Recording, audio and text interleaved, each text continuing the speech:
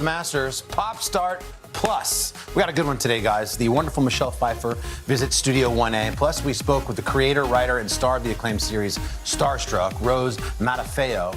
Later, Al's fascinating conversation with the stars of a new show called As We See It. But first, here are today's Pop Start headlines. We're going to talk about Jean-Michel Basquiat, Pop Start correspondent. Morgan Radford joins us with a story about a new exhibit shining a light on the late artist. Morgan, thank you for showing a little respect to not only Basquiat with your incredible ensemble, but also the fact that Tiger Woods tees off. You're in your master's green. Hey, we love to see it, as are you. We love to see that as well. Listen, guys, this is an incredibly cool exhibition because you've seen his work everywhere, from paintings and comic books to street art and high fashion. And you may not have even realized, because while Jean-Michel Basquiat has touched so many corners of our cultural landscape, he was sometimes misunderstood, sometimes even overlooked. And his family says there's so much more to know about the man who's at the heart of some of America's most famous artwork.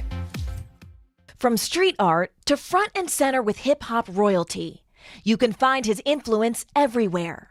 One of the most prolific American artists of the 20th century, Jean-Michel Basquiat, is now, for the first time, at the heart of a new exhibition organized by his family. It's one of the last works, if not the last work that he painted.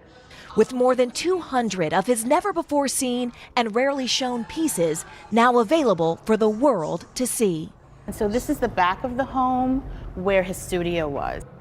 His work and his message is something his sisters, Lisanne Basquiat and Janine Hariveau, say may now be more relevant than ever. Why now? George Floyd happened, and kind of all of the events that transpired after that. And Lisanne and I decided it's the right time. Do you think your brother's work has different significance given the current moment we're in right now? The fact that he was having those discussions 33 years ago, it definitely shows how much of a visionary that he was. Born in 1960, Basquiat quickly rose from a thought-provoking street artist to a highly sought-after painter before his death in 1988 from an overdose at just 27 years old. His unique talent nurtured at home. 90% of what you see in the recreation are actually the items. Our kitchen table is here. Our actual clock. An intimate look that art experts say is crucial. We see him on t-shirts, we see him on sneakers, but yet when we walk into a museum, we very infrequently see works by Jean-Michel Basquiat because there aren't a lot in public collections. It's a chance, his family says, to honor his legacy. And he had the courage to live life on his own terms, with his dreadlocks, in an Armani suit, painting, and I think that's also part of what makes him such a legend. A legend the world loved, but perhaps never fully knew. The King Pleasure exhibit begins this Saturday, April 9th, right here in New York City. And tickets are on sale through Labor Day, but will be extended because, as you guys can imagine, the tickets for this weekend, they're already sold out. Of course. Yeah. Influenced hip-hop, but also rock and roll. Lars Ulrich from Metallica had a huge Basquiat collection, had a beautiful piece called Untitled Boxer that he sold in 2008 that he had in his house for like $13 million. Speaking of his house, you know that he actually rented his studio space from Andy Warhol? Wow. For years. That was a cool shot of them together. Really cool. Incredible. Definitely have to hit that in Brooklyn. Yeah, I gotta check it out. Morgan, thank you so much. Coming up next on Pop Star, we've got Chrissy Metz, our friend, the This Is Us actress, is the envy of the Wordle community, which includes myself, Savannah, and my wife, Siri, after revealing that she guessed Tuesday's word on the first try. Oh my gosh. Look, take a look. I can't believe I got Wordle. Show it again. Show it to me. Wait, you didn't see nobody else's Wordle? The Holy Bible. I swear to God, all that is holy. You guys know that I'm a God-fearing woman. I'm sorry, y'all. This is one of the most exciting days. She was raising her left hand, I noticed. So, natal was the word, N-A-T-A-L. She got on the first attempt, something that most players of the online word game can only dream of. I mean, that just never happens. She credits co-star Sterling K. Brown for being her inspiration to guess the obscure five-letter word since this week was his birthday. So kudos to Chrissy Metz. That is unbelievable. Today's word's hard, too. Wow.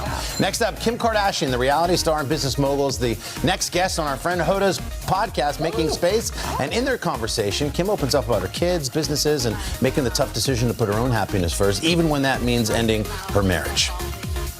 It doesn't mean that you know, everyone didn't try, and it doesn't mean that I don't wish that it, you know, had turned out differently, and there's nothing more than you'd want for everyone to be happy. I finally was like, why am I measuring and trying to make other people happy over myself? And that takes a lot of strength to do, even if you know that it'll make your kids upset as well for a time period. I think, you know, one day they're gonna grow up and be out of the house, and it's just gonna be me, and I'm gonna have to sit there with my happiness. And I saw, you know, my It was great. Lots I mean, to say. yeah, she said she was a people pleaser, but not anymore. So she's kind of got her own voice. So there's a whole conversation on making space. Well, you can get that. Scan the QR code on the screen and make sure that you're following Making Space, the Total Copy on Apple Podcasts. There you go. Next episode is on Monday with Kim. And now to some Pop Star Plus headlines. We'll start with Encanto, the hit animated movie soundtrack, continues to top the charts. We Don't Talk About Bruno now officially sits at the top of Billboard's greatest of all-time Disney songs ranking. The Encanto ensemble overtaking Elton John's Can You Feel the Love Tonight? That was from The Lion King, which slides down, as you can see, to number 2. Lin-Manuel's Miranda's breakout hit, jumping ahead of classic from Aladdin, Frozen, and even Pocahontas. And by the way, the soundtrack is still, the entire soundtrack, in the top 5 albums on Billboard's Hot 200 Albums chart, right up there with the likes of Machine Gun Kelly and Olivia Rodrigo. Incredible run. Speaking of Olivia Rodrigo, let's wrap things up with the pop superstar. Olivia is channeling her inner skater boy out on tour, because at a recent stop in Portland, Oregon, she nailed the cover of Avril Lavigne's angsty teen classic, Complicated. Here's a bit of that.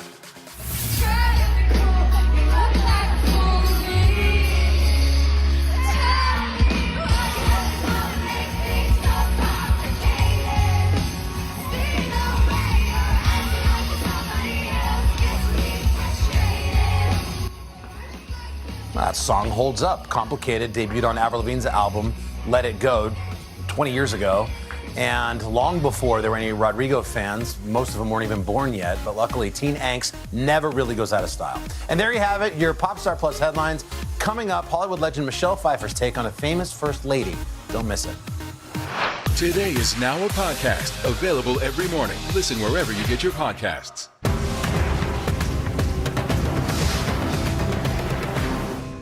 These days, it feels like the news never stops. So let's get into it. What's happening right now, what it all means for you for an hour every day. It can be hard to keep up, so let's get started together. Hallie Jackson Now, weekdays at 5 on NBC News Now.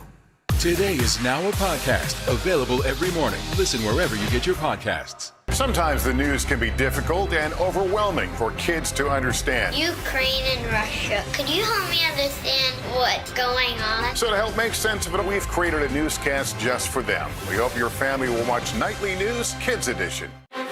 Can this still end diplomatically with Vladimir Putin in charge of Russia? There's a Supreme Court nominee. What would it take for you to vote to confirm her? So I guess the question is, can this end with sanctions alone? If it's Sunday, it's Meet the Press. To stand on the edge of the cliff and jump takes a lot of guts. If I never got to sing another song, I would still feel the joy that I feel right now.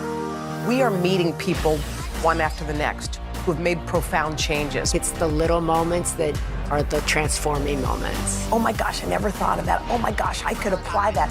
I want to stop for a second. In season 2, I think you're going to be blown away by the life lessons. Join Hoda for new episodes of her podcast, Making Space. Listen now. And welcome back to Pop Star Plus. Michelle Pfeiffer is portraying Betty Ford in a new show called The First Lady, and was nice enough to stop by Studio 1A. She told us what it was like to tackle the role. Michelle Pfeiffer is one of Hollywood's most recognizable and versatile stars, and in her latest role, she portrays another real-life icon, Betty Ford, a first lady who spoke her mind and surprised Americans with her refreshing candor. My doctor advised me that the source of my pain, it was actually much deeper than any injury.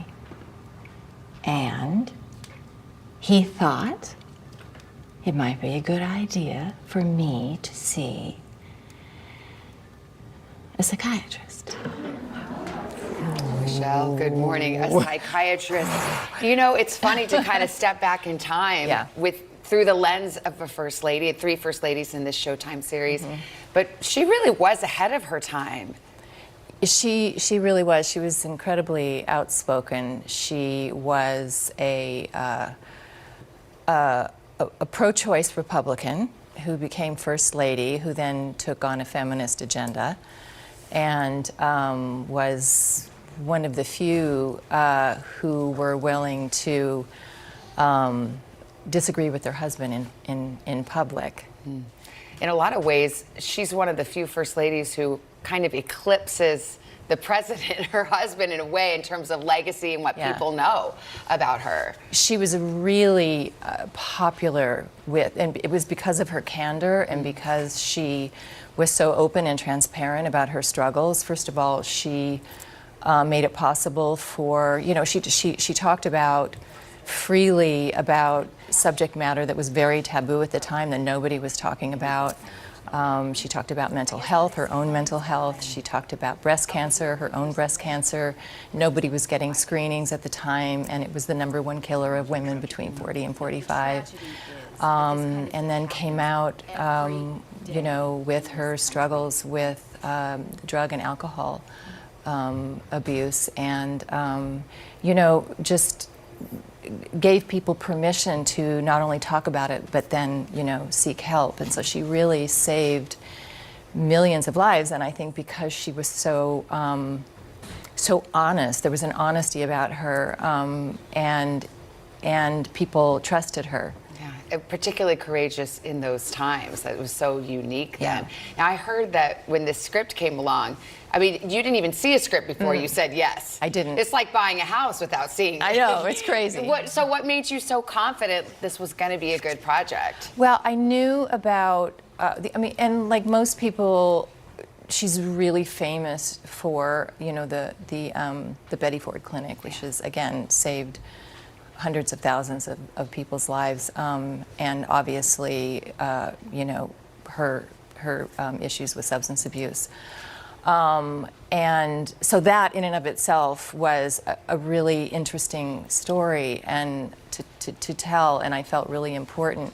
But when Susanna Baer, the director, who I was anxious to work with, called, all she said to me was, I'm doing a project on First Ladies and I'd like you to play Betty Ford. And I said, I'm in. Now, it also helped that Viola Davis was attached to play Michelle Obama, and I knew that they were assembling a really, high pedigree of women, and I was just so honored to be a part of it. Well, it's an incredible lens to look at history through First Ladies, 3 different generations. You've got Eleanor Roosevelt, Betty Ford, and Michelle Obama, and it starts on Showtime. It's 10 parts, right? Yeah, all right. Well, we'll look forward to it. Michelle Pfeiffer, thank you so much. You're so appreciate your time. And we should mention the First Lady premieres on Showtime on April 17th. Great to see Michelle Pfeiffer in studio. All right, now coming up, looking for a fun romantic comedy, perhaps? Well, the show Starstruck might do the trick, and we heard from its creator and star. To cover the news, you have to be in it. This is how so many towns and cities are protecting themselves. You can actually see they're pushing the gates open every night. It's your news playlist. Top Story with Tom Yamas, weeknights at 7 on NBC News Now. Can this still end diplomatically with Vladimir Putin in charge of Russia? There's a Supreme Court nominee. What would it take for you to vote to confirm her? So I guess the question is, can this end with sanctions alone? If it's Sunday, it's Meet the Press. For breaking news in our changing world, download the NBC News app. These days, the news never stops. The morning's headlines change by afternoon, and by the end of the day, it's all totally different. So let's get into it. What's happening right now, what it all means for you for an hour every day. I get it. I know that it can be hard to keep up. So let's get started together and go from there. Hey, I'm Hallie Jackson, and we have a ton going on tonight. Here's the deal.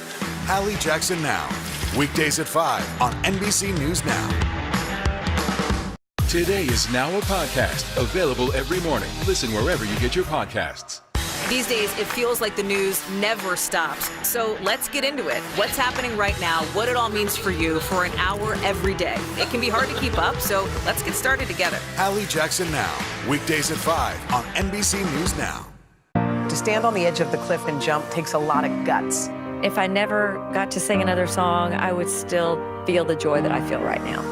We are meeting people one after the next who've made profound changes. It's the little moments that are the transforming moments. Oh my gosh, I never thought of that. Oh my gosh, I could apply that. I want to stop for a second.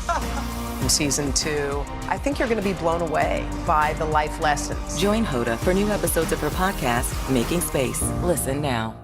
Top Story with Tom Llamas, weeknights at 7 on NBC News Now.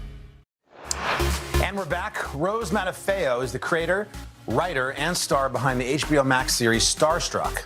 And she spoke to us about season 2 and how she's enjoying bringing romantic comedy to TV. Second series of Starstruck is basically picking up from the moment that series 1 ends.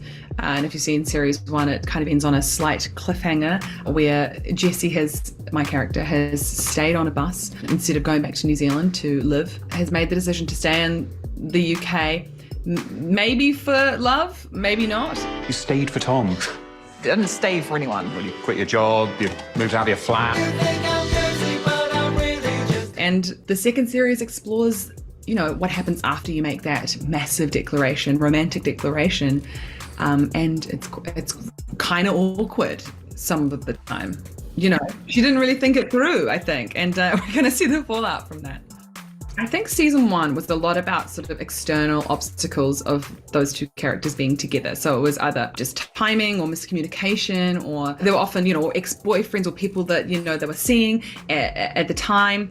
And everything seemed to be, happening to them. And I think the second series is them happening to each other, I think, in a way, in terms of all of the insecurities that they bring to a new relationship. We've tried to explore in the second series is that kind of really interesting period at the very, very beginning of a relationship, which is those really awkward early months of it, where you still don't really know each other. You've made this insane, risk. You've taken such a risk to be together. And then it's realizing like, oh, have I made a massive mistake or not? Have I ruined your life? No, I have been ruining my own life for like years now. Jessie's character is nothing like me. No, she's quite similar to me, a New Zealander living in London in her late 20s.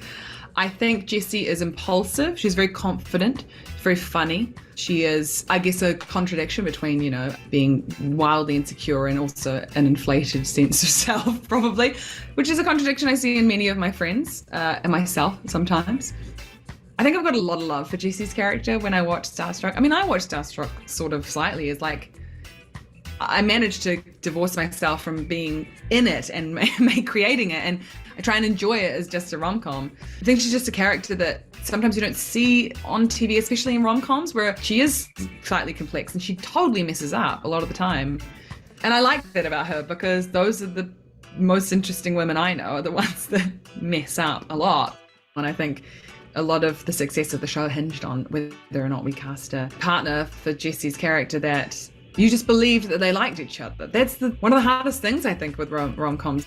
Casting Nikesh Patel it was a long road to find him, and it was kind of down to the wire, and he came through and just nailed his audition. We had a Zoom audition, and we had chemistry over Zoom, which was a really good sign, because that often doesn't happen. I just feel so lucky that not only the main relationship of the show feels, I think, real and believable, but also the wider cast as well, because basically I just cast all my best friends. It's totally a racket. It was unbelievable. I mean, I cast my best friend and at the time flatmate as my best friend and flatmate, which is very cheeky of me.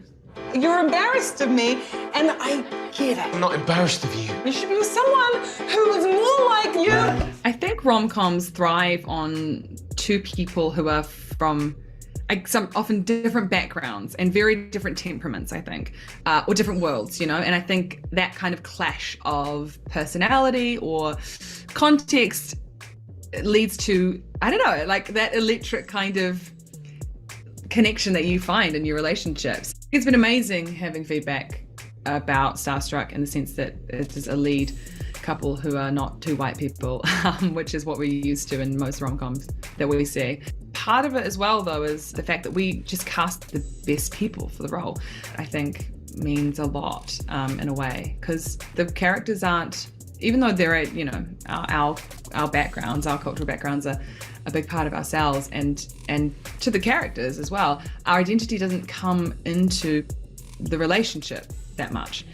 And that's actually the biggest amount of feedback I've had from people. We're not talking about it constantly in the show, about who we are. It's sort of a story about two people falling in love. I used to do a stand-up show about how I look and who I am. I would always be forced to be the sassy best friend in a romantic comedy. And I'm so glad that I live in a time where I think that's totally changing and has changed. Hi. Does Tom know that you're having an affair? I'm not having an affair. He's my friend. He is a ghost from your past. Quite sneaky to make a rom-com in a TV format over 6 episodes, so 20-minute episodes, because you know, if you add them all up, it is essentially a feature-length film. But the greatest thing is that because it's on television, we can segment it into 6 parts, and it's tricky. I say that in a sense because you watch one 20-minute episode and you go, oh no, you just want to watch one more and one more. Whereas with a film, it's such a commitment. I've got a terrible attention span. If you tell me like, oh, watch 2 hours of this rom-com, I'd be like, that's a bit long, isn't it? But with television, people just keep watching because they forget. And it's honestly such an advantage. I think what rom-coms teach people is just to give them a bit of hope, I suppose, in finding love. I'm a weird romantic softie / cynic, but also ultimately I believe that love is basically the only thing that's worth living for, or whatever, boring, yawn. But I think rom-coms, there's a reason why they are so popular and such a comforting genre to like work in, because I think in a way, like just everyone is kind of looking for that, even regardless of whether they admit it or not. I think it's very much a driving force, I think, of human life. And you can check out the latest episodes of Starstruck on HBO Max. Still coming up, Al's conversation with the cast of a groundbreaking new show called As We See It. To stand on the edge of the cliff and jump takes a lot of guts. If I never got to sing another song, I would still feel the joy that I feel right now. We are meeting people one after the next who have made profound changes. It's the little moments that are the transforming moments. Oh my gosh, I never thought of that. Oh my gosh, I could apply that. I want to stop for a second. In season 2, I think you're going to be blown away by the life lessons. Join Hoda for new episodes of her podcast, Making Space. Listen now. Making Space, the inspirational podcast from Hoda Kotb. Listen now. To cover the news, you have to be in it. This is how so many towns and cities are protecting themselves. You can actually see they're pushing the gates open every night. It's your news playlist. Top Story with Tom Llamas, weeknights at 7 on NBC News Now.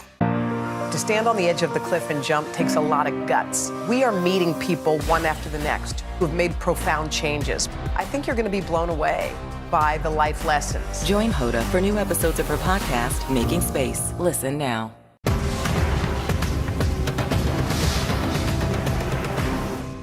Top Story with Tom Llamas, weeknights at 7 on NBC News Now. For breaking news in our changing world, download the NBC News app. Top Story with Tom Llamas, weeknights at 7 on NBC News Now. Today is now a podcast available every morning. Listen wherever you get your podcasts. And we're back here on Popstar Plus. As We See It is a revolutionary new video series that provides important on-screen representation to people with autism. The Coming of Age series features 3 adults with the disorder. And recently, on the 3rd hour of Today, Al talks with the cast and its creator about why the project is so personal to them.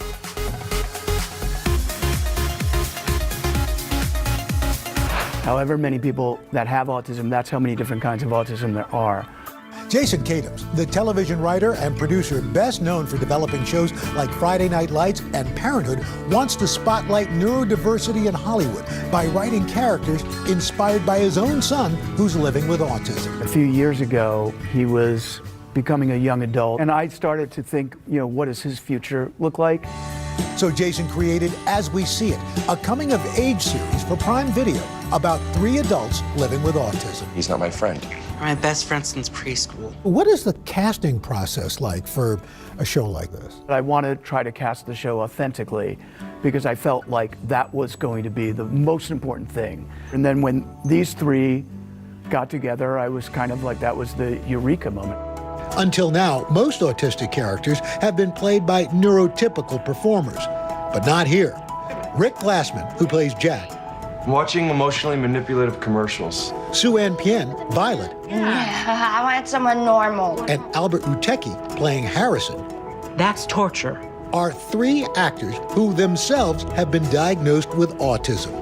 When you first met, what was it like? It was just really fun to meet people that could teach me and validate me. Like, oh my God, thank God I'm not the only one. For Albert, the show fulfilled a lifelong dream. I've wanted to act since I was a little kid. I went to college for it, but I went through kind of like a slump afterwards. Where do I go from here? How am I going to pay off all student loans? My cousin Riley called and said, I might have gotten you on an audition. Would you like to try it? And I just said, yes. The show sets out to get rid of labels often placed on neurodiverse characters.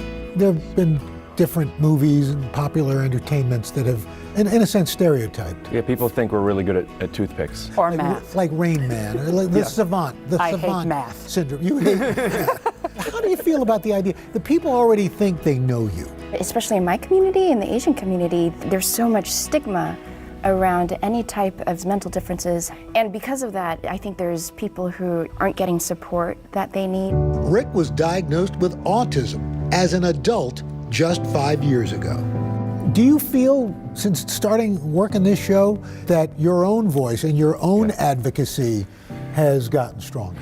Yes, I feel that I have found a lot of myself during the show, and oddly, a lot of it from doing press about the show. I was only nervous about one thing, and it was this stuff. It was about me being an advocate and or a spokesperson for autism when I'm still learning about it. The character I played, Jack, he knows about his autism, but doesn't want to be outed because then people are going to judge him. And then your character does get outed. Is it obvious to everyone that I'm not normal? He's devastated because he thought he was doing such a good job being what he thought was normal, what he thought was typical, what he thought he was supposed to be doing. Having kind of acceptance and awareness around stuff like that has been really healing, and I'm so grateful. How has being on this show changed your life? I could pay off my student loans. For folks who are seeing this show, what do you want them to come away with? There's an honesty to it. There's so much humor that comes from that honesty, but we also don't shy away from the things that are hard about it. I also hope that it will illuminate stuff for people. It can help them have more empathy and understand a little bit more of what it's like to be looking at the world through this lens.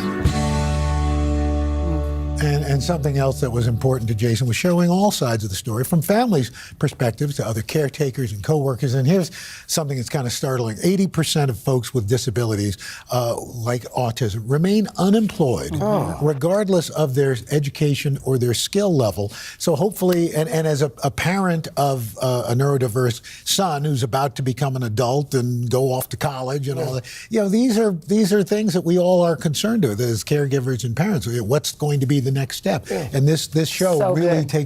takes an inside look at that. As We See, it's available on Prime Video. That's going to do it for today's Popstar Plus. So be well, go Tiger, bye-bye.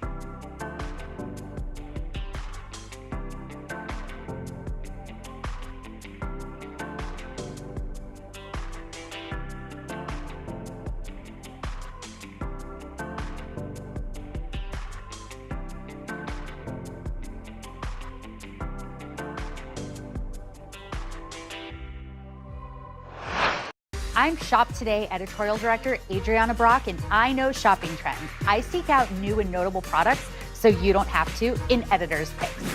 I'm Shop All Day contributor Makon Dovu, and I'm bringing you industry insiders and those in the know to share all the buzzworthy products sweeping social media and influencer trends. I'm Shop All Day contributor Chassie Post, and each week I'm here with the must-have fashion and beauty products at a price you'll like in Style Finder. This is Shop All Day Spring Cleaning Guide. Hey everyone, I'm Adriana Brock, and we are back with a new episode of Shop All Day. This episode is our ultimate spring cleaning guide, featuring must-have cleaning products, noteworthy new gadgets, and easy organization hacks. Plus, all the spring fashion finds that are gonna make your closet clean out a little bit more fun. See that QR code at the corner of your screen? You can use the camera on your smartphone to scan it for instant access to all the products on the show today. Or you can text SHOP to the number below to shop all the products we're sharing with you today. First up, let's talk about cleaning in the kitchen. This find is a 2-in-1 tool that is perfect for pots, pans, even cleaning the crevices in the kitchen. Meet the Scrub Daddy. The Scrub Daddy got its claim to fame on Shark Tank in May of 2014 and was actually named the show's most successful product to date, according to the brand, and it held that title until 2021. The Scrub Daddy was born out of its creator's struggle to keep his hands clean while working with machinery. It is the shapeshifter of kitchen sponges. So in cold water, it hardens for tough scrubbing, and in hot water, it softens to gently clean. It can be used on every kind of surface, from glass to wood, and the brand says it's not gonna leave a scratch. The smiley face design is actually intentional too. You can use the mouth to clean spoons and utensils, or stick it inside a cup to clean all sides at once. Next up is a tried and true kitchen classic. It's the OXO soap dispensing brush, but we found a new and improved way to put this to work, thanks to social media. It might seem basic, but don't doubt this tool. It's multi-purpose, it's a scrubber that you're gonna wanna use basically in every room in the house. In the kitchen, it's great for scrubbing bottles and nearly anything with a lid, including Tupperware. And in the bathroom, you can use it to clean tub or tiles and grout, even while you're in the shower if you really want to multitask. And all you have to do is fill it up with your favorite cleaning product, whether it's dish soap, soap scum remover, diluted bleach, and it'll help you clean every nook and cranny in the kitchen or bathroom. All right, moving on to a couple of clever products that are great for multi-purpose cleaning. First up is a Shop Today reader favorite, and you may have already heard about it. It is called the Pink Stuff. This stuff went viral on TikTok last year, and the Shop Today team has been obsessed with it ever since. It's called a miracle paste for a reason. It revived one of our editor's non-stick pans with minimal effort. And more than 78,000 Amazon reviewers have given it a full 5-star rating, so you know it's gotta be good. The formula is actually gentle enough to clean shoes, but it can also be used to tackle grimy spots in your bathroom. And the brand has also launched a brand new Miracle Scrubbing Kit, which comes with a battery-operated brush tool. Kind of like an electric toothbrush for cleaning any surface. Check out how it works. It comes with 4 brush heads that are adjustable, and they can tackle anything you need to clean. Think bathroom grout, cooktops, the grill, or even those white sneakers you want to keep squeaky clean this spring. Next up is a genius update to your everyday mop that the Shop Today team discovered on Instagram. Check out how it works. It is self-wringing. All you have to do is pull it, and the cleaning cloth twists tightly to wring itself out. It eliminates the need to carry around a big bucket, and it does all the work for you. Since it comes with 2 towels, you can use one for dusting and the other for mopping. Next, we found a couple of really unique products that can help you clean some of those spaces you didn't know or maybe you didn't want to think about. First is the Air Squares Earbud Cleaning Putty. This product helps you clean something that you probably don't talk about, but it seems like earbuds are nearly impossible to clean. And this genius viral TikTok sensation is a total game changer. The brand says the putty can soak up dirt and debris right from the nooks and crannies of your earbuds, so you can finally clean them, and also it can be used on hearing aids, remote controls, and other small tech accessories that use a deep clean. Each pack comes with 24 putty squares, so you can use them and toss them right away. Moving along, while this might look like a messy slime that so many kids love these days, it actually helps clean up messes rather than make them. It is an inventive cleaning gel for all those hard-to-reach places in your car. I've used it myself, and TikTokers went crazy over this gel last summer, and it has been a consistent bestseller ever since. According to the brand, all that dirt and gunk in your car's cup holders or air vents, one roll of this gel is gonna clean it right up. And we love that it can be reused over and over again. All you have to do is wash it with soap and water, and we keep it in the car at all times for quick cleanups. Next, let's talk about laundry. It's a dreaded chore, but these finds are gonna make it a little bit more manageable. First up is a game changer when you're washing bed sheets. I'm talking about the wad-free laundry gadget. My husband loves this one. Everyone knows the struggle of trying to get your sheets completely clean, and so often sheets can get balled up, twisted, and tangled in the washer and dryer. Well, thankfully, wad-free inventor Cindy Bray created this genius tool out of frustration, and it launched less than 2 years ago.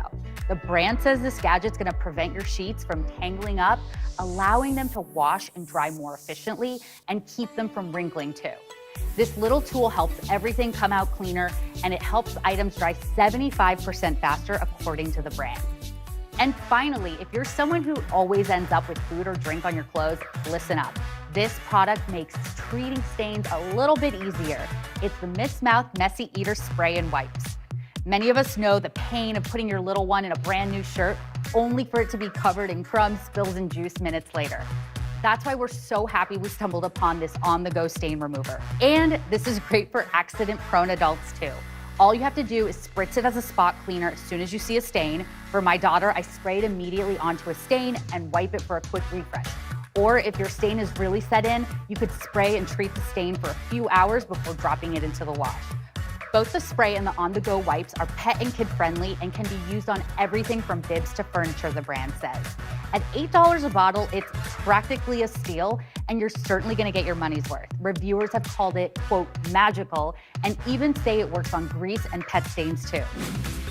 Let's run through the products one more time. We have the Scrub Daddy sponges, the OXO soap dispensing brush, the pink stuff and the brand new Miracle Scrubbing Kit, the self-wringing mop, the Air Squares earbud cleaning putty, the cleaning gel for the car, the wad-free laundry gadget, and the Miss Mouth Messy Eater Spray and Wipes. And just so you know, Today works with affiliate partners and earns a commission on purchases made through our links at today.com. That's it for this edition of Editor's Pick. Up next, Netflix stars and organizing experts Clea Shearer and Joanna Teflin of The Home Edit sit down with Mako and Lovu with their go-to hacks and the perfect organization products for every room in the house. Making Space, the inspirational podcast from Hoda Kotb. Listen now. These days, the news never stops.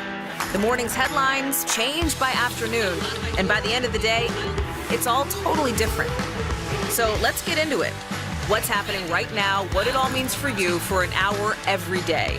I get it. I know that it can be hard to keep up. So let's get started together and go from there. Hey, I'm Hallie Jackson, and we have a ton going on tonight. Here's the deal.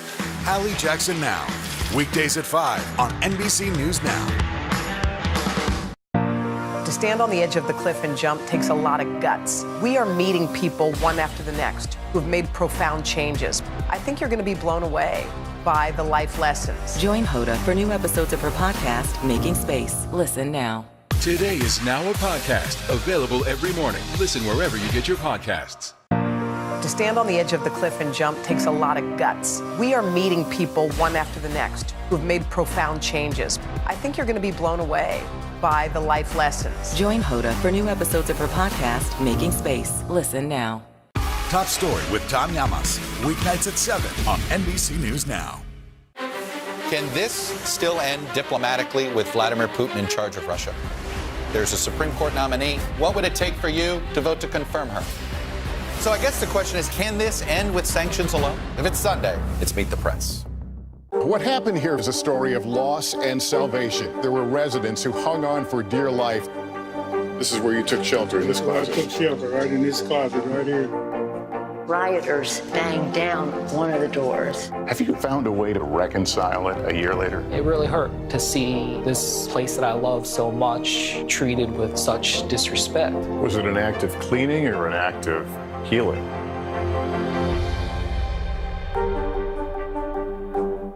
To cover the news, you have to be in it. This is how so many towns and cities are protecting themselves. You can actually see they're pushing the gates open every night. It's your news playlist. Top Story with Tom Llamas, weeknights at 7 on NBC News Now. Top Story with Tom Llamas, weeknights at 7 on NBC News Now.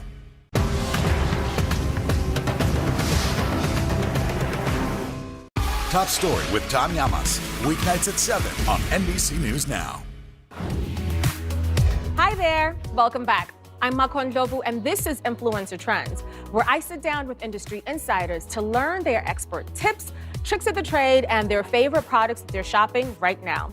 And don't forget the QR code on the corner of your screen. Use the camera on your smartphone and scan it to shop these products, or you can text SHOP to the number below to shop all the products we're sharing with you today.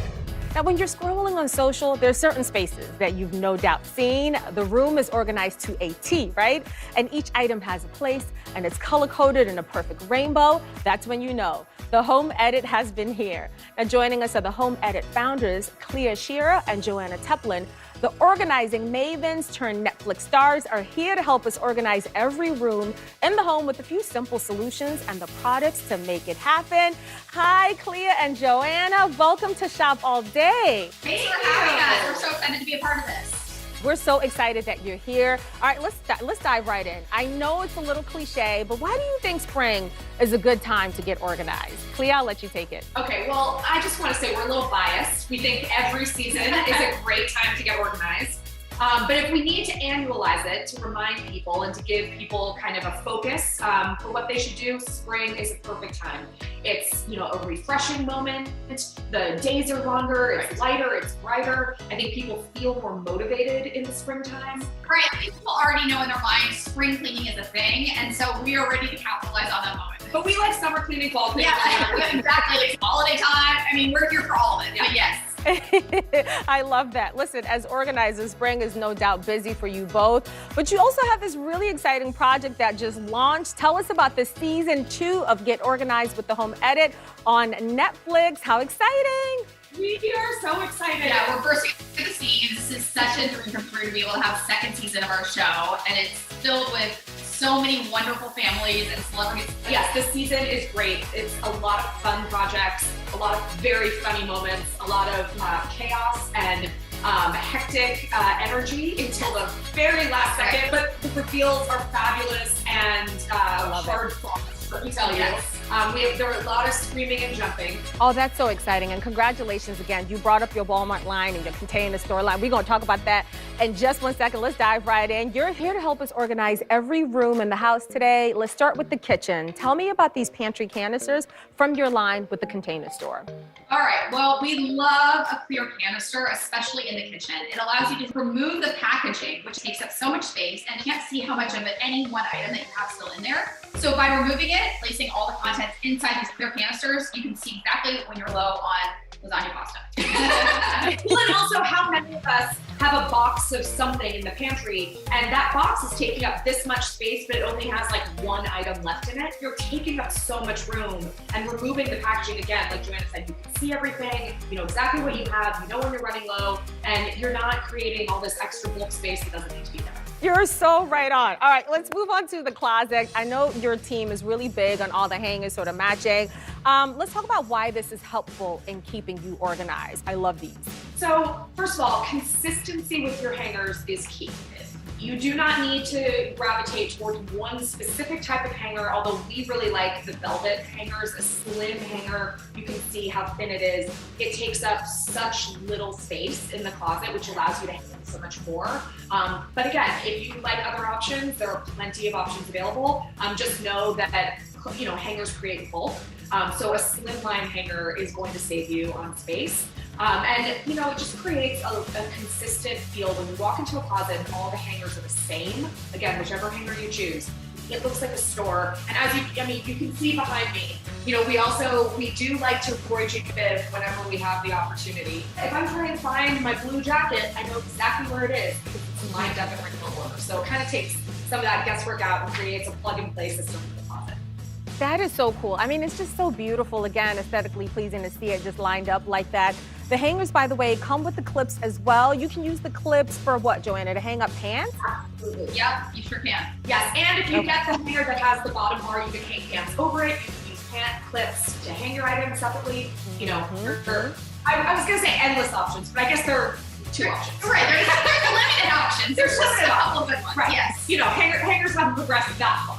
But the options are great. I love that. Okay, next up is the bathroom. Listen, the bathroom gets cluttered so easily. I'm not proud to admit it, especially my husband and I, but I'm a beauty lover, and I love that you have these items that'll help us really make the most out of the counter space.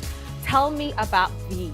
We also understand the struggles with, small bathroom space, and that people that have collect a lot of bathroom products. We've seen it a few times. Once or twice. Yeah, just a few times. So we worked with creating this amazing on the counter drawer solution space that allows you to hold all kinds of different levels of makeup and make sure that you take advantage of the vertical space on top of the counter so that the things are not just flying everywhere and your drawers aren't getting so stuffed. And it looks great at the same time. Yes. So you can have a tower of these drawers.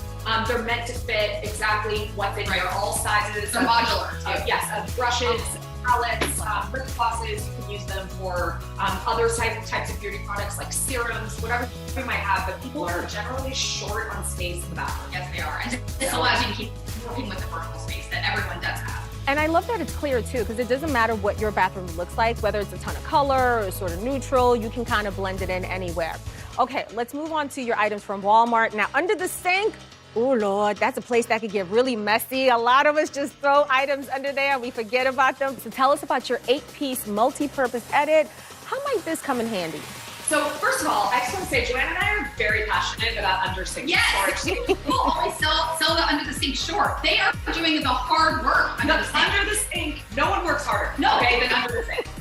Fact. So the way to best take advantage of the under the sink storage opportunity is using clear stackable bins. This is our multi-purpose edit at Walmart, like you mentioned. And not only does it have these open, clear stacking bins, but they're actually inserts that go inside them to hold, your different levels of towels or cleaners, sponges, whatever it may be. This could be for under the bathroom sink, it can be under the kitchen sink, wherever you see fit. This allows you to take advantage of the side space around the center pipe, which always kind of perplexes people on how to manage that. But you can stack up, go vertically, and then use something shallow where the actual pipe is. And I'm telling you, that area under your sink will shine. It's amazing square footage. It really is, and everybody always sells it short. And whenever we see it, sometimes people shove things, and other times people don't use it at all. Right. So either way, we have really smart solutions to help solve that. This is such a clever idea. I can't wait to try this out in my own home. And last but certainly not least, can we talk about the laundry room? We have a couple items. Walk us through them. Okay, so the laundry edit, also at our Walmart collection, is actually one of my favorite edits that we have. Again, they're all my favorites, so it's like picking children. But I love the laundry edit because not only is it good for laundry items in the laundry room, but you can really use the edit anywhere in the house. This could be great for a pantry. Again, it could be in the bathroom. Right, we sell it as a laundry edit, but that's just a suggestion. Honestly, any of these are transferable through all throughout the house. And the thing that I love about this particular laundry edit, he made these stacking bins open front for really easy access, which is great for detergent, things that are really bulky. The open bin is a real game changer. It also comes with a turntable. Oh gosh. I love the turntable. How fun is that? It's the most fun. Don't even get us started on a turntable. It keeps everything super accessible. Again, a turntable is so beautiful. It can be on top of a counter, it can be under a sink, it can be on a shelf, it can be in a cabinet. It's so versatile. Again, one of the reasons why I love the laundry edit. This is amazing for a pantry too, an open front bin and a turntable. And then these narrow bins, these also come with the edit. And this is a great way to take advantage of that extra bit of space that sometimes, you might not be able to fit 2 of these side by side. But with the narrow bin, you'll be able to fit and maximize your space really effectively. And again, everything stacks, it's all modular, right? It all works together. The key is to take advantage of the depth, but also the height. Yes. And that's why we love stackable storage. Yes, again, passionate. As you should be. Such great tips. I love these, ladies. Thank you so much for joining us. Clea and Joanna, thank you. We appreciate it. And congratulations once again. Thank you so much. Now let's run through all the products one more time. We have the pantry canisters, the non-slip hangers and clips, and the stackable drawers from the Container Store. And we have the 8-piece multi-purpose edit and the 5-piece laundry edit from Walmart. Up next, Chassis Post joins us for the ultimate closet clean-out with 6 spring-style staples to refresh your wardrobe this season, including a skirt that you'll wear with everything. That's coming up on Shop All Day. To stand on the edge of the cliff and jump takes a lot of guts. We are meeting people one after the next who've made profound changes. I think you're going to be blown away by the life lessons. Join Hoda for new episodes of her podcast, Making Space. Listen now. Today is now a podcast available every morning. Listen wherever you get your podcasts. Sometimes the news can be difficult and overwhelming for kids to understand. Ukraine and Russia. Could you help me understand what's going on? So to help make sense of it, we've created a newscast just for them. We hope your family will watch Nightly News Kids Edition. Making Space, the inspirational podcast from Hoda Kotb. Listen now. We're here to start conversations about the big things happening in our world, because it's not my job to tell you what to think. My job is to think about what you tell me. Now Tonight with Joshua Johnson, streaming weeknights at 8 on NBC News Now.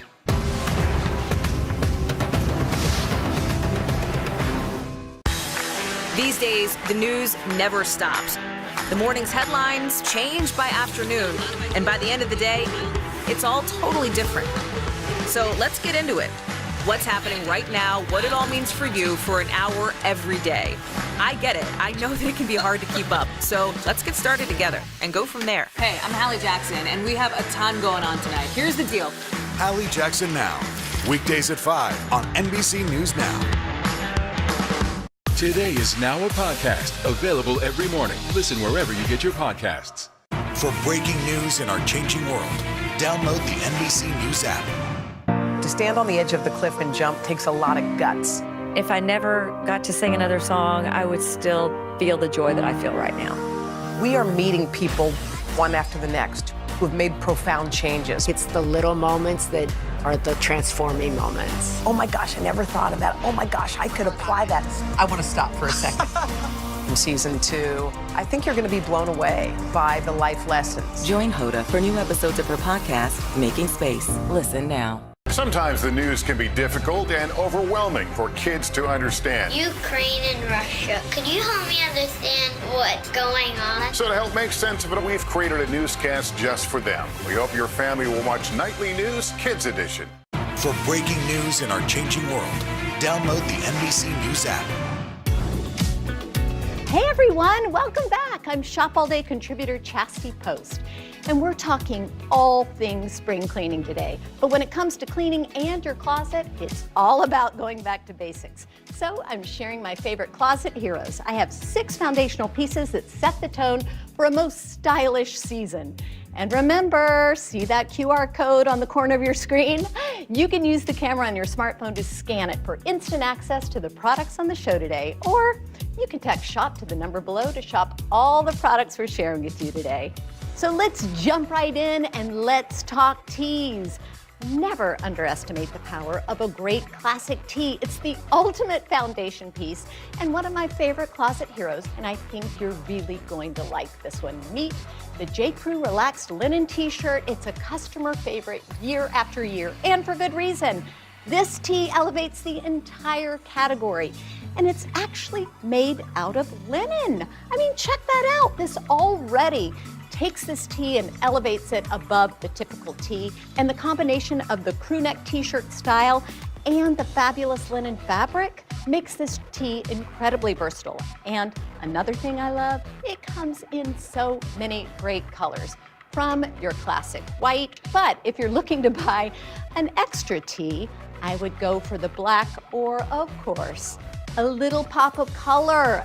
Bold color is such a big trend right now, so this is a really affordable way to perk up your wardrobe for spring.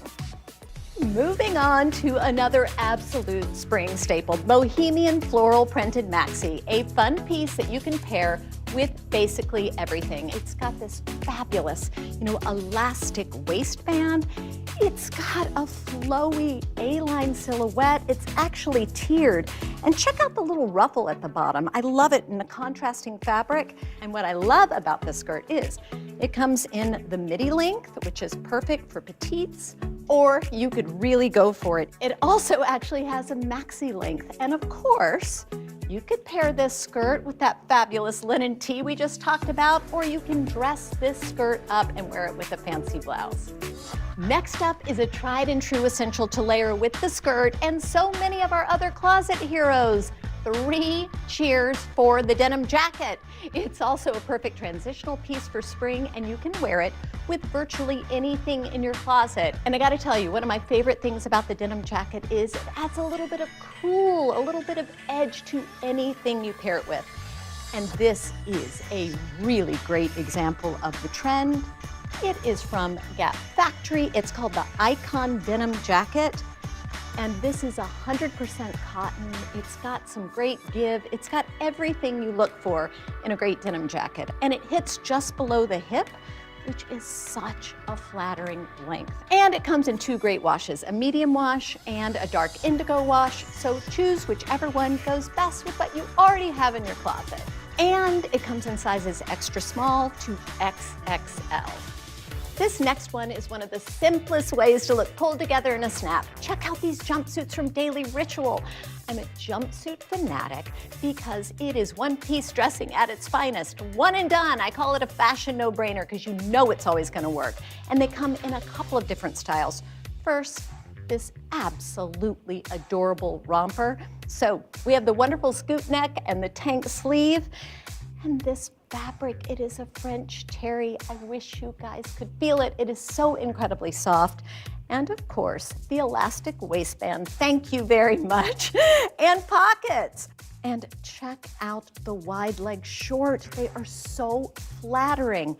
But if shorts aren't your thing, Daily Ritual actually has 2 other styles with the same top, the very same super soft French terry fabric, but with longer pants. So here we've got the same elastic waistband, but we've got a longer jogger pant, which I think is so incredibly useful. I mean, wear this traveling, wear this with heels. You're going out at night, right? Wear it with that denim jacket. And they come in lots of great colors. So go bold, go with a fun color. So moving on to shoes, nothing says spring like a cute new sandal, and this versatile find will be your go-to.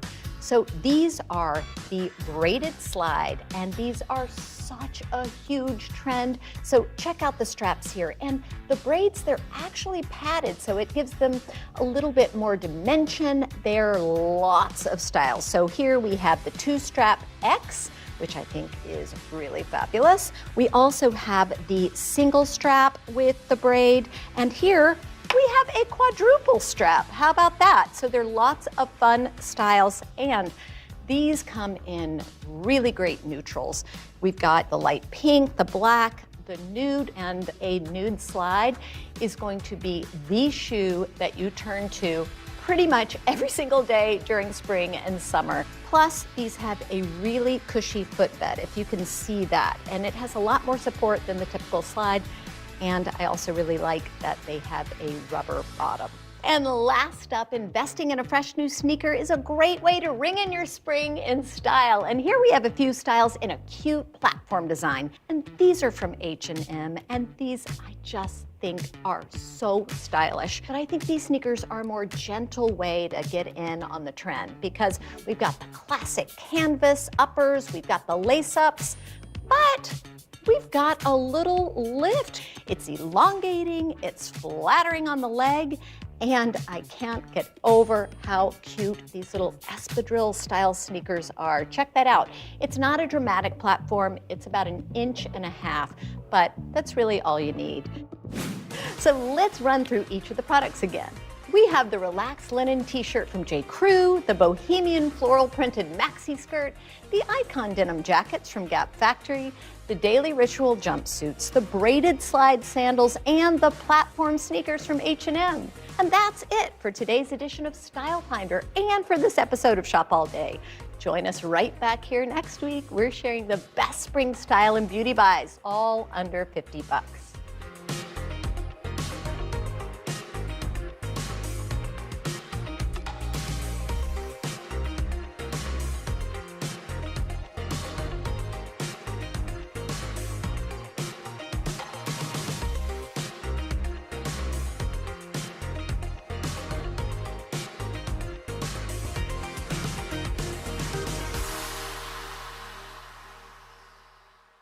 Over the years, I have been lucky enough to step into the Today Show kitchen and watch the best chefs from around the world teach us some incredible recipes. We had made that pesto, which was, exactly. I almost got out of this one clean. Turn it down. Oh my gosh, I had one job. None of which I've mastered because, well, I actually don't know the first thing about how to cook, but I'm putting those days behind me for good. Today, Darnell Super Chef Ferguson is gonna teach me his tricks for the most important meal of the day, breakfast. We're making an American-style omelet with all the fixings, the crispiest candied bacon, and a classic pancakes that everyone in my family will love. I'm feeling pretty confident about this one, and I love breakfast, so let's get started.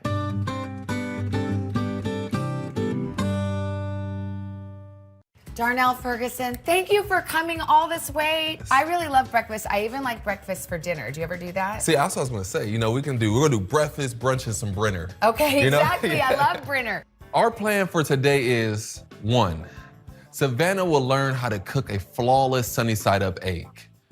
2, we'll cook an American-style omelet. 3, sprinkle brown sugar and grind pepper for candied bacon. 4, make the pancake batter. 5, use the griddle to make the pancakes. 6, plate and serve. This is probably gonna make you laugh. I don't really know how to fry an egg. I mean, I've tried it before. I don't know. I don't know how to flip it over. Could we just learn that basic thing first? Yeah, so since you don't know how to flip it over, let's start with sunny side up. Okay. Which is my favorite style of eggs. All right. The least cooked egg is a sunny side up egg. Then you have over easy, you have over medium, and every egg keeps getting cooked more. We have our eggs right here. Okay. Little 101 for cracking eggs is never crack it on the corner. Okay. Do you crack it on the corner at home? Yeah. From here on out, you're not going to, okay? Yeah. So we're gonna crack it on a flat surface. Well, but then see, that wasn't very good. See, that was easy. Should I try it again? Yeah, try another one. Just let me try. Okay. This is the only way to learn, I You were think. strong, so yeah, there you go. Okay, that was Perfect. better. See? Round 2 is there now. Practice makes perfect. Okay, so now. we're gonna lightly just let that egg just fall right into the pan. I see you just did yolk last. Was that on purpose? Oh no, I don't have a choice. The egg is in control of this show. Okay. It's gonna do what it wants to do. I'm just here as a bystander. Okay, the egg is driving. I'd be worried. I'm already feeling a little stressed, like it's gonna burn. No, it's not gonna burn. It's very low temperatures. Okay. Very low. So you don't have to worry about that. And it shouldn't stick because it's non-stick pan. Yours looks like something that is not a true egg, how perfect that looks. I mean, it really does. It kind of looks fake. Yeah, it does. Like yours doesn't even like a real egg. That's how good you are. You see, that's the confidence you need. Oh, now you're good for my confidence. Okay, so we're gonna get a little bit of butter. Okay. Right? And then what? And then once it melts down, we're going to take our spoon and we're going to just put the butter over the egg whites. Okay, that's going to help cook it. That's cool. So you're taking a hot liquid and you're putting it over your undercooked eggs. But not on the yolk, just on the whites. Just on the whites. Okay. Here you go. I'll show you this perfect egg, which is almost done. Only has about another 30 seconds. How do you know it's almost done? It'll be firm. Okay. So now it's finished. Okay. Now our sunny side up egg, you've done this. Easy, just like a pro. Now we Okay. can put it on our plates. Wow. You can grab your toast plate. Okay. Making eggs is one of the easiest things, but I will tell you this. If you ever want to know how great a chef is, tell them to make you eggs. Really? Why? It takes time. It takes a lot of skill. And how do you get it off the pan? So it just want to fall right on off. Oh, you're just gonna kind of slide it. Just slide it right on off. We have a little flaky sea salt. Okay, yes. This looks incredible, by the way. Well, you did it. See? Wow. Look at this. Okay. And then we got a little black pepper if you like it. How do you know, though? I guess I'm still obsessed with this, the yolk. How do I know if it's runny or thick enough? The yolk is the easy part. Okay. You want it runny. It's the whites that you want cooked. Okay. So the whites are cooked, the yolk is runny, that's sunny side up. Look at us. Toast. Just two chefs making eggs. Cheers. Yes. You want to try it out? This is what everybody wants. Oh my gosh, so good. And of course, I like to mop it up with the toast. Yes. Mmm. That's delicious. So good. Darnell, I think we're ready to graduate to something even trickier. So you ready to go into omelet making? I am. So let's have a good toast to those sunny side up eggs that we made. We always have a cocktail on the show. I love it. I think we're mimosing today. Let me see. That's delicious. Ease up on the orange juice. Omelets are fun. There's not a lot of things you cook that are fun to cook, but omelets are fun to do. Okay, I'm into this. They're fast, It'll make you feel like you're in the NBA for a little bit because you can do it and you'll get your confidence up. The first thing you want to do is what we call mise en place. We have everything laid out first, and then we want to make sure our knife skills are perfect. So the first thing we're going to actually do is the ham. I've learned a couple things about knives. You're doing great. Okay. There you go. I worry about your hands being out like that. I know. Actually, when I took piano lessons when I was 6, Mr. Cloretz made us do the piano like this. You know, you were supposed to have curved fingers. I need to remember that. It's a great way. So just small pieces, consistent sizes. That way the omelet is pretty smooth. Okay. Here we go. This looks so good. Okay. All right, chopped enough. We got plenty of ham. Yes. Ham is my favorite though, so good. Ham, wait till you try the candied bacon. Oh, it's gonna be your new favorite. I know your kids are gonna love it, by the way. Let's do our eggs. Eggs, now. okay. I Crack 2 learned from a eggs. very wise chef. Never on the corner, always here. Now So we we're gonna whisk. whisk it. Okay. I know this from scrambling. Yes. I usually do it with a fork. Does it matter? No. Okay. Whisk is gonna put more air into it. So, a little salt and pepper in here. Okay, oh yes, always salt and pepper. Okay. There you go. Like this much salt, or is that too much? No, that's great. Like what about? Remember, you can always add more later. Okay, I know. I tend to undersalt, but now I've been told by so many of you chefs to put more salt that I might be over-salting. How's that? Good? That looks great. Looks great. Okay. We'll whisk that together. Do you ever put milk in it or no? Scrambled eggs, I like to put the fat in there. I like to put the milk in there. And it stretches out your eggs so you got a lot of kids to cook for at home. Yeah. So I have 8 kids. 6 who stay at my house full time. So Oh my gosh. that's why I call my wife my junior chef, because she's always cooking for juniors. Oh. So That's amazing, wow. Okay. before, we're gonna put a little butter in here. We're gonna let it Yes. foam up a little bit. This is my big question about omelet making. When do you put the toppings in? So there's no right answer to that. You can put it in before, like we're gonna do today, Yeah. and let them cook a little bit. You mean you put the, wait a minute. You put the vegetables in before the eggs? Yes, that is one way of doing it. Okay, wow, you're blowing my mind. Now let's go ahead and put whatever vegetables and meats you want to put inside. Okay, so here. this would be when I put the spinach in. Yes. Which I don't usually like spinach, but I want to learn, so I'm putting Help it in. soften it up a little bit. Now these are big old leaves. Should I have chopped those smaller? No, they're gonna cook down. I'll put a couple peppers. So we have this going, and remember, all these meats are cured meats, so they're already cooked enough. Oh, okay. So we're not worried about cooking the meats. Got it. It's right? more like heating them up. Exactly. Okay. Let's go ahead and pour our eggs in. Okay. So this is enough. That's enough. I don't have to wait for these to be brown No. or anything? Okay. No. Okay. There you go. Pour it right in there. Okay. Ooh. Fancy. Okay. All right. So now go ahead and scramble your egg a little bit. Okay. Because we want to get everything evenly incorporated. Okay. There you go. And then now we're going to let it set. Perfect. Get over there. I want it to look like yours does though. So look, now I'm going under my egg a little bit, allowing the runniness to run off and go underneath it.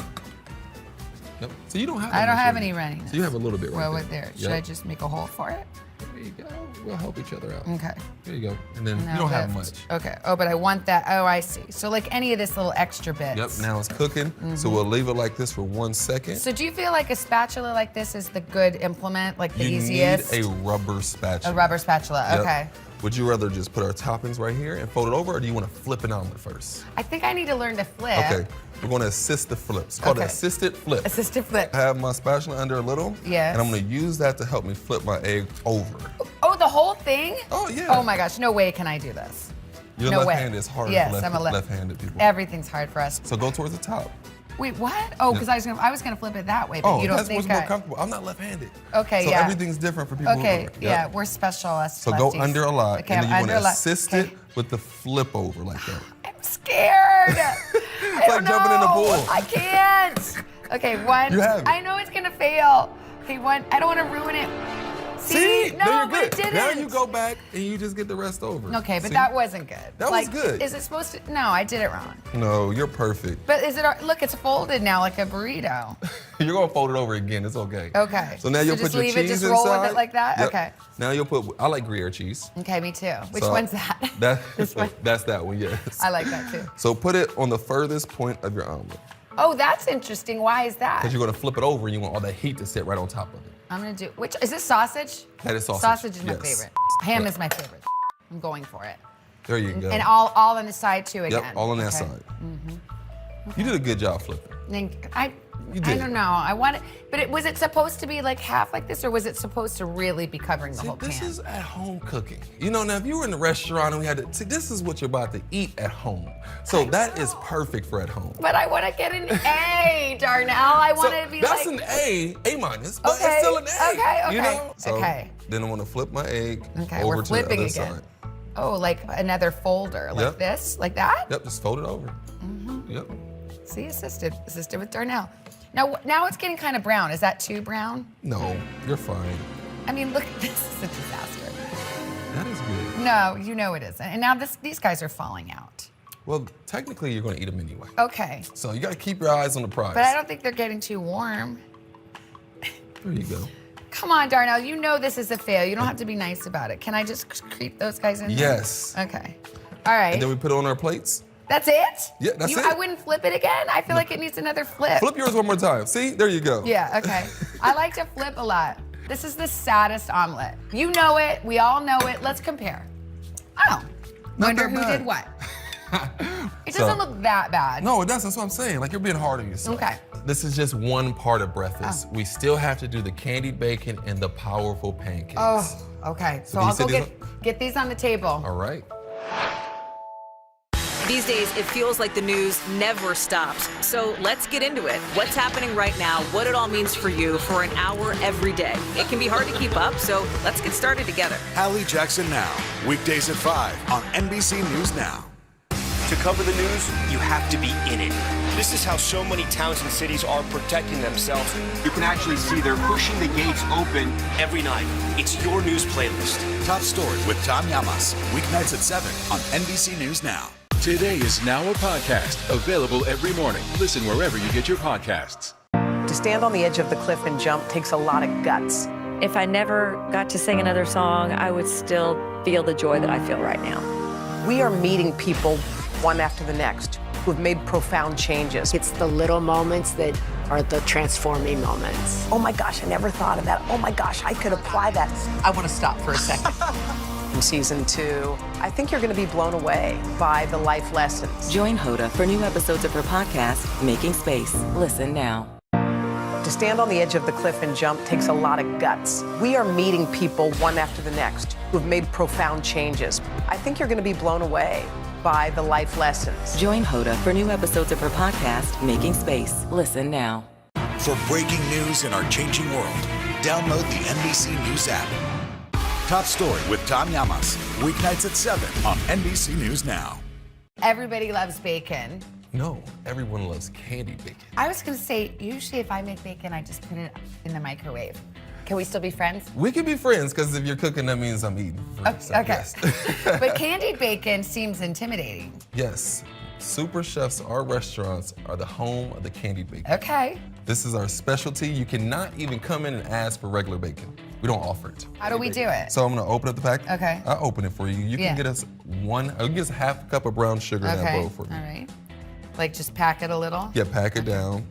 We're gonna lay our bacon sideways.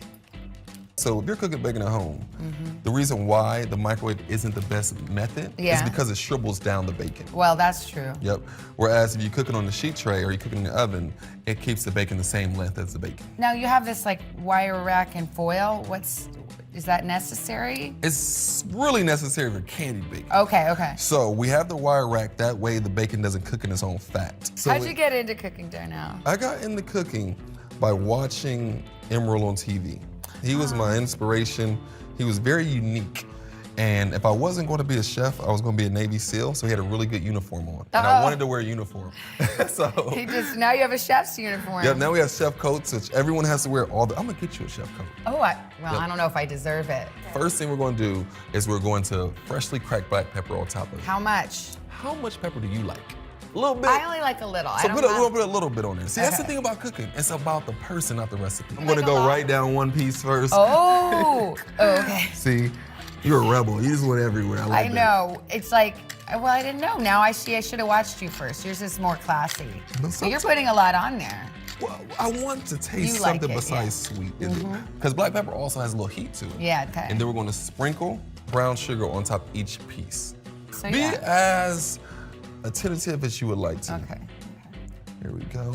So if you want to grab these two and take them to the oven, I can open the door for you. Oh, we're doing oven, we're not frying. Yeah. No, always at home. Turn your oven on 400 degrees. Yes. Put your bacon on a rack and just put a timer. Oh, You don't have to worry about it anymore. Okay. It'll come out perfectly and it won't lose all of its size. Oh.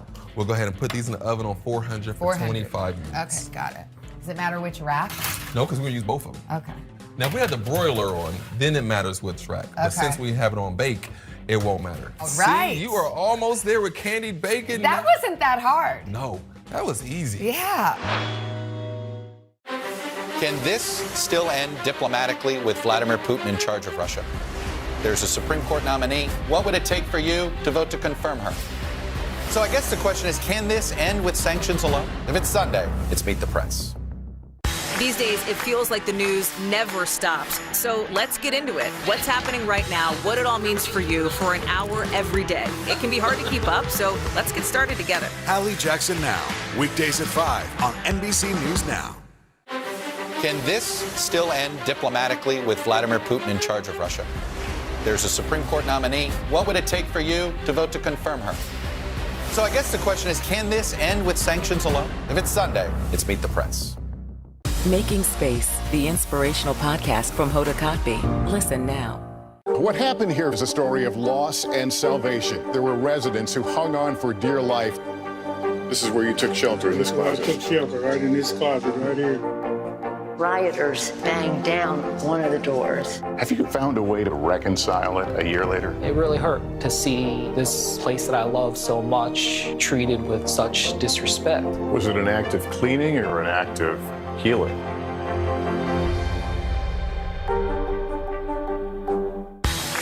These days, the news never stops. The morning's headlines change by afternoon, and by the end of the day, it's all totally different. So let's get into it. What's happening right now, what it all means for you for an hour every day.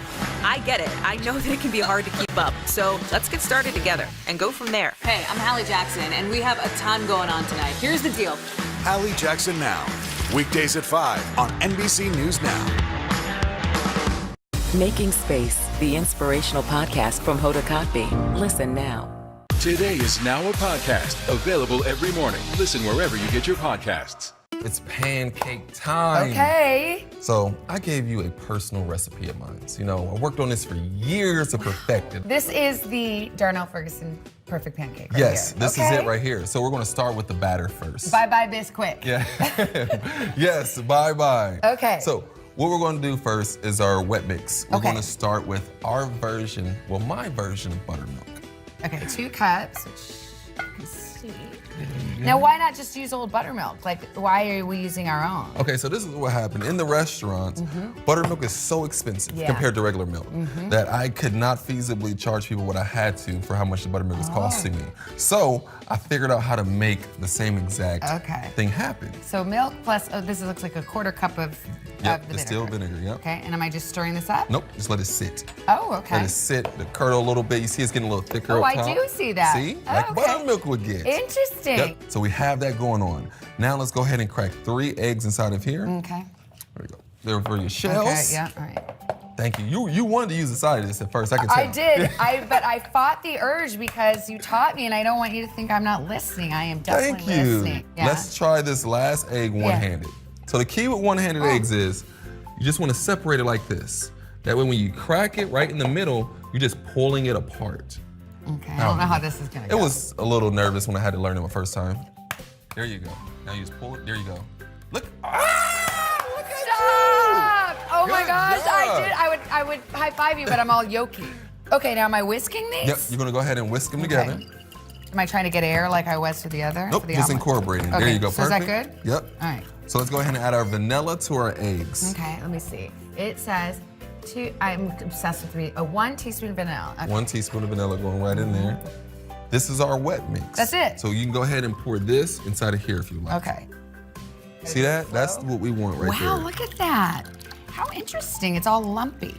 Yep, just like buttermilk. Yeah, okay. Yep, so it's mixed. So, now this is where I could get kind of messy. so we'll move that to the side now because you have it done and it's perfect. Is it whisked enough? Oh, it's going to be whisked enough now. So now we have our dry mix. We have our flour here. Yes. We're going to add sugar. We are sugar. adding 3/4 3/4 cup sugar. Okay. This says 1 teaspoon baking soda. Then 2 baking powder. Okay. Yep. You need twice as much baking powder than you do baking soda when you're making this batter. Okay, good to know. There you go. So we got a little salt going in there too. How much? 1 teaspoon. I hate it when they don't tell me how much, you know? I want to know. Yeah. It's always like, you chefs, it's always like, a sprinkle of this, a dash of that. Like, well, what about us mortals? We don't know what to do. Okay, now, do I stir it? There you go. Okay. Now I'm just kind of mixing it Yep, about. incorporating it in before we mix everything at one time. Okay. Flour is so messy. This is where you put the apron on in the restaurant. Yes. You put it on at home. I really should. But I wanted to wear this sweater because we're going to make magic. Abracadabra. A little bit in. And start stirring. Yep. Now, is this one of those things where you don't want to, like, oh, shoot, overmix? This is that thing. Okay. That you don't want to overmix. How's my whisking technique? Like, You whisk with your shoulders. You want to whisk with your like wrist. what? Like that? Yep. So more like Wait, this. show me. You see, less. So when you're doing it, your whole arm is into it. That's right. Yeah. You just want to. I'm whisking. Yep. Okay. There you go. It already looks You like see your air nice bubbles and thick. starting Yes. to form. And air bubbles are okay, right? Air bubbles are what's gonna make it rise. Oh. You know, it's gonna be those little pockets of air that's gonna form. So you're perfect right there. You don't have to mix. Look at you. Clean whisk. Clean I was whisk. never worried. So All right. now we're gonna move over to this contraption here. Okay, this is our flat top griddle, which is also my favorite cooking utensil in the kitchen. So we have it turned on 300 degrees. Okay. Look how much fat is on there. That's all you need. Okay, wow. So we're gonna get 1 ladle right there. Does this look? That looks great. Okay. Do it right in the middle of that. Ooh. There you go. Okay. Do you want me to do I'm gonna have you put yours? another- Yep, do one for me. Now, big question would be, when do you put the toppings in? Like when it's almost cooked, do I do it now? Always put the toppings in before you're gonna flip it. Okay. Because what happens is, if you put them in now, imagine we put these big old chips inside Yes. of here now. It's gonna weight down the batter Yeah. from rising. We want it to rise, right? Yeah. When do you flip the pancake? So you'll see the bubbles starting to form. You'll see the outside of it starting to not break over. Now, I shouldn't be like messing with it, No, right? you shouldn't. You like to touch your food I when do. you're cooking I it. want to see what's happening. I get antsy. The goal is when you flip it, you don't want to flip it and the batter runs everywhere. Why is it already smelling so good? Because I did the recipe. Does it have So- a little Darnell magic? About 2 minutes, 2.5 minutes Okay. on each side. Okay. We're Okay. ready to flip Now, some well, wait. pancakes. All right, let's watch the flip. We already have, okay. See, I'm going under 1st. Make sure I got enough underneath there. God, the pressure. And then just Go a on. good flip. Mine's bigger. This is This is like, okay, come on. confidence. See, confidence. Do it. 1, 2, ready, go. Yes! Perfect. Look at that. Yeah, and that's perfect. And I see you want to smash it I down. do, I Don't- wanted to don't so do it. bad. I see I you. wanted to- You wanted to smash it down I so did. bad. I could What? tell. No, because you want it to rise. Okay. You know, allow the baking powder, baking soda, and the vinegar to do what they were created to do. Wow, you really get me. So let's toast to Okay. your pancake flipping, your omelet half flipping. Half flipping. You I'm know, working on that. But you're doing a great job. What about egg cracking? Oh, the egg was 100%. One hand. One-handed egg cracking. cracking. So we're ready to go have the plate here, and then Okay. our next go around, we're going to just get creative. Ooh. There you go. Yum. Now let's drop some more Now, pancakes. do I need to there. respray? Well, I'm gonna wipe it down first because you Okay. can see the oil now Yeah. has started to burn. Yeah. I'm gonna spray it up. Yep. And do yours too. Okay. Perfect. Now, let's see if I've learned this at all. How's that look to you? Enough? Great. Okay. Now, wait 10 years while it cooks on each side. It does take some time. I will give you It that. does. Now, because the previous Savannah that had not been personally trained by Darnell would have probably flipped it right then. Because I'm like, oh, bubbles. But now I know, kind of wait. Even bubbles. Patience, grasshopper. So what kind of toppings are you gonna, what kind of filling are you gonna put in these? I'm going funfetti for sure. Yeah, I think if my kids were here, they would definitely not pick the blueberries because it seems healthy and close to the earth. They'd go more for this. Yeah, so you're gonna do chocolate and I peanut think butter? I'm gonna do chocolate and funfetti. Is that crazy? Or chocolate and peanut butter? Now that sounds like a Chocolate peanut butter Snickers made sounds in good. heaven. Yeah, that does. Okay, you're right. Chocolate peanut butter. So go ahead, now it's time. Oh Look yeah, at it's that time. pancake. Okay, so now I'm gonna see how you just spread throughout or only in the middle. Oh, all So- throughout. My kids would die over that. That's so fun. Now look, I want to flip it, Now but you're now ready. am I? Because then this is gonna be right against the hot stove. That's okay? Oh, that's what we want. Oh, okay. Same time, okay. Oh, God. One, Oh boy. There Oh you go. boy. Stressed out. 1, 2, ready, go. Yes. Perfect. Okay. That's a oh, perfect look at pancake. look at You Almost smushed it down. I'm never using the box batter again. Yes. That We're looks ready. done, right? Yep. Okay. So I like to put them upside down so you can actually see which pancakes are which. Yes. Look at that. Ding, ding. That looks so good. Okay, bacon's almost done. Should we do a couple more, I guess? Yes, let's drop a couple more while we get the bacon out the oven. Can you save this batter, by the way? You can use that batter for the next 5 days. No! So make it one time, cook a little bit that day, the next morning you wake up. That's how people cook pancakes every morning. Oh my gosh. It is that time to get this bacon. Okay. There you go, so you don't burn yourself. Yeah. Oh, you've heard about me. Ooh, it smells so good. Oh my gosh, this looks incredible. Shut up. Ah, graceful as always. Okay. There we go. Man, that looks good. Look at that bacon. Oh my gosh. Yum, this is perfect. It seriously looks so pro. Now I'm just trying to. Extremely hungry. I know, me too, me So too. one thing you want to do is while the bacon's still hot, Yes. you want to move it off the tray. Okay, because so- if you let the bacon sit, then it has that chance that it's hardening from the candy. Hardening, okay, Yep. yeah. Okay, so move that, yeah. Perfect gloss on top of the bacon. I mean, it looks See a little perfect. specks of brown sugar. I imagine this is the one you made because it has less brown sugar on it. I'll take the It's little true, but that's crispy good to pieces. know. I'm starving now. Okay. All right, shall we? Want to grab the pancakes? Yes, let's go eat. To cover the news, you have to be in it. This is how so many towns and cities are protecting themselves. You can actually see they're pushing the gates open every night. It's your news playlist. Top Story with Tom Llamas. Weeknights at 7 on NBC News Now. What happened here is a story of loss and salvation. There were residents who hung on for dear life. This is where you took shelter in this I closet. took shelter right in this closet right here. Rioters banged down one of the doors. Have you found a way to reconcile it a year later? It really hurt to see this place that I love so much treated with such disrespect. Was it an act of cleaning or an act of healing? To stand on the edge of the cliff and jump takes a lot of guts. If I never got to sing another song, I would still feel the joy that I feel right now.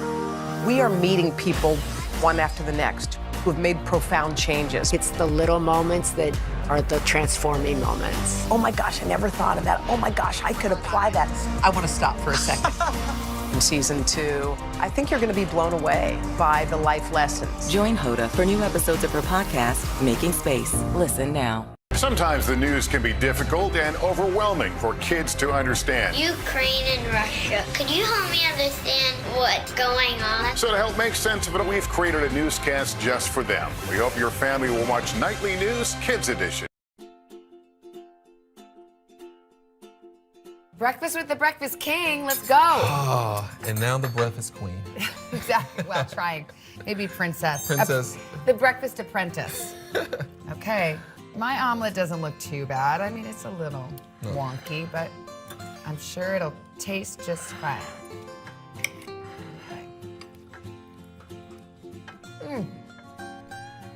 Pretty good if I do say so myself. How's yours? Whoever made this knew what they were doing. I gotta eat the pancakes. I mean, come on. That's good. That is so delicious. It's Oh my nice, gosh. it's light. It's light, it's fluffy. Goodbye, boxed mix. Yes. Hello, Darnell. Put more Oh my gosh. ingredients to buy the grocery store, but it's worth it. It's worth it. It doesn't take that much longer. Now you have That to try is- the bacon too. Okay. Oh yeah, the bacon. You forgot all about the I bacon. know, I did actually. That is delicious. I'm glad you like it. We love to have people over. I love to cook a big old breakfast. This is a good time to kind of show off and make it seem like you got skills. Yep, and all it takes is a little sprinkles, some chocolates, chips, and some peanut butter chips. Oh yeah. Takes it to a whole nother level. And the candied bacon. That will be the star of your house if you have a party for brunch and you have that. I mean, people will never leave. Well, now you gotta put it in to-go boxes. Yeah. That way they know it's not for here forever.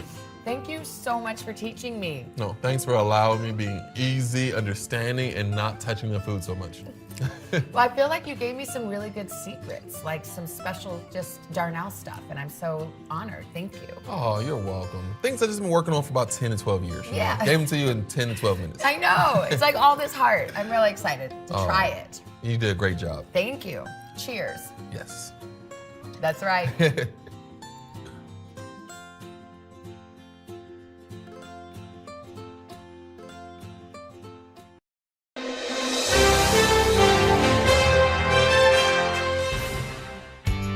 If you ask most people, they'd say reaching the NFL would be a career pinnacle, the top of the mountain. But for my guest today, the NFL was just the beginning. As a linebacker who played on 3 pro teams, retiring in 2015, Emmanuel Acho was just getting started. Turns out Emmanuel's calling was off the field in missionary work, and more recently, social justice. Just under 2 years ago, Emmanuel decided to create and host an online video series of conversations about racism called Uncomfortable Conversations with a Black Man. It's since been viewed more than 80 million times and went on to win an Emmy in 2021. And now Emmanuel is setting out to help others find meaning in their lives. Emmanuel, what a pleasure it is to have you on Making Space. I feel like you are our perfect guest because you are somebody who follows a part of you that isn't always your intellect. It isn't always your pro-con list. You go with something that is beyond that. Since you were a kid, let's go back. Since you were a kid and you were making decisions on where to go, what to do, what led you? I've never been asked that question before. I am led by my convictions. And so when I say conviction, what do you mean? I'm led by some innate inner yearning to move, to act, to go. That's truly what led me. It's my convictions. And so if I ever feel convicted to move in a certain way, a certain direction, that is the manner in which I go. Sometimes it makes no practical sense at all. But I just feel like you have to move by convictions. I mean, look, when you're a kid, you don't know what the risks are. There are no risks. You jump off the swing, you jump off, you'll realize later that hurt. But you're free because you don't know the risks. It's like someone who's never had their heart broken. They fall in love harder. How did you manage to keep that, even though you've been through disappointments, things that hadn't worked in your life? What was it? Michael Jordan, who said, like, I missed so many thousands of shots. But nobody necessarily remembers the misses. It's Babe Ruth, who I believe said, your next strikeout only brings you closer to your next home run. I don't try to focus on my failures. The only true failure is in not getting up. The only true failure is in not trying. Hodo, I was thinking about it the other day after I failed at something recently, and I was like, I didn't fail, I fell. And as long as I get up, I win. I love that. You're the child of immigrants. By the way, I have to let you know that when I was in 3rd grade, I went to school in Ibadan, Nigeria for a year. My dad was a professor there. Yeah, we went to school. Yes, we have such fond memories. It was just a year as the child of immigrants. And I'm a child of immigrants too. I feel like there's something different that's in us. What did your parents give to you that led you to the man who you are today? Well, when you travel the world and you see other parts of the world, your mind and the aperture of your understanding is just so opened. What did my parents give me? A certain resiliency. I just learned a different type of resilience. I learned a different type of understanding of how blessed we are in America. You don't really understand the American dream until you realize the nightmare is somewhere else. And I've just lived other countries' nightmares. And so I understand the difference in a dream. And you've lived the American dream too, boy. Did you feel like this feels like my mountaintop? You know, I didn't. The NFL was truly amazing. It was amazing. But unless you are in the top 5 percentile, the NFL, it too is scary. The reason I didn't feel like it was my mountaintop, I knew the NFL was a means to an end. Hoda, I like answering questions in story form. I vividly remember fearing I was going to be released every day I was in the NFL. The NFL, you have 53 people on a roster. Essentially, you have 53 employees. I was probably the 47th to the 53rd person on the roster as far as importance. Every Tuesday of an NFL week is when you get paid. So if you are on the roster on Tuesday, you know you are going to receive a check that week. So that means by Monday night, you likely will be released if you are going to be released. I was cut in the NFL 5 times before the age of 25. Imagine being hired at a job out of college, then being transferred across the country from that job, then being fired by your employer who transferred you, and then being rehired and fired and rehired and fired and rehired and fired 5 times, all by the age of 25. So the NFL to me was so taxing. It was so anxiety heavy. The NFL was not a highlight of my life. Oh, wow. Why did you stay in it as long as you did? In the NFL, if you play for 4 years, you're vested pension and you have annuity. And so the NFL was practical. I was like, okay, play 4 years, you have all the benefits. As soon as I hit 4 years, I was like, it is time to get out of here. So it was an easy decision, simple. Not at all. Not easy. Why? Because the NFL, it cripples every one of your abilities besides playing sports. That's what nobody tells you. Imagine you graduate with a degree, which, by the way, is already hard if you're trying to make it to the NFL because playing college sports is a full-time job. But imagine graduating with a degree, then whatever degree you graduate with, you have to put on ice for 4, 5, 6, 7, 8, 9, or 10 years. So all of that knowledge which you have acquired is now gone to waste because you have been sitting here trying to play in the NFL. So transitioning is near impossible because it's all you've ever known. Every August, think about this, for 20 consecutive years, really 17, from when I was 8 years old until I was 25 years old, every August I was wearing a football helmet. Then you wake up one August day and you're not putting a helmet on. It's depressing. It's saddening. You go into dark places. You talked about how you stayed in the NFL for 4 years so you could get vested, you could get this. You, to me, if I'm listening to you and not knowing anything about you, seem like a very logical guy. I love that your book is called Illogical because it really, there is something beyond a pro-con list in life. What kept you kind of jumping in the deep end, even if you knew the odds were against you? Our greatest accomplishments in life come on the other side of our logic. So what is keeping me from my destiny? And that's really the way in which I operate. The scariest phrase that can ever be uttered is that's the way we've always done things, or that's the way I've always done things. And I just understand that our greatest accomplishments, my greatest accomplishment, your greatest accomplishment, I guarantee it'll come on the other side of my logic. So how can I be more illogical? What happened here is a story of loss and salvation. There were residents who hung on for dear life. This is where you took shelter, in this closet. I took shelter right in this closet right here. Rioters banged down one of the doors. Have you found a way to reconcile it a year later? It really hurt to see this place that I love so much treated with such disrespect. Was it an act of cleaning or an act of healing?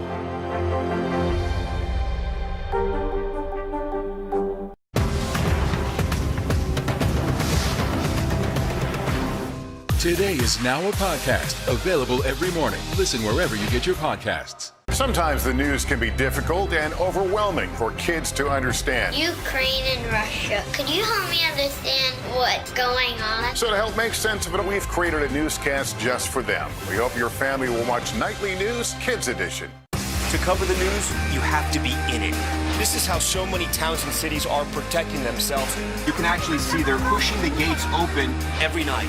It's your news playlist. Top Story with Tom Llamas, weeknights at 7 on NBC News Now. Making Space, the inspirational podcast from Hoda Kotb. Listen now. To cover the news, you have to be in it. This is how so many towns and cities are protecting themselves. You can actually see they're pushing the gates open every night. It's your news playlist. Top Story with Tom Llamas, weeknights at 7 on NBC News Now. Well, I love that which you just dovetailed nicely into your uncomfortable conversations with a black man. I mean, this is something that you felt a burning desire to do. People told you it was not a good idea. They said no. People close to yes, me. But this is yes. Imagine you are an athlete and you ask your coach what you should do, and your coach says don't do something. Imagine you are a child and you ask your parent what you should do, and your parent says don't do something. But I had a calling, and what I realized, Hoda, is My calling wasn't a conference call. My calling was my calling, and only I got that calling. Nobody else heard what I heard, and it wasn't audible. It was within my own soul, my own spirit, if you will. How did you know that this was not something to ignore? I knew it was not something to ignore because I didn't have the luxury of ignoring it. What lives were going to be lost because of my lack of speech? And I think we all eventually have to ask ourselves that question. And it might not be a literal loss of life like a death, but what dream won't be fulfilled because I'm too afraid to act, because I'm so bound by logic? It might be my own dream. It might be a community that I might change. It might be a family that I might impact. It might be a neighborhood. It might be a city. It might be a religious gathering. But like, who am I costing because of my lack of courage? So many people ask me, Hoda, Emmanuel, how do you find your calling? And after pausing and thinking, I said, your calling will call you. Just pick up. So many people are searching left and right. I don't know what my calling is in life. I don't know what my purpose is in life. I don't know what I'm meant to do. Yo, your calling will call you, and it probably already has. You're just not picking up. My calling literally called me. Matthew McConaughey, he called me from a no-caller ID number after my first episode of Uncomfortable Conversations got 25 million views. I picked up. Acho, McConaughey speaking. I want to have a conversation. I was like, Matthew McConaughey? He's like, yeah, I want to have a conversation. I was like, okay, well, we'll record episode 2 in 4 days. True story. I did not want to do another episode of Uncomfortable Conversations because of how big the first one was. McConaughey says, let's record it tomorrow. After McConaughey calls me, I get another call from a no-caller caller ID number. Hi, Emmanuel. Oprah Winfrey speaking. Oprah? Like Oprah? Emmanuel, what is your intention? She asked me. What'd you say? That's good. I said, Oprah, my intention is to change the world, and I truly believe I can. All of that to say to those listening, your calling will call you. You just have to make that a logical decision to pick up. My calling was a literal no caller ID calls, but other people's calling will just be that internal yearning and that internal desire to do something that just seems a little crazy. Making Space, the inspirational podcast from Hoda Kotb. Listen now.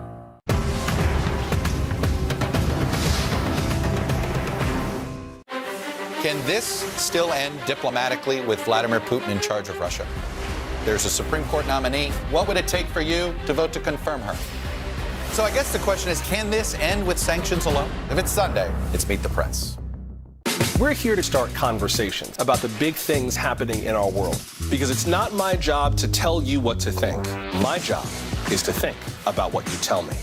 Now Tonight with Joshua Johnson, streaming weeknights at 8 on NBC News Now.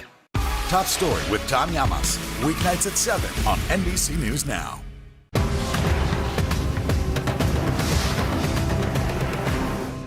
For breaking news in our changing world, download the NBC News app. Top Story with Tom Llamas, weeknights at 7 on NBC News Now. Can this still end diplomatically with Vladimir Putin in charge of Russia? There's a Supreme Court nominee. What would it take for you to vote to confirm her? So I guess the question is, can this end with sanctions alone? If it's Sunday, it's Meet the Press.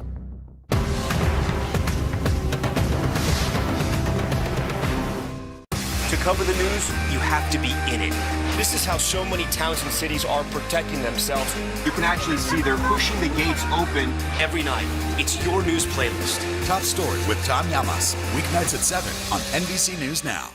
These days, it feels like the news never stops. So let's get into it. What's happening right now, what it all means for you for an hour every day. It can be hard to keep up, so let's get started together. Hallie Jackson Now, weekdays at 5 on NBC News Now. Top Story with Tom Llamas, weeknights at 7 on NBC News Now.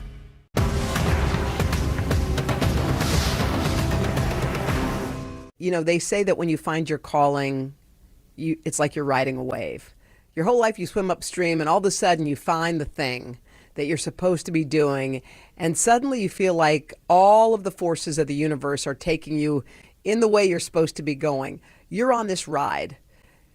Do you feel like that's what's happening, or are you swimming up? Man, what's interesting, when you say riding a wave, I think there's an inherent sense of ease that seems like it comes with that. I do believe your calling is what you're made for and your career is what you're paid for. Uncomfortable conversations is the hardest thing I've ever had to do. So I can't say that I'm riding a wave because it's just so incredibly difficult. But your calling is just what you're made to do. But sometimes it is a detour. And uncomfortable conversations was a detour. It was not my destination. Illogical was my destination. Living a life and encouraging people to live their best life, that was my destination. I got my master's degree in sports psychology. So talking about, hey, let's all achieve the dreams we so desperately desire, that was my destination. Hoda, I just had to take a quick detour for the betterment of those around me. I was reading a book and they were talking about how that in this big field there was one wildflower growing, and that everything on God's earth knows exactly what it is supposed to do without being told or thought out. That wildflower wasn't meant to be famous or popular or make lots of money. That wildflower was meant to bloom in the middle of that field, face the sun, and make us all feel good. That was its purpose. And they said how people were the only thing in God's earth who don't really, or have to sort of figure it out, or spend our lives trying to be more like this one. I'm going to be like Oprah. I want to be like Denzel. I want to take a page from that. How is it that you were able to find, because it sounds like you have your voice, how did you find it, and how do you think people can find it? Because everyone wants to look like that one, dress like that one, be like that one. It's in realizing that you have to be yourself because everybody else is already taken. And what I've realized is just I have to be the best version of me. And what you said is so wonderful about the wildflower.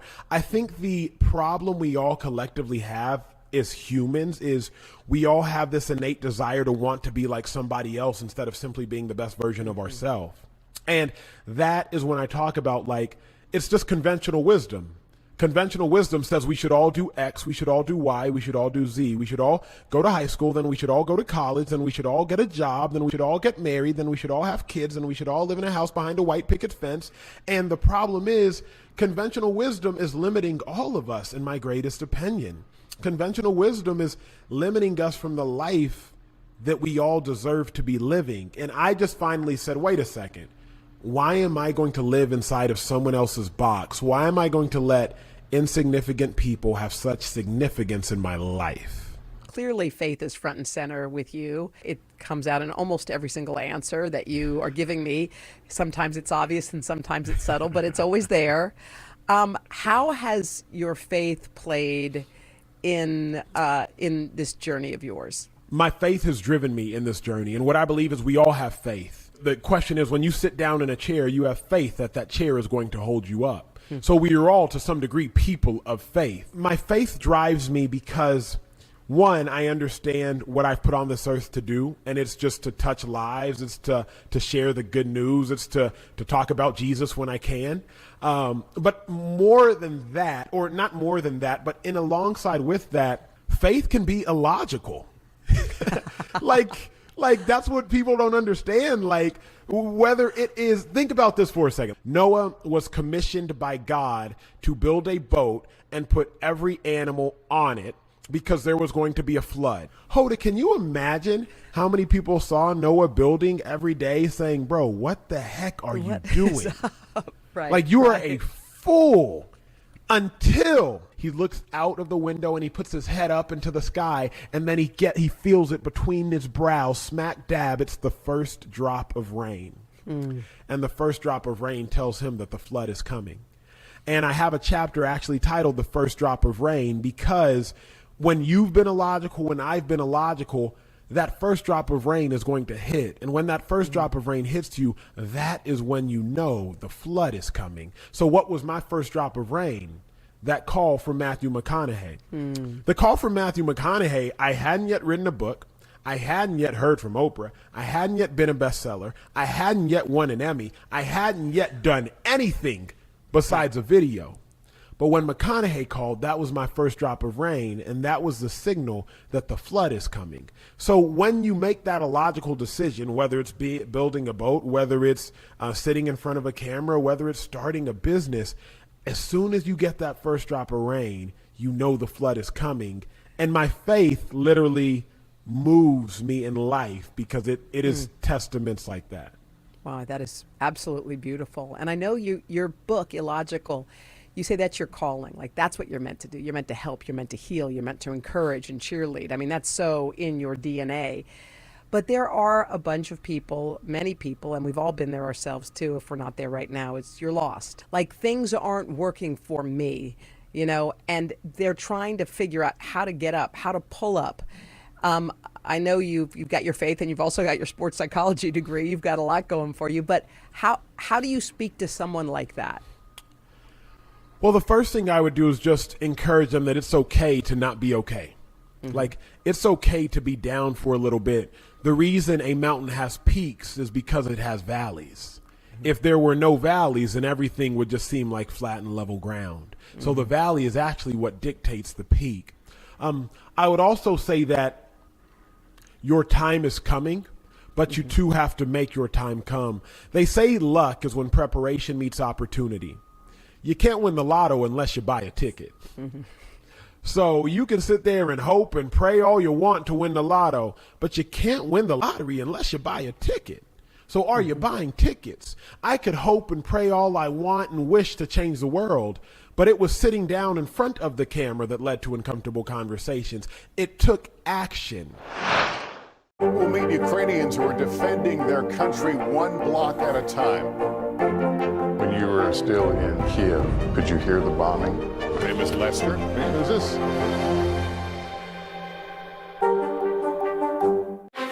Can this still end diplomatically with Vladimir Putin in charge of Russia? There's a Supreme Court nominee. What would it take for you to vote to confirm her? So I guess the question is, can this end with sanctions alone? If it's Sunday, it's Meet the Press. To cover the news, you have to be in it. This is how so many towns and cities are protecting themselves. You can actually see they're pushing the gates open every night. It's your news playlist. Top Story with Tom Llamas, weeknights at 7 on NBC News Now. Can this still end diplomatically with Vladimir Putin in charge of Russia? There's a Supreme Court nominee. What would it take for you to vote to confirm her? So I guess the question is, can this end with sanctions alone? If it's Sunday, it's Meet the Press. These days, the news never stops.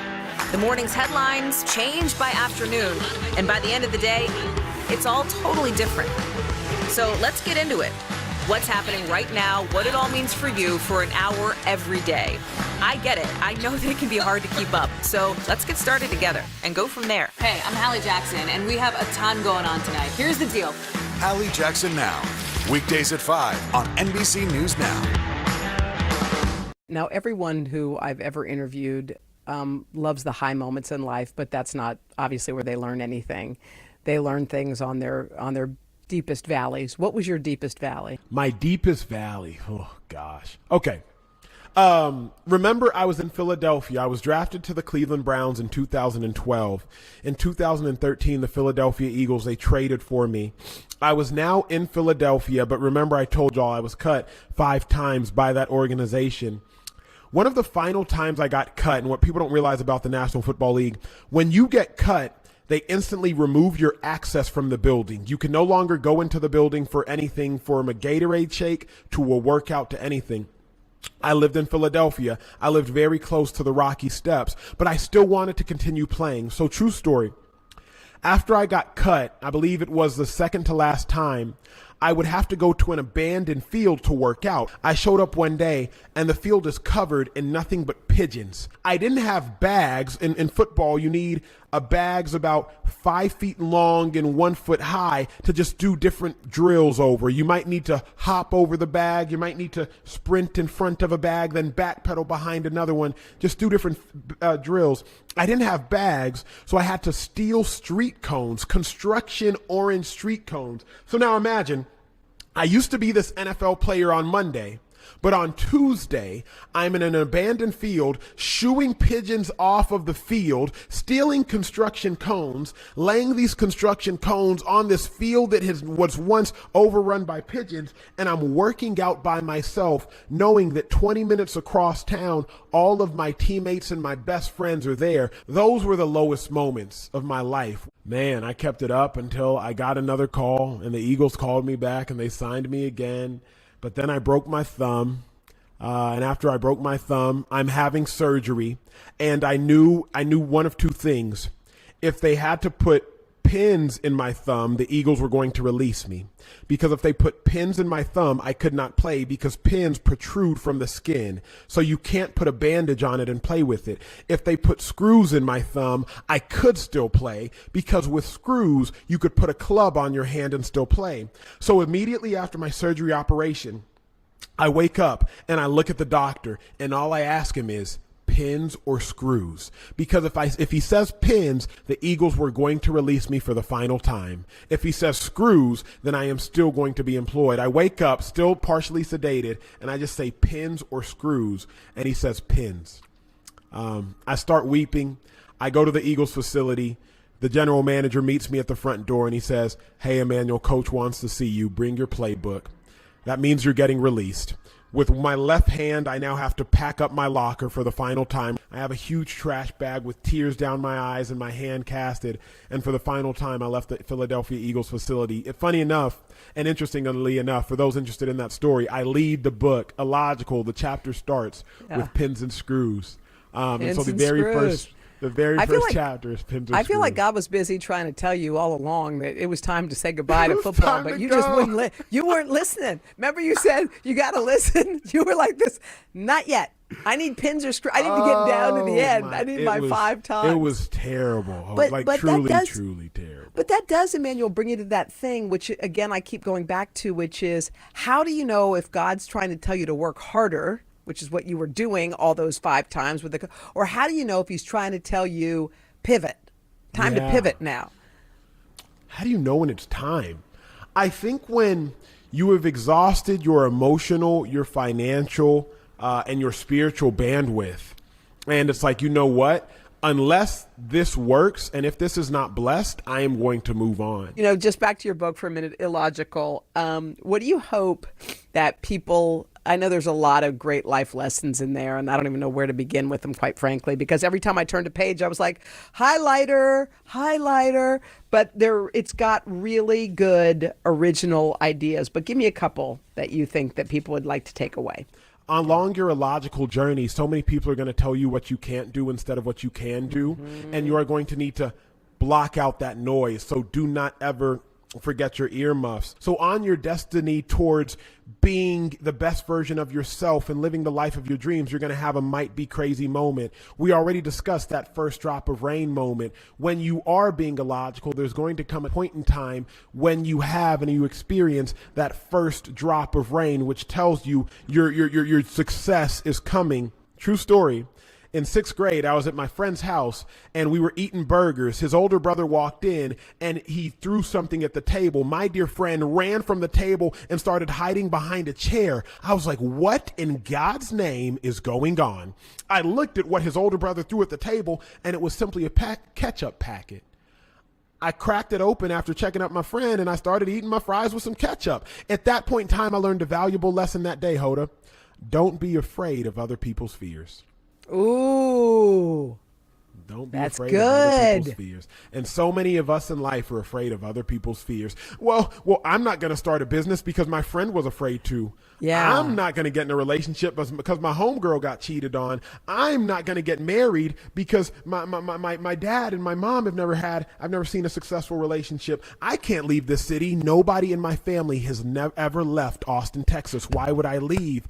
I refuse to fly in an airplane because so-and-so is afraid of flying on an air. We're so afraid of other people's fears, not even our own. It's the craziest thing. We're not even afraid of our own fears. The book is called Illogical. It's by Emmanuel Acho. He's got great conversations. You can find him everywhere. You're making your mark. Look at you. You're blazing your trail. Get out of your way. Thank you, my friend. Hey, Emmanuel, thank you. It was wonderful talking to you. I enjoyed every second.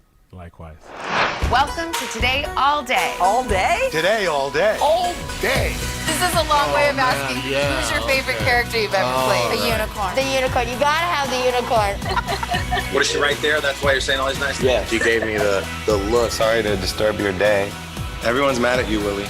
Better make this fast. I don't want the wrath of Luna. When I see you, I always think, I wonder what his quote would be. Give us 6 minutes and we'll ask as many questions as we can. Welcome to Cold Cuts. Cold Cut. Cold Cut. Today, all day. All day? All day. Welcome to Today All Day.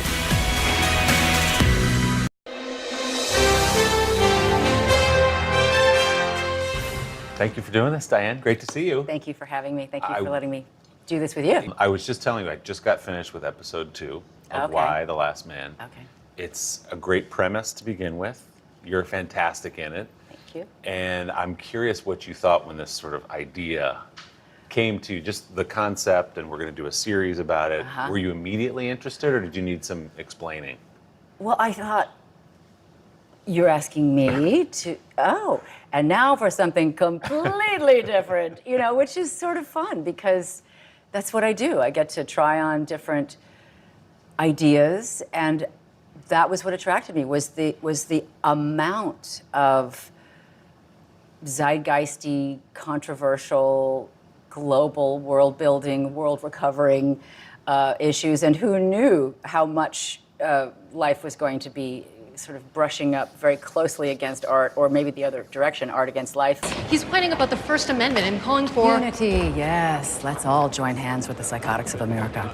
And what would the expectations be placed upon a different gender of leadership?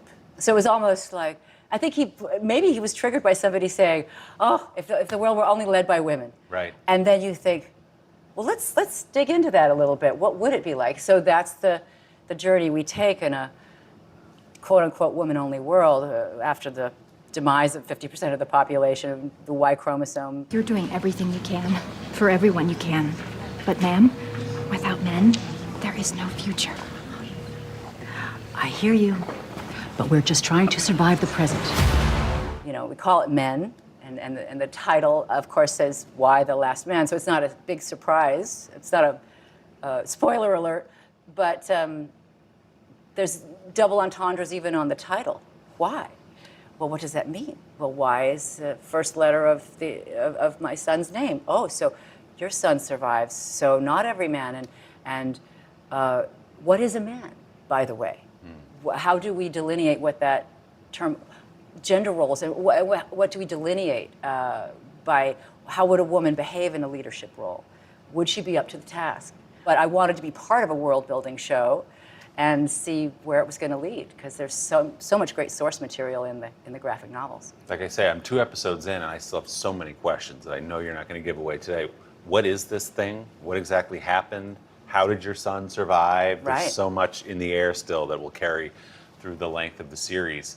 I was interested to read that this was your first series as a series regular, where you're leading the show, which I thought, she's done a bunch of TV and a bunch of film, but she's never done this. Was there some appeal to doing, this streaming thing that everyone's on, and I'm the lead, and we can see this through a bunch of episodes to tell a story? Much different than making a film, obviously.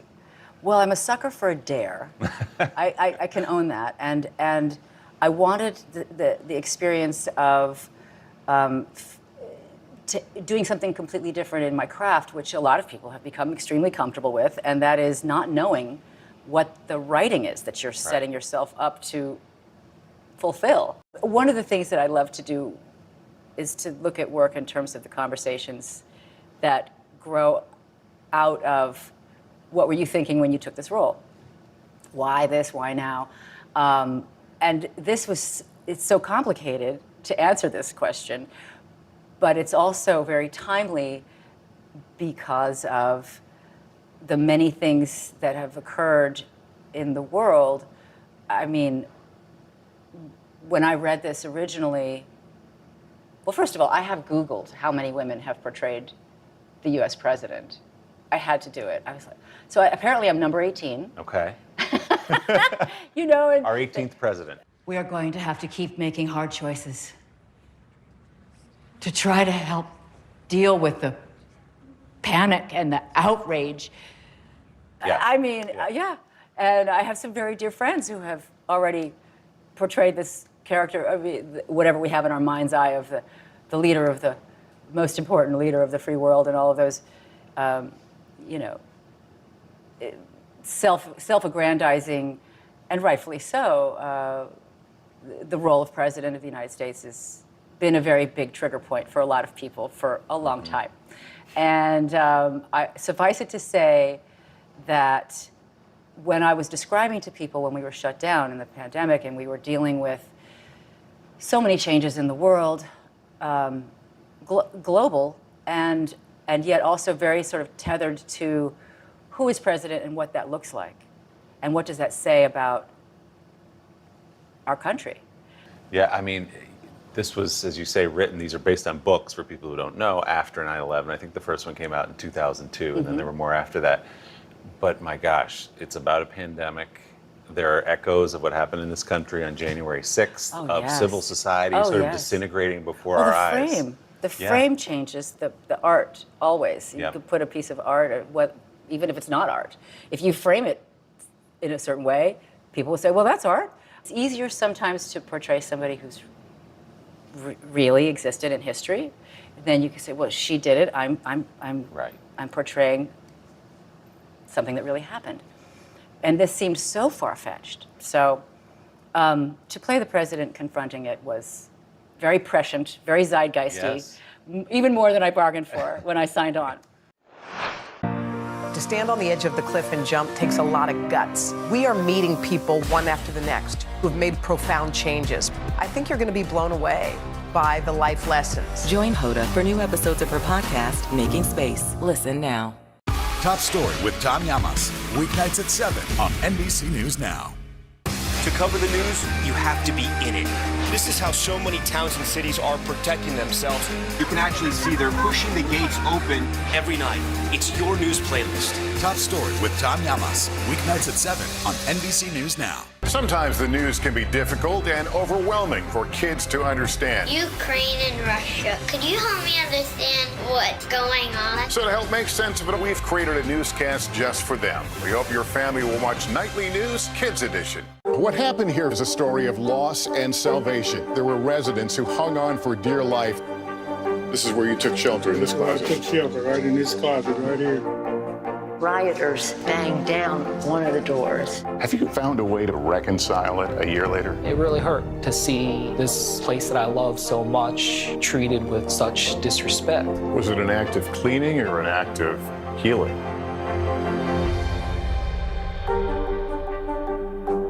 Making Space, the inspirational podcast from Hoda Kotb. Listen now.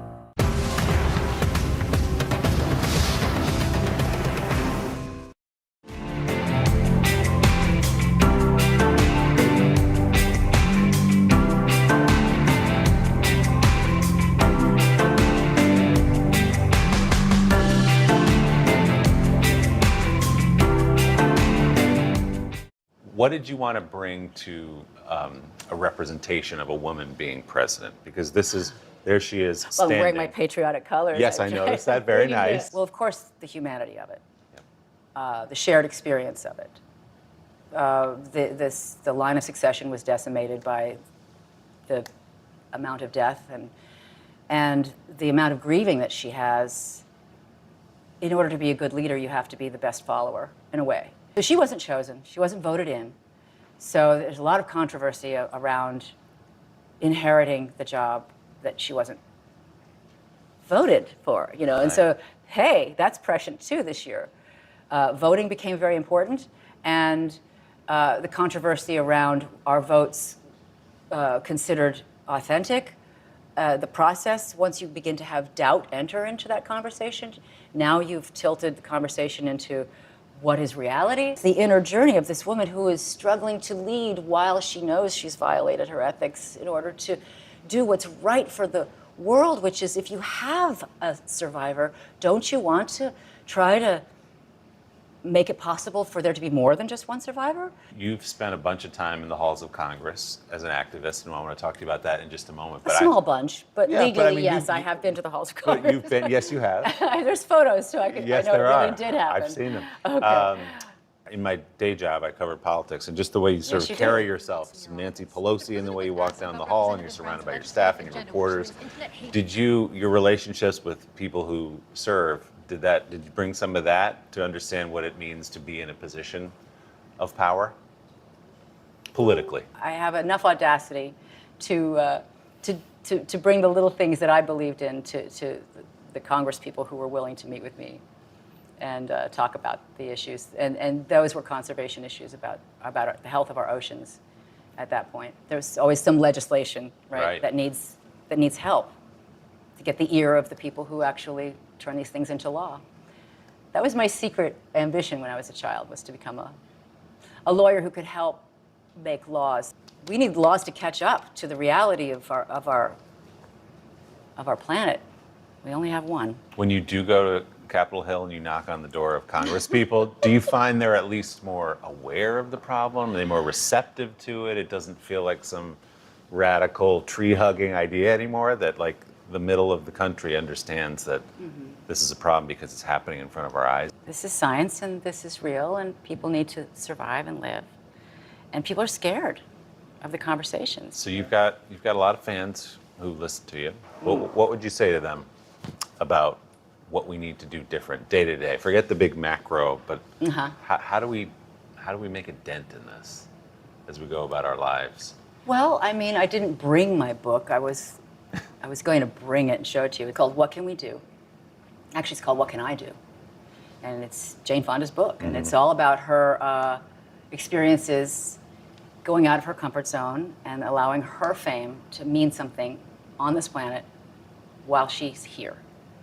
And she wants us to all wake up and do what we can. And people are panicked and they don't say, what can I do? So she literally goes through. She's so practical. That's what I love about Jane, among many things I love about Jane. So sure, I went and got arrested for the cause of bringing attention to the conversation. But the conversation is manifold. It's not just recycle or get the plastics out of the ocean, or we have species that are leaving. And everybody gets so scared. They want to go hide under the table and have a cocktail. So do I. But is it going to be our children? So I want us to wake up together and hold hands and make it a positive movement. That's my dream. I think one reason for optimism is that I have a 12-year-old and a 14-year-old who were born into and are growing up in a world where to them climate change is a fact. It's not a theory. Yeah. And it's what they're taught, Yeah. and they see it more on the news than certainly you or But it's I not did been growing politicized. up. It hasn't been politicized They for said, them. well, yes, this is happening. Here's what needs to happen. So maybe that's one reason for optimism, is this generational turnover. Yeah. But they don't have to be convinced of it. Right. Most of them, anyway. Right. One thing Jane pointed out, and it's true, is that they make the individual feel bad, but they're supplying us with plastic everything. So we have to revisit and make things so they can be reusable and share more and include more people in our family, I think. And now I'm going to run for office. I was going to say, this is it. This is your campaign launch right here. I'll vote for you. What happened here is a story of loss and salvation. There were residents who hung on for dear life. This is where you took shelter, in this I closet. took shelter right in this closet right here. Rioters banged down one of the doors. Have you found a way to reconcile it a year later? It really hurt to see this place that I love so much treated with such disrespect. Was it an act of cleaning or an act of healing?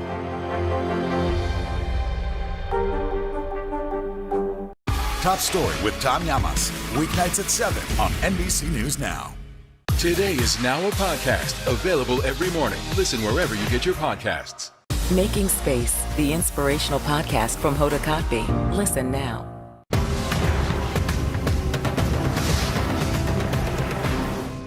We're here to start conversations about the big things happening in our world.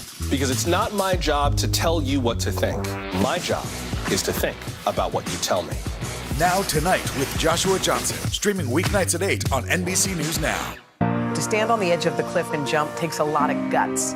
if I never got to sing another song, I would still feel the joy that I feel right now. We are meeting people one after the next who've made profound changes. It's the little moments that are the transforming moments. Oh my gosh, I never thought of that. Oh my gosh, I could apply that. I want to stop for a second. In season 2, I think you're going to be blown away by the life lessons. Join Hoda for new episodes of her podcast, Making Space. Listen now. These days, it feels like the news never stops. So let's get into it. What's happening right now, what it all means for you for an hour every day. It can be hard to keep up, so let's get started together. Hallie Jackson Now, weekdays at 5 on NBC News Now.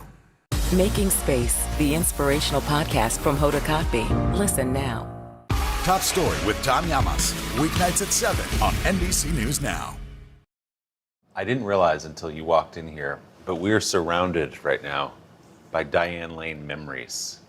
I mean, where should we begin as you look out these windows? Somebody had to get raised in the Midtown, right? I went to PS 59, which is on 57th Street. It's the heart of Midtown to me, and of course it's a Whole Foods now.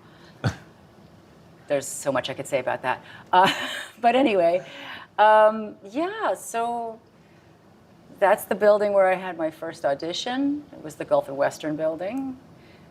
When I say first audition, of a job I got, there were plenty of auditions that I've had that I've completely blocked out because who wants to remember those? Those don't count. But this is A Little Romance, your Little first Romance, film. 1978. Delightful spot, but hardly the top of the diplomatic ladder. That's fantastic. What an incredible life you must have had, Monsieur Santorin. Oh, please, Julius. For people who don't know, you've been acting. I mean, you're 13, 14 years old. You've been already acting since you were like 6 years old. That is true. What were the roles like leading up to, okay, this movie is my big moment, my breakout? You know, it sounds like a joke when I say it, that I peaked when I was 10. But in some ways, I did because I had been traveling the world with the La Mama Experimental Theater Group, and it was the 70s, and it was very early 70s. 72 was the first tour. And so, I mean, that I was on as a kid. And so I was 7, and my parents didn't go. And my first passport, I had no front teeth, and it was considered very cute. And it's strange to grow up in the adult world when you're the kid in the room. Because if you know too much, you're considered precocious, right? Yeah. But they expect you to know a lot in order to fulfill the task and be a team player and be responsible and don't screw up and make the plane and don't lose your per diem. It was like joining the circus. It was like running away and touring the world with young people in the 70s. And it was a much more innocent time. So my dad and mom let me have that experience. I wouldn't have the courage as a parent to let my very young kid have that. I don't know. They were extraordinary people, honestly, to trust the universe as much as they did. It was a wonderful experience. Life by living, life by doing, life by traveling. Got to see so many different cultures. I was thinking about you because I have a 14-year-old daughter. After A Little Romance becomes a hit, you're 14, you're on the cover of Time magazine. Laurence Olivier is saying you're the next Grace Kelly. What did all that feel like to a 14-year-old? Well, I remember approaching the newsstand. We had newsstands, kiosks in the street, and they used to have, there weren't so many magazines then. So one magazine, you'd have 10 of them at a row, you know.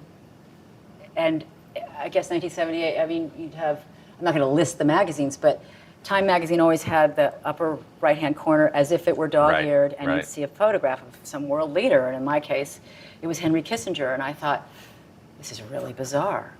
This is a very surreal experience. I'm clearly having an out-of-body experience, and this too shall pass. And I thought about Birdcage Liner, and I thought, it's just paper. It's not going to. Don't allow this to mean anything to me, because I knew it wasn't about merit. I could trace back how it was that I wound up on the cover of Time magazine, and it wasn't because I had done anything. It was because I was an anomaly. And it was a curiosity to have people that young in the film industry as a new wave of culture and cinema. And I thought, oh, interesting. But I knew that it wasn't going to be. I mean, we're still dining out on the story literally because Time magazine usually is about a very meritorious person, right? And I felt a little embarrassed, honestly, because I was playing handball under the 59th Street Bridge thinking, I have no business being on the cover of Time magazine. This is crazy.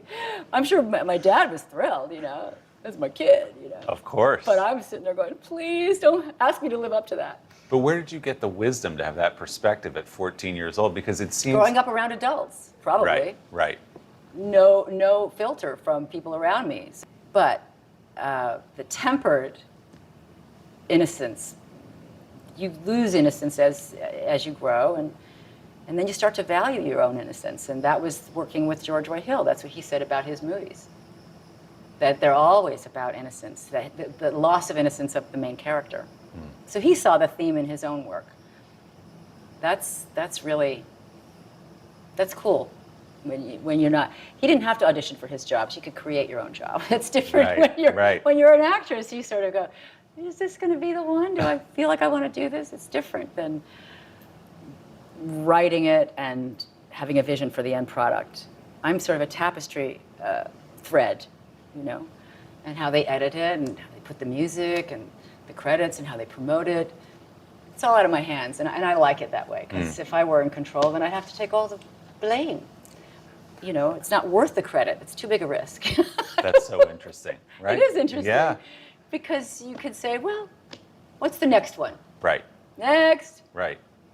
It's okay. I mean, it feels like watching your career, even to now, you do have this perspective on what it means to be a movie star. I'm sure you don't like that term, or a celebrity, and that it doesn't really interest you that much. Well, it does in terms of what people like Jane Fonda have done with it. Meaning, if you live a long time, and you can add, something to humanity in terms of what you've done with your fame. Right. That I think is.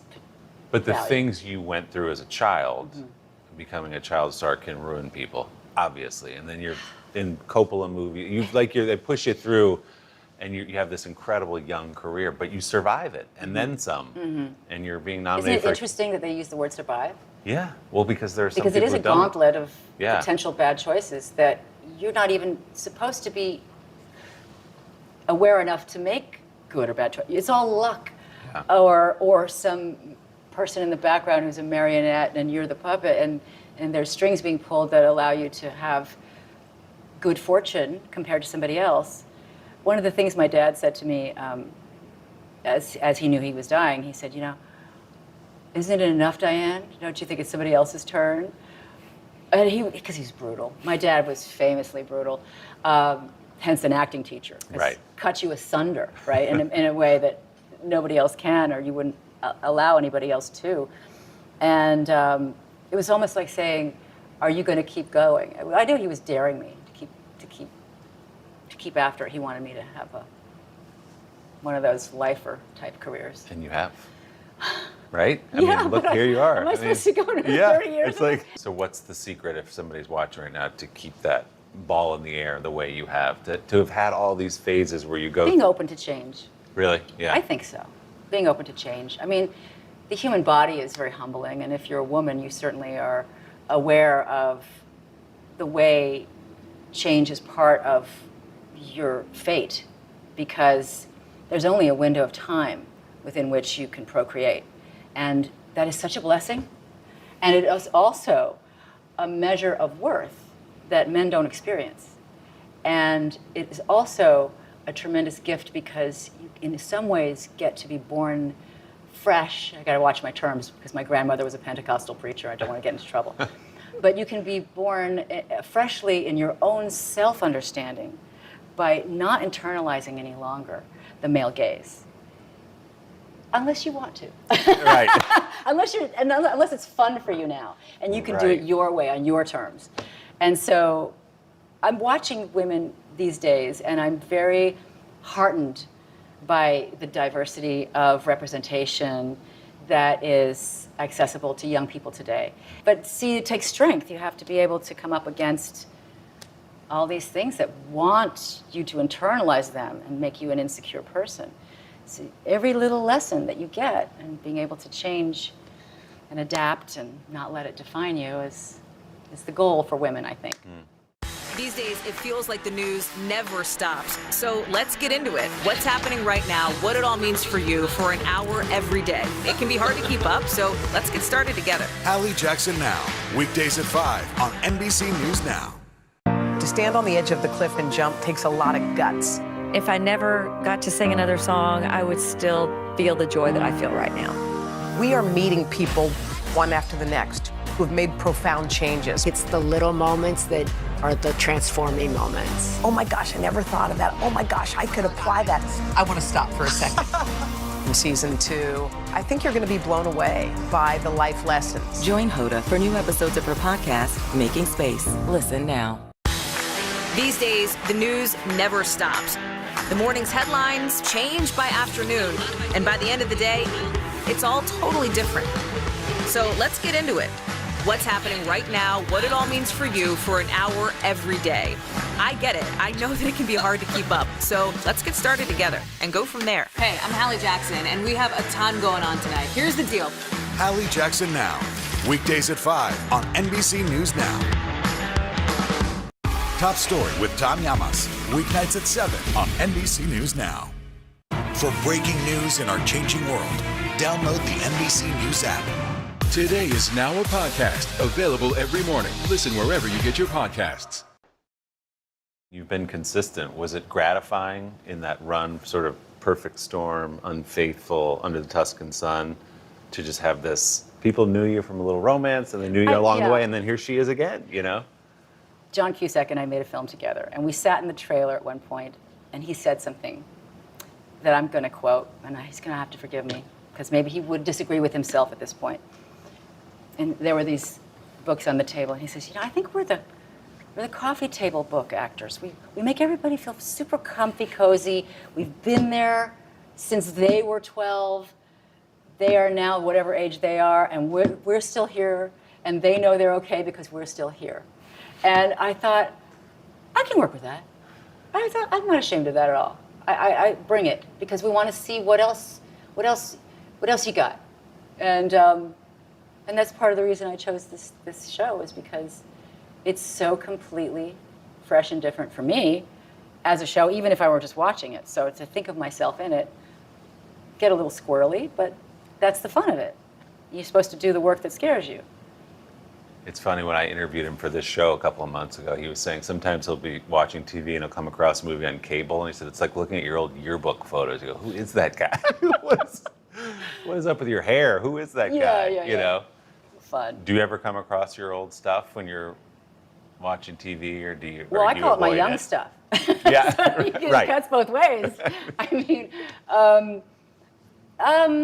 sure, I do, and I always want to break the mold. I mean, when you're an actor, you want to be able to disappear into something as much as you're allowed, or have the courage, or can pull off. I think it's an incredibly noble profession, and I did not used to think that. I used to really poo-poo my profession because I grew up in it.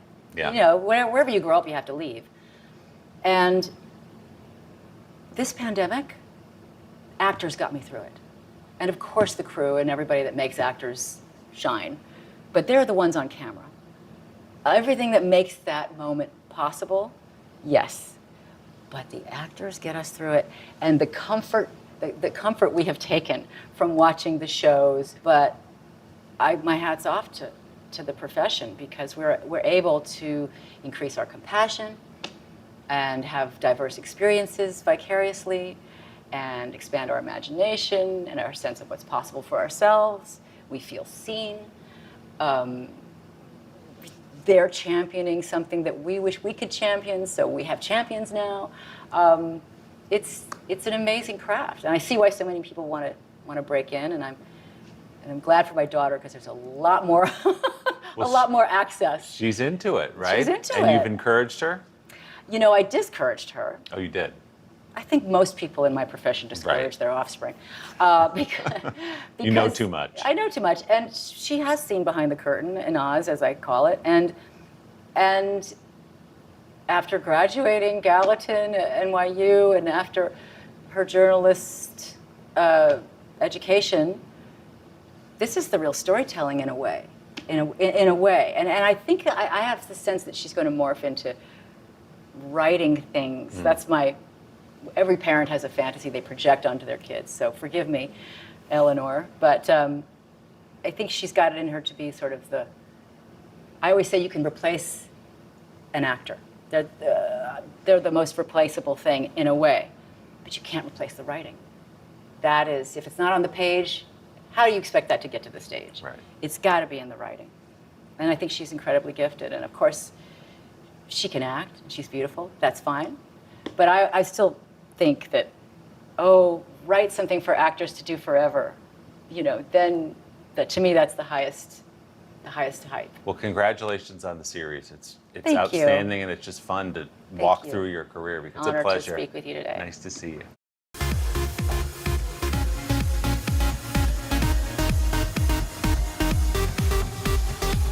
Hey friends, and welcome to Popstar Plus. Coming up on the show today, we are checking in with our buddy Judy Greer for our My Pet Tale series, telling us all about her great love for her dog Mary. Coming up later, we got a flashback interview with William Daniels, who played the lovable Mr. Feeney on Boy Meets World. Plus, we're also today going to pay tribute to the great Bruce Willis with a clip from our vault. But first, here are today's Popstar headlines. Harrison Ford is first up, and it's the first time in nearly 6 decades in acting that Harrison Ford's going to be headed to a television series. The Indiana Jones actor is going to lead a new comedy called Shrinking. He'll do it for Apple TV+. He's going to play a successful yet blunt therapist who shares a practice with 2 protégés, one of which is going to be played by How I Met Your Mother actor Jason Segel. And behind the scenes, this is a comedy dream team. Segel's going to also produce and write the series with Ted Lasso's Brett Goldstein. Yes. And Scrubs creator Bill Lawrence. Get out. Yeah, it's like the dream team here. Oh my God. But don't worry, Harrison's not leaving the silver screen anytime soon. He just recently wrapped the Indiana Jones 5 movie, and that is slated to hit theaters next year. That's going to be a good one. Next up, Britney Spears, the pop icon, says she's ready to put her story in print on Monday. Britney used a lengthy post on Instagram to confirm that she's writing a memoir describing how her conservativeship made her feel less than. And now the deleted post. I understand why these people write all these big posts and they take them down. Anyway, she wrote, I'm writing a book at the moment, and it's actually healing and therapeutic. It's also hard bringing up the past events in my life. I've never been able to express openly. I can only imagine that I do sound childish, but I was extremely young when those events took place. This announcement follows the reports that earlier we said in the year that she did that book deal worth $15 million, and Britney has not confirmed a release date or publisher for the project. Next up, Pistol. That's the name of the upcoming series set to tell the story of the punk rock icons, the Sex Pistols. It's a 6-part show based on guitarist Steve Jones's memoir, Lonely Boy. It's going to explore how a group of working-class kids made a lasting impact on punk culture and music in the 70s. Oscar-winning director Danny Boyle, who's worked on a bunch of great projects and some biopics you might know, 127 Hours of Steve Jobs, leads the project behind the camera. And here's a sneak peek at the trailer. We're going to kick this country awake if it kills us. The monarchy has stolen our future. The fury of the forgotten generation. It's time for youth revolution. Desperate times call for desperate measures. I want to burn this city to the ground. I don't want musicians, I want saboteurs, assassins. One word, destroy. I mean, that looks good. Okay. Yeah, I guess. Danny Boyle, Trainspotting. What a great movie that was, too. The show's got a great cast, including Game of Thrones star Maisie Williams. Pistol is the name of it. It premieres on May 31st over on Hulu. Next up, this was a great story yesterday. Jimmy Fallon and Jimmy Kimmel. We talked about how the late night Jimmys did a big April Fool's prank. They traded shows. They swapped networks for one night only. Well, on Monday's show, Fallon and Kimmel revealed some of the behind-the-scenes work that went into preparing that big switcheroo, and here's a look at their rehearsals. How you doing? Nice to see you. This is just for you, the speaker. Oh, perfect. Thank you very much.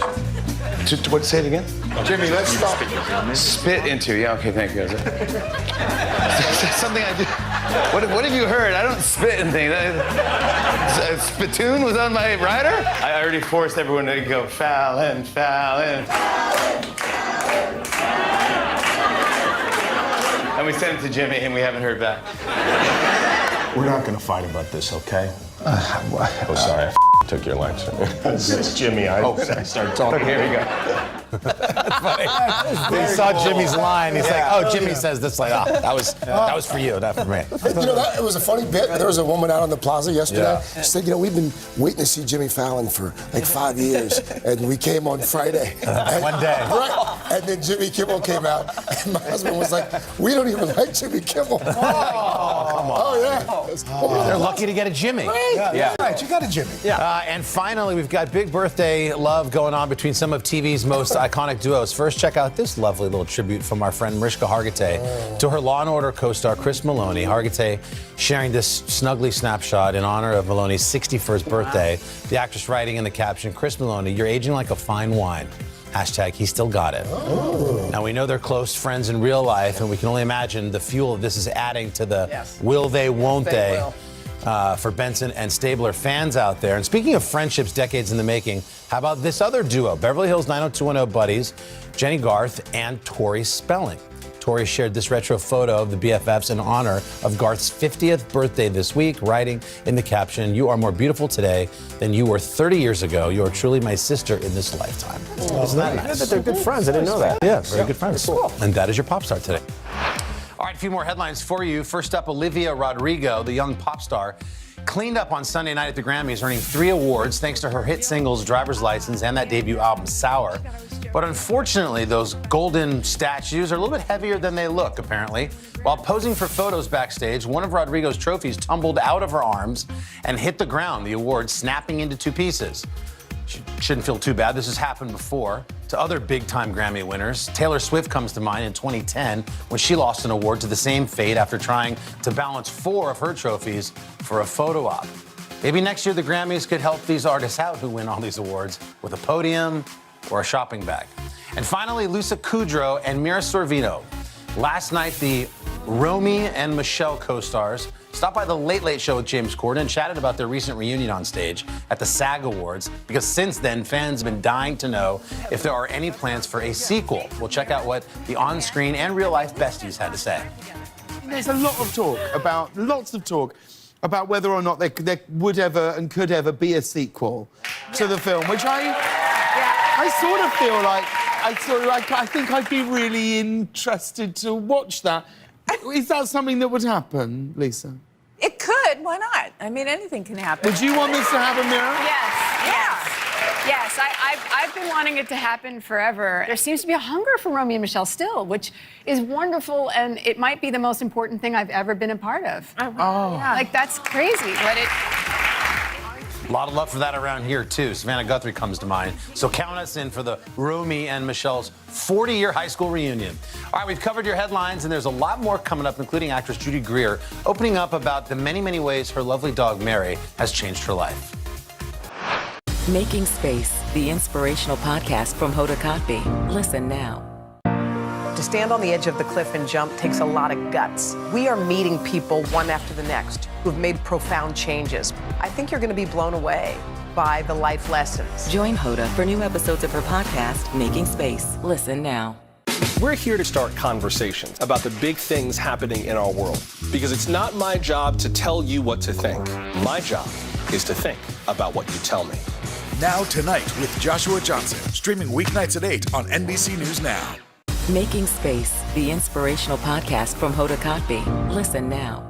Today is now a podcast, available every morning. Listen wherever you get your podcasts. We're here to start conversations about the big things happening in our world, because it's not my job to tell you what to think. My job is to think about what you tell me. Now Tonight with Joshua Johnson, streaming weeknights at 8 on NBC News Now. Sometimes the news can be difficult and overwhelming for kids to understand. Ukraine and Russia. Could you help me understand what's going on? So to help make sense of it, we've created a newscast just for them. We hope your family will watch Nightly News Kids Edition. We're here to start conversations about the big things happening in our world, because it's not my job to tell you what to think. My job is to think about what you tell me. Now Tonight with Joshua Johnson, streaming weeknights at 8 on NBC News Now. And welcome back to Pop Star Plus. Judy Greer is the latest guest for our My Pet Tale series, where we ask folks about their pets and how they've shaped their lives. Judy has a beloved dog named Mary, and it turns out Mary spent a lot of time on set while Judy was shooting one of her latest projects, The Thing About Pam.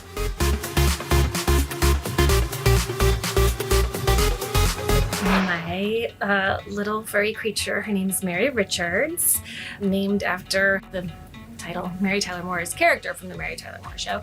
I'm too young to remember it being on television, but I watched it. I guess I saw it, probably on like TV Land or one of the cable channels in some hotel room when I was on location working and feeling homesick, and it made me so happy. And I ordered all seasons on DVD, and I used to travel with them so that I could watch them on my laptop when I was traveling for work because it was so comforting to me. I also really responded to the Mary Richards character because it was pretty groundbreaking when you think about it. I mean, this was a woman who broke up with her fiance, moved to the big city, Minneapolis, Minnesota, in order to pursue a career in broadcasting, which again, at the time was very unheard of. Well, I had the most incredible male dog. His name was Buckley, and I had him for years, and he was my love and my roommate and my best friend. And, like all animals, unfortunately, he had to go live on the Forever farm with his mom. And about a year went by after Buckley left us, and my vet, Dr. Werber, who I loved, called me one day and was like, hey, I think it's time. And I was like, it's not time. And he said, I work with a rescue. They need a foster over Thanksgiving for this little dog. Would you just foster her? And so that's when I picked up Mary, and she basically curled up in a ball and just I carried her around in a tote bag for 2 weeks. And then it was the day before the adoption where I was supposed to take her, and then all the people come, and I just lost my mind. And I called my husband, and I'm like, I can't get rid of her. And he's like, oh my gosh, I'm about to shoot a live show. Fine, we can keep her. Please don't bother me at work anymore. So my timing was really good. But there was really something so special about having this little creature with me that did, I think, lower my blood pressure a lot. And I can't think of an exact moment in time when I knew she was staying with us, but it just felt like, oh, this is a good thing for me. I feel like I shouldn't have to tell people why it's so important to adopt instead of shop. I mean, there's just so many animals that need homes, and there's even now so many breed specific rescues that if you're well, I have to have this kind of breed of dog, or I need it, hypoallergenic or whatever, you can find that. There's just so many animals that are needlessly euthanized, every day, that could easily be adopted into homes. And I think that, fostering is such a great way to see how a pet's going to work in your family. You can find such great animals, and they're so happy to have a home and to not have to live in those cages. And Mary's this tiny little cute, teddy bear, sort of fox raccoon looking dog, but she's really scary if she wants to be. So that took some getting used to and a lot of training. And she has chilled out a lot. She's really feeling self-confident. She's really feeling herself these days. I started traveling with her when I go on location to shoot things, and I brought her with me to New Orleans to shoot the thing about Pam, and she won over everyone on set. And in fact, Renee Zellweger's character, Pam Hupp, has a dog, and I can't tell you how many of my friends texted me after that first episode aired, and they were like, is Mary in the thing about Pam? It's no, there is only room for one actress in this family. But Mary was there, and she was running around, and she was such a cutie. Sometimes when she's a little judgmental and mean, I like to think that she's my alter ego. My favorite thing with Mary, I love going on really long walks, and Mary really loves to go on long walks. We've walked 7 miles in one day together. She'll just walk and walk and walk. I think she would walk until she would drop. The thing about Mary that's funny, the thing about Pam, I just realized I said that. But the thing about Mary that's funny is that she plays really hard to get, but she's so tiny and cute that people keep they just keep wanting more of her. They keep wanting her. If she lets you pet her once, then you just want to keep petting her, but the next day she might be I don't really I'm not feeling you today. She really does march to the beat of her own drummer, and she's not someone that can be pinned down, she might like you one day, but then she might not like you ever again. Every day is a new day with Mary. That's what I always tell people. Mary has made my life better in every single way. I used to get so homesick when I was on location, and now when I have her with me, it's so much better. She's gives me a reason to get up in the morning, and on a day off, and sometimes I'm I miss my husband and I'm homesick. I think genuinely brings a lot of joy to work. Like, she runs all around hair and makeup when we're in the trailer, and she loves it, and everyone brings treats and gives them to her, and animals bring a lot of joy, and they definitely like calm people down, I think. And so yeah, she's just made my life better in every single way, minus the dog hair. But she's little, it's not that bad. But I do usually have a lint roller with me. I have an hour-long answer for what I loved about The Thing About Pam, but I guess today it is just all the relationships that we made with each other when we were shooting this. It was a really amazing group of people. Renee Zellweger, who also was an executive producer, so she was my scene partner and my boss.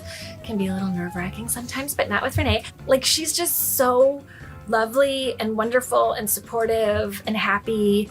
And so when someone is like that on set, everyone, I think, falls into line. And it was just, we had so much fun. And so today my favorite thing is like the friends I made on it. And I just put on the wig and went, here I go. And it was really easy once I had my wig on to feel like a completely different person. And we should mention you can catch a new episode of The Thing About Pam tonight. That's convenient on NBC. Up next, lessons from the Mr. Feeney from Boy Meets World. Can this still end diplomatically with Vladimir Putin in charge of Russia? There's a Supreme Court nominee. What would it take for you to vote to confirm her?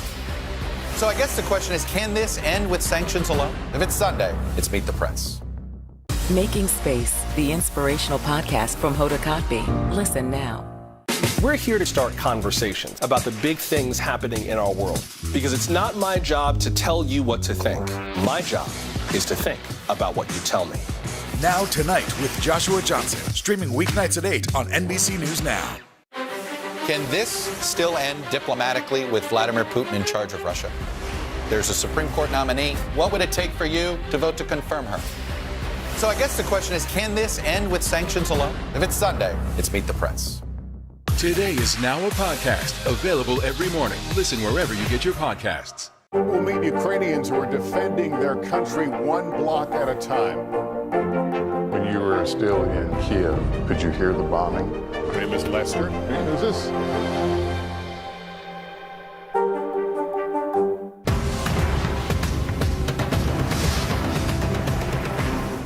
What happened here is a story of loss and salvation. There were residents who hung on for dear life. This is where you took shelter, in this closet? I took shelter right in this closet right here. Rioters banged down one of the doors. Have you found a way to reconcile it a year later? It really hurt to see this place that I love so much treated with such disrespect. Was it an act of cleaning or an act of healing?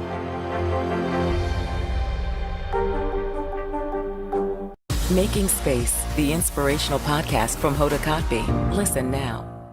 Top Story with Tom Llamas, weeknights at 7 on NBC News Now.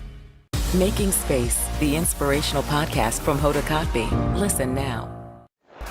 And we're back. For 7 years, William Daniels played the very thoughtful Mr. Feeney on Boy Meets World, and he just marked a special birthday, 95. So in his honor, we thought it'd be fun to have a little flashback interview with him and his wife, where they spoke about his time as one of TV's most beloved teachers.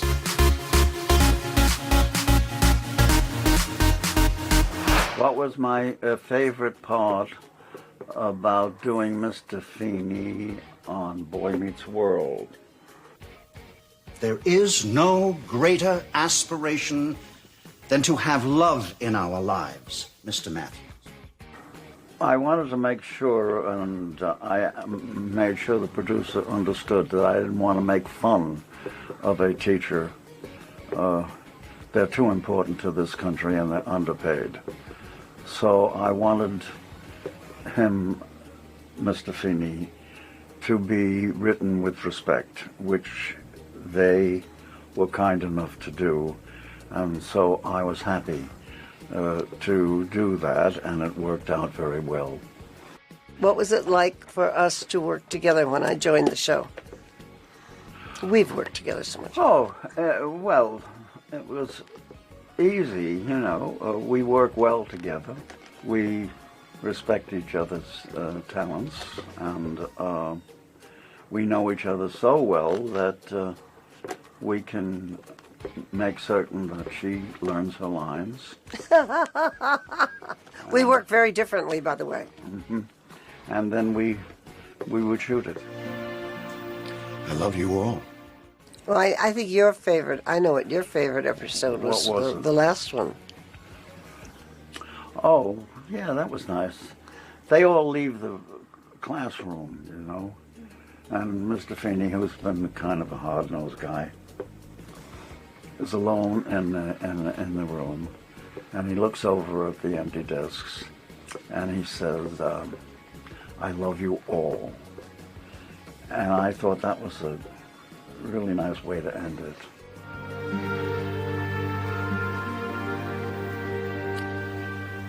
Class dismissed. With the powers vested in me, I now pronounce you husband and wife. You may kiss the bride. What do we remember about the episode when we get married on the show? I enjoyed it.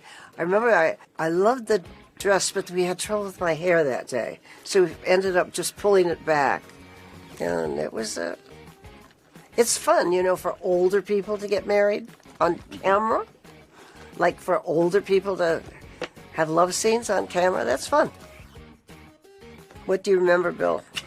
I About working remember with the kids? that they were kids and they fooled around a lot, and I kind of take my work seriously, so I would avoid them and stay in my dressing room until it was time to come out and do my scene, while they fooled around and chatted and giggled and laughed and messed it up and then took it over and over again. And finally, I would come out and do my scene with them, and I think it worked that way.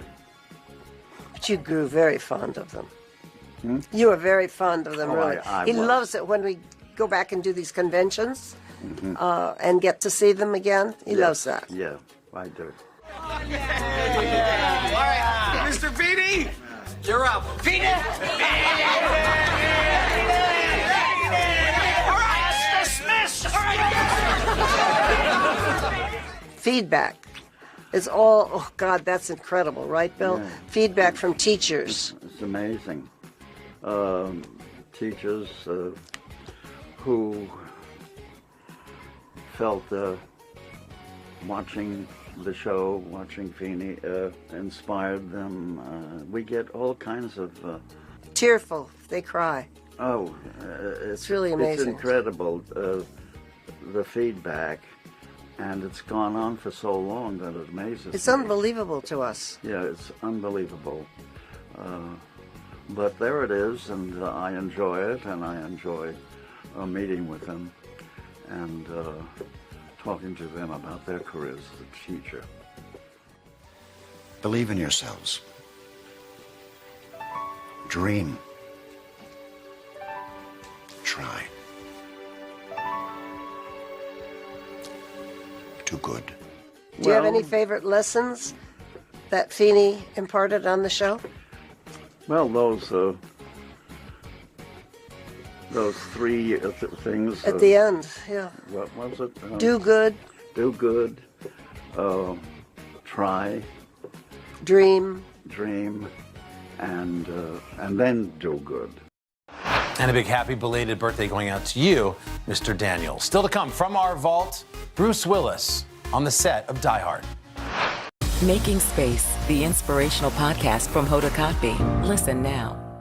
These days, it feels like the news never stops. So let's get into it. What's happening right now, what it all means for you for an hour every day. It can be hard to keep up, so let's get started together. Hallie Jackson Now, weekdays at 5 on NBC News Now.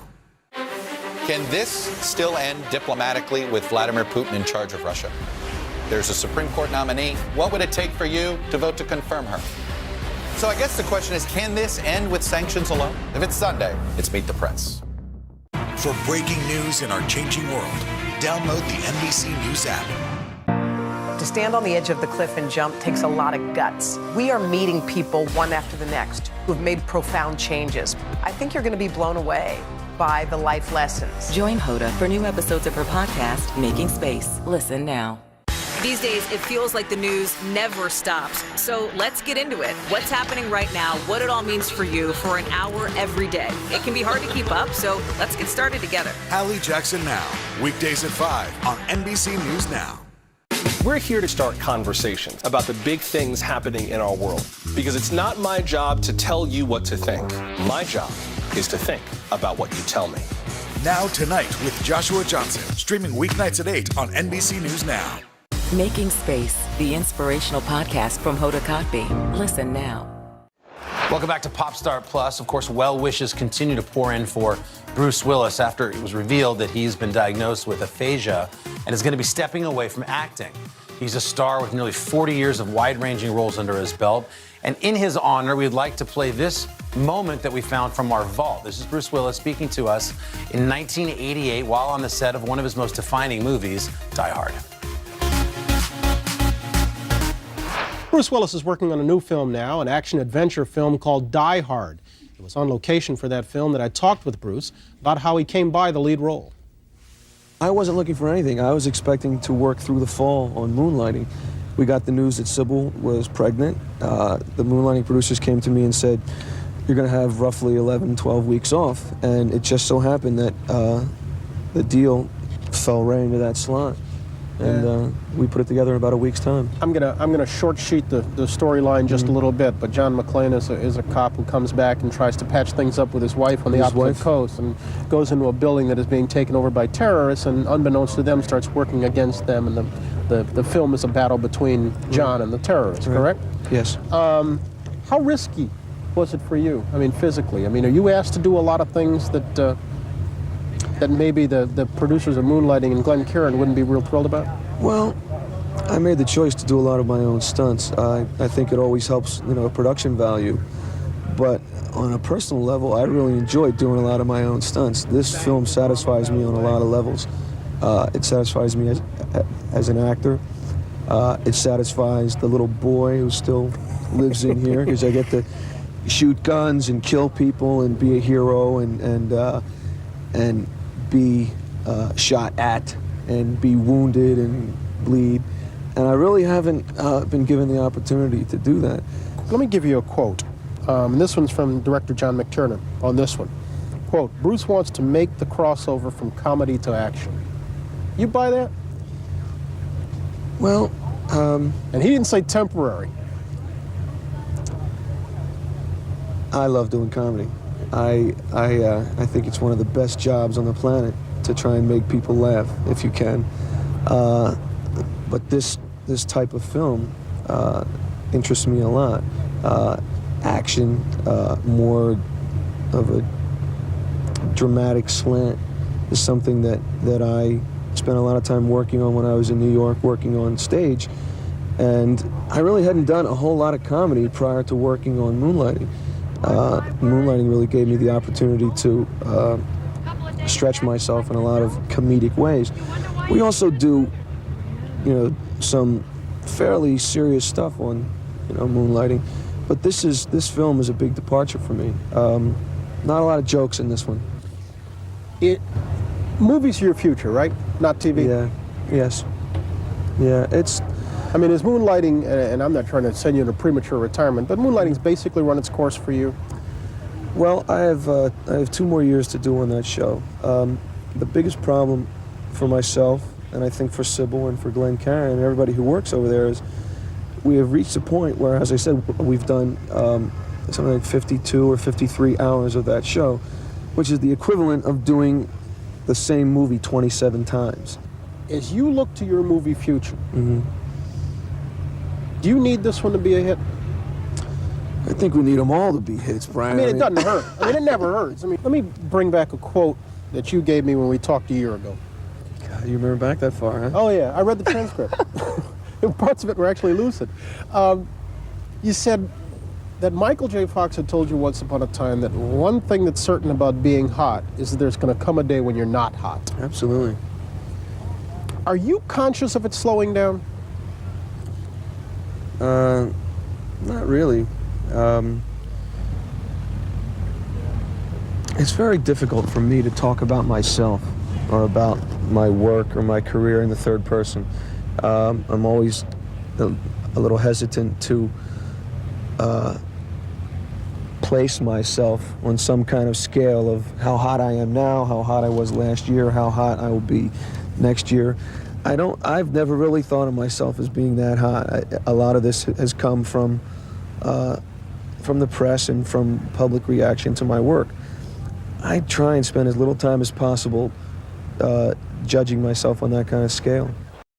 And many are thinking of Bruce Willis and his family. And of course, we're extending our well wishes his way as well. And that's going to do it for this edition of Popstar Plus. Coming up tomorrow, a fun conversation with the very funny Amber Ruffin and a whole lot more. We hope you have a great day. Thanks for watching.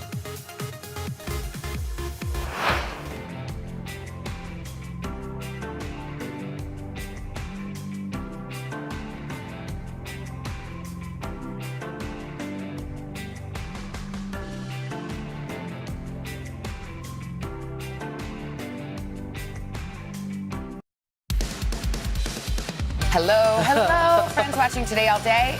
Best day of the week, Friday. It sure is. Welcome to Today in 30. It's a look back at our biggest and brightest moments from the show. Of course, everybody talking about Tiger Woods at the Masters, not only competing, but as he said, he's in contention. He's heading into round 2. We're going to hear from Tiger about that impressive start right ahead. Then we are so excited to introduce you to a dad who is running his way into the record books with help from his young quintuplets. That's 5. There's some touching inspiration behind his mission, too. We're going to really have a moment and introduce you to his family's story. It's really cool. Plus, we want you to head into the weekend in the right frame of mind, so we're going to share the importance of me time and tea time. Ooh.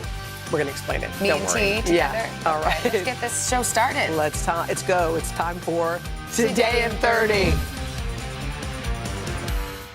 Now to Washington, where a ceremony is taking place at the White House today to mark the historic confirmation of Ketanji Brown Jackson, the first black woman confirmed to the Supreme Court. NBC's chief White House correspondent Peter Alexander joins us with more. Peter, good morning. Hey, Savannah, good morning to you. It is history at the High Court. For the first time in 233 years, white men are no longer the majority. The Supreme Court will soon include 2 black justices and 4 women, though its ideological balance will not change. And just after noon at that outdoor event here on the South Lawn, the president, vice president, and Judge Jackson are all set to speak. Ahead of today's celebration of Judge Ketanji Brown Jackson's confirmation, this joyous moment inside the White House. And this nomination is confirmed. All right. President Biden holding hands with, then hugging the judge as she secured her place as the first black woman on the Supreme Court. Congratulations. This is a big day. Inside the chamber, Democrats giving Jackson a standing ovation, while many Republicans left the room. Just 3 Senate Republicans joined all 50 Democrats voting to confirm Jackson: Mitt Romney, Lisa Murkowski, and Susan Collins. Presiding over the vote, the nation's first black woman vice president. A day like today that is so historic and so important for so many reasons, and I do believe is a very important statement about who we are as a nation. The day's only drama, a 16-minute delay with lawmakers waiting for Republican Rand Paul, who showed up late. Of 115 Supreme Court justices to date, only 5 have been women and 3 people of color. The moment earning loud applause at Harvard Law School, where Jackson got her degree. The achievement securing President Biden's legacy on the court and keeping a campaign promise. I'm looking forward to making sure there's a black woman on the Supreme Court to make sure we, in fact, get every representation. Republicans now promising political payback. And if we get in charge of the Senate in 2022, 2023, we have a majority. I can promise you nominees like this will not make it through. Jackson will bring a fresh perspective to the court, the first former federal public defender ever to join the bench. And at 51, she's 32 years younger than Justice Stephen Breyer, who she's replacing. And Judge Jackson's path from judge to justice is not complete. She will ultimately take the court a little bit later this year when the term ends and Stephen Breyer retires. And yesterday there was another powerful moment. This happened after Thursday's vote, where the Vice President Kamala Harris gave Raphael Warnock, a black senator from Georgia, a piece of stationery to write a letter to his daughter about that moment. He wrote it to his daughter Chloe, in part saying, "She is the first Supreme Court justice who looks like you, with hair like yours. You can achieve anything you set your head and heart to do. Love you, Dad." Savannah, another historic day set here at the White House. All right, Peter, thank you very much. We're here to start conversations about the big things happening in our world, because it's not my job to tell you what to think. My job is to think about what you tell me. Now Tonight with Joshua Johnson, streaming weeknights at 8 on NBC News Now. To cover the news, you have to be in it. This is how so many towns and cities are protecting themselves. You can actually see they're pushing the gates open every night. It's your news playlist. Top Story with Tom Yamas, weeknights at 7 on NBC News Now. We'll meet Ukrainians who are defending their country one block at a time. When you were still in Kiev, could you hear the bombing? My name is Lester. Hey, who's this?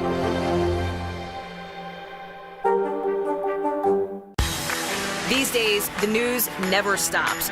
The morning's headlines change by afternoon, and by the end of the day, it's all totally different. So let's get into it. What's happening right now, what it all means for you for an hour every day. I get it. I know that it can be hard to keep up. So let's get started together and go from there. Hey, I'm Hallie Jackson, and we have a ton going on tonight. Here's the deal. Hallie Jackson Now, weekdays at 5 on NBC News Now. Sometimes the news can be difficult and overwhelming for kids to understand. Ukraine and Russia. Could you help me understand what's going on? So to help make sense of it, we've created a newscast just for them. We hope your family will watch Nightly News Kids Edition. Hey, good morning, guys. And hard to believe, Tiger only adding to his legend out here in Augusta in his first competitive golf in more than 500 days. He comes out here in the opening round of the Masters, shoots a 1 under 71, and in his own words, is right where he needs to be. Now, in just a few hours, he'll be back, definitely playing for that next green jacket.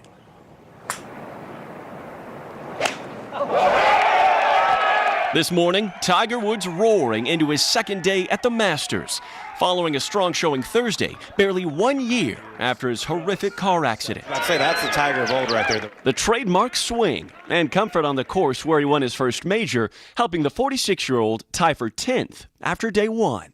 I felt good, and the whole idea was to keep pushing but keep recovering, and that's the hard part. And there is Tiger Woods. Drawing cheers from a small army of fans, the golf superstar kept his game face on as he teed off, looking frustrated as his opening shot came up short, but not for long. Do it? Yeah, he did. Giving a vintage fist pump after landing this putt, then almost making a hole-in-one. He looked like the Tiger of old, where he absolutely looked like Superman. At times, though, frustration peeked through. Woods spouting off an expletive after this shot went wide. Oh, Tiger. Even mentioning his injured right leg, surgically repaired with metal rods and pins. Come on, man. Loss of concentration a little bit there, but I fought back and for the day to end up in the red. Tiger's stride appearing strong, with just an occasional limp, as he navigated Augusta National's notoriously steep terrain. His presence here at all, a near miracle, considering last year's accident could have killed him. To see him back, did it even feel different? It felt like it was covering Tiger in the early 2000s. It felt like Tiger was still the Frank Sinatra, the Elvis of golf. As he walked to the final green Thursday, fans greeted him with a standing ovation. Tiger's won this championship 5 times, most recently in 2019 after major back surgery. Woods making it clear he's competing to win, but only after a new pre-tee-off regimen. What will the next 16, 18 hours look like for you? Lots of ice. Lots of ice last night, and according to Tiger, some heat this morning to loosen up those muscles before this second round. He'll have a little bit of a break. He doesn't tee off until 1:41 local time. could have a rough go of it, though, in the afternoon. Conditions here in Augusta expected to be awfully windy. But, of course, guys, it's nothing Tiger hasn't faced before, right? So we'll be watching. Well, we know he's not human. Okay, Morgan, thank you so much. Having a dad who's broken a few Guinness World Records has got to be pretty cool.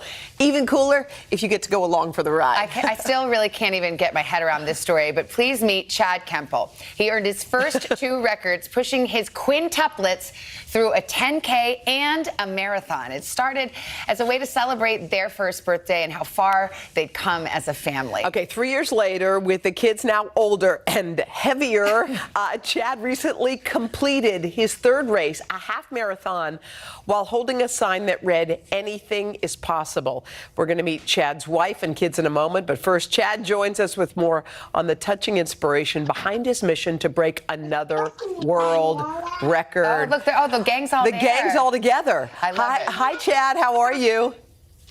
We're all doing well. Okay, you got to talk to us about this because Savannah and I are blown away. 240 pounds of toddler is a lot. We each have 2, and we can barely push them up. Just give us a little bit of a feeling of what it's like to run and push those kids. Well, I don't want to downplay, just raising kids alone with all you moms. So that's the biggest feat right there. But pushing the stroller, it's it's a lot more challenging than it was 4 years ago when I first did these. So pushing them now, like I'm getting a little bit older. Kids are getting heavier and taller, so it was pretty difficult. But I mean, I gotta tell you, I have so many logistical questions. I mean, just throwing your kids in the back of the Honda to go to like Target is a feat in our family. Yeah. Did you bring snacks? What about this? I'm thirsty. I gotta go potty. Da da da da da. Yeah. How did you manage all that for a long run like that? So it takes a lot of prep for the whole thing, even to get to the event. You're right. So it's all planned out, and like I gotta have to have backup plan after backup plan. As you can imagine, there's bribes. Everything comes out in play during the event. But basically, they love the stroller. So number one, that's the biggest help. They love the stroller and they love being outside. So that's really helpful, especially now that they're older and they know what's going on.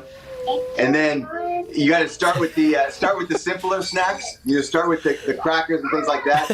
And if things start to go wrong or they start to get disinterested, then you bring out the candy and the gummy bears and ice cream after the race, all that kind of stuff. All while riding. All of it, yeah. I was going to say, and for hours and hours, you got to have something else to do besides just have snacks. I don't know how y'all are doing it.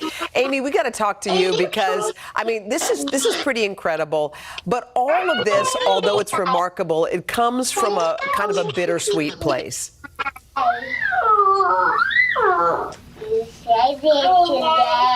I don't know if you heard the question. I couldn't quite hear it. I'm sorry. I think we were just asking about, the reason. There's a really actual, pretty deep and profound reason that Chad does this, Amy, if you want to share that. The reason that he does it? Yeah. He's been athletic since I've known him, and I know he loves running. And ever since we decided to start having a family, we always talked about wanting to have our kids grow up knowing health and knowing a healthy lifestyle and being active and all that comes along with that. And so we're just trying to set a good example for our kids, and they already are interested in running themselves. And say, we want to go. So it was it's come natural for our kids, so we're glad about that. Chad, why do you keep doing it? You already did it. Like, good for you, but you keep doing it. You said I already did it? Yeah, I said I just wondered why you continue to do it. You've done it, you accomplished it, it was amazing, but you keep going for one more bite at the apple. This is hilarious. I think that's it.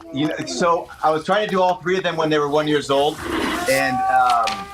and then the pandemic hit and it closed down all the races. So I wanted to get out and finish this last one. And, I was like, do I do it? Amy, of course, cheered me on.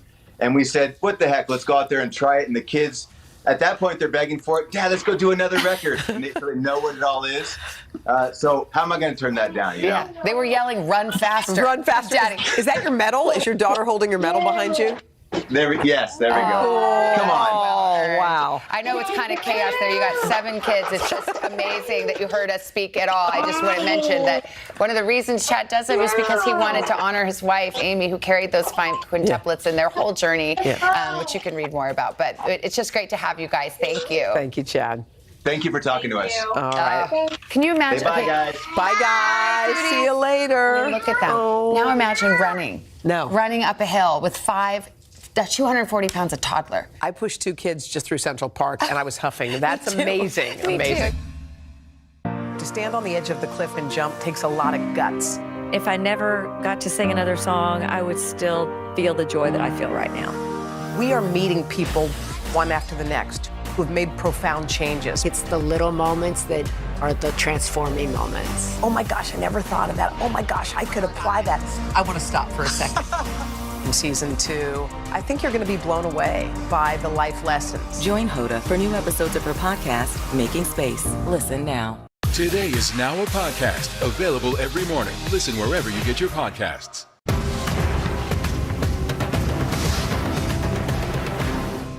For breaking news in our changing world, download the NBC News app. To stand on the edge of the cliff and jump takes a lot of guts. We are meeting people one after the next who have made profound changes. I think you're going to be blown away by the life lessons. Join Hoda for new episodes of her podcast, Making Space. Listen now. For breaking news in our changing world, download the NBC News app. Making Space, the inspirational podcast from Hoda Kotb. Listen now. These days, the news never stops. The morning's headlines change by afternoon, and by the end of the day, it's all totally different. So let's get into it. What's happening right now, what it all means for you for an hour every day. I get it. I know that it can be hard to keep up. So let's get started together and go from there. Hey, I'm Hallie Jackson, and we have a ton going on tonight. Here's the deal. Hallie Jackson Now, weekdays at 5 on NBC News Now. To stand on the edge of the cliff and jump takes a lot of guts. We are meeting people one after the next who have made profound changes. I think you're going to be blown away by the life lessons. Join Hoda for new episodes of her podcast, Making Space. Listen now. Top Story with Tom Llamas, weeknights at 7 on NBC News Now. As we head into the weekend, we wanted to take a moment to exhale. If you've been feeling stressed, overwhelmed, perhaps, our next guest can help. You're even calmer already. I know. It's Marielle Bouquet. Marielle Bouquet does it. She's a psychologist. She's also an intergenerational trauma expert, and she is here to share some positive ways to improve our mental health. My God, we're happy to see you. I'm so happy to be here with you. So let's start with this tea that we all have in our hands, and you started something. You started a tea time. Mm-hmm. Talk to us about the positive ways that it's helped your followers. Mm-hmm. Well, like during the pandemic, I think a lot of people have felt pretty isolated and like they've needed a lot more resources in the mental health arena than before. Yeah. It's broken a lot of people open to their emotions, right? Like it's made us pretty sensitive as a world. And so, the tea time came from me just wanting to directly connect with people, breaking that fourth wall and saying, hey, I've got you, I'm here. Can we talk? Have some tea. Have some tea. Yeah. Which in and of itself is so relaxing. And you say that you have tips to kind of get our minds right. And the first tip is to focus on our body perspective. Something like as simple as breathing can help. Absolutely. Breathing can be so essential. Look, see, we're already doing it. It is very relaxing. So it is, and it actually can really help you to de-stress, especially if you do it on an ongoing basis, throughout the day. But even if you just take like 5 minutes out in your day and just do some deep breathing exercises. And if you think about the entire day that we have, right? We have 1,440 minutes in a day. You can take 5 of those minutes. You can actually reset your entire day with just a breath. And it's something that we all have. If we're living, we're breathing. And if we're breathing, then we have an opportunity to reset. Now, what about mind perspective? You talk about that. From the mind, sometimes we have just a lot of thoughts flowing through our minds. Yes. You can relate, huh? Simultaneously. At all times, right? We have like 1 billion thoughts going through our minds. And so it can be really helpful to just write them down. I always say, if you write down your thoughts, write down your worries, let the paper have it, and you keep your peace. Write it down. Write it down. Absolutely. Let's talk about spiritual perspective. And again, the distinction is important here. We're not talking about necessarily religious perspective, but spiritual perspective. What are some ways that we can be spiritually connected? Well, I mean, it can be like something that you can do to just connect to yourself or connect to others. That's really what the spirit dimension of mental health is really saying, right? So you can do something like meditation. I know that meditating can be really hard for a lot of us, especially us in New Yorkers, right? You know, like people can like just feel like sitting still just feels like a lot. So a walking meditation can be a good alternative, or really just talking to somebody that feels like they have a soothing voice, right? Or like they can really hold space for you. How do you do it? I mean, how would you do walking meditation, for example? Well, you know, I like the idea of walking with someone. So actually doing a walking meditation that integrates mindfulness, and that means no phones allowed, right? You're just staying present and mindful in the moment and everything that's in front of you. Looking at the leaves that are on the trees, looking at the path that's right in front of you, and just really focusing on that and focusing on your breath and how you're breathing along the path. Yeah, in fact, I find walking, I do treadmill, but when I'm outside, I find I'm so much more relaxed and so much clearer at the end of those few miles. Yeah. And something also interesting, the sound bath that you have. What is that, and how can that improve mental health? So this is a sound bowl, which is a crystal bowl, and it actually emits actual frequencies that create micro vibrations that can actually help you to release the stress that you're having stored in your body. Oh, I'm so excited that you're intrigued. I am. I'm quite intrigued by it. Wonderful. So maybe you can do us the honors of actually banging it with the mallet. Okay. Just a gentle tap. Craig. Does it matter where, or? Doesn't matter where. Oh, wow. Oh, that's nice. Isn't that relaxing? Do you hold it while you're doing it? Or? Yeah, sometimes I hold it, or sometimes I place it right on its holder. Yeah, sure. See, it's pretty light. It is very peaceful. Yeah. My kids would break this thing in 5 minutes. You can get metal ones. You can. There are several types, and it can actually emit that vibration that I mentioned that can be relaxing to both the mind and the body. So are there different frequencies of them? There like are. Different sizes? Different frequencies, different sizes, different sounds. And sometimes the sound bathing can actually happen with a number of different bowls, and you get bathed in sound. Emmanuel Bouquet, this has been wonderful. Thank you. Come back. Thank you so much. This has just been great. Yeah, please, because we've never seen him this mellow. I know. This is fantastic. All right. A whole new Craig. Sometimes the news can be difficult and overwhelming for kids to understand. Ukraine and Russia. Could you help me understand what's going on? So to help make sense of it, we've created a newscast just for them. We hope your family will watch Nightly News Kids Edition. Can this still end diplomatically with Vladimir Putin in charge of Russia? There's a Supreme Court nominee. What would it take for you to vote to confirm her? So I guess the question is, can this end with sanctions alone? If it's Sunday, it's Meet the Press.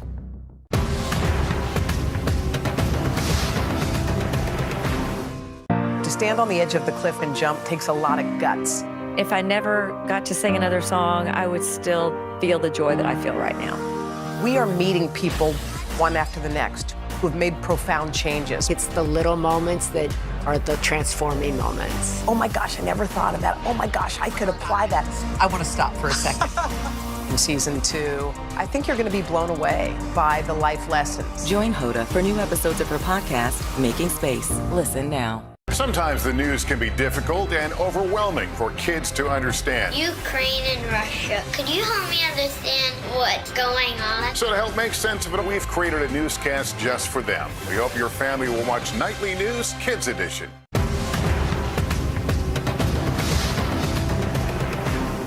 Today is now a podcast available every morning. Listen wherever you get your podcasts. Okay, if you think about all the shows we've done together over the past 3 years, we're talking about nearly 800 shows. So here's our question. What do we remember from those 800 shows? I don't even remember what I had for breakfast. So our staff thought it'd be fun and hilarious, actually, to put us to the test. Okay, you know we're going to blow this one. You know it. Anniversary, Thank you. How does it feel? Great. It doesn't feel like 3 years. What is the 3-year anniversary gift? I don't know. Cotton, maybe? Pin? Yeah. Well, you know what? It's a game today. Okay. This year, this year we can do a game. So here's how it's going to work. I'm going to throw to a clip from our show, and then after we watch it, I'm going to ask a question about it. Oh, geez. First person to buzz in gets to answer first. You have a good. I think you both will remember. But do you remember our new game rule? that Don't hit you the have buzzer to till you're listen finished. to the question. Yes. Okay. Otherwise, you get eliminated. Otherwise, you get I lost a point last docked a time. point. I Okay. remember. All right, first question. First, we'll throw the clip. Who could forget the cheer you both brought us last Halloween? yeah. Let's take a look at that. Oh, last Halloween. Mama, you want friends to be in. Do you want this rocket? Time to hear some trends. Cut! Carrie!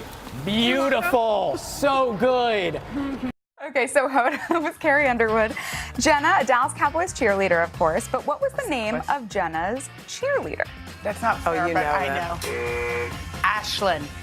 Ashlyn was correct. What is Ashlyn? Let's take a look at that iconic moment. Ashlyn, you really can't bring queso into the shot. I mean, have you ever tasted queso? It is good. You don't want some? You were so. Wasn't that spur of the moment, by the way? Spur of the moment, Yeah, the queso? the queso. No, that was not. They had that there ready to go, and I ate it for real. Yes. Okay, on February 7th, 2020, during our first week. Wait, where are we right now? 22. Yes. Okay. During our first week with a live audience in Studio 6A, we had a very special guest. Let's take a look. Yeah. Something for you guys. What? I didn't pick all of these. We know. Tomatoes and veggies. What is? You don't have to say what is. It's What not a form of a question. This is Jeopardy. What is a bunch of bounty from her garden? Yes, to be but more what- specific. But what were they? Tomatoes, veggies. They're not tomatoes. Oh, There were fruit. tomatoes. Fruits. No, I said what bunch of bounty from her garden. Bounty's too vague. Can you name one oranges. correct one? Yes, that's Thank you. correct. Avocados, oranges, lemons, and limes. Let's take a look. Limes. Oranges, but I did What do not you do. pick? I picked from She my said garden. This I was comes gonna from my pick- home. oh, These yeah. are my avocados, my lemons, my limes. I brought tequila, but I thought not to drink it so early. Yo, an Oprah avocado. Wait, to one. Why'd you give Jenna two? People. Because I said the bounty. No, from it her- should be No, Hoda. no, Hoda it's should get Hoda. one because she said No, oranges. It looks like the She said scoreboard is oranges. talked. I said what We're is? gonna wait Okay. until the scoreboard The bounty. changes, however. We'll be waiting a very long time.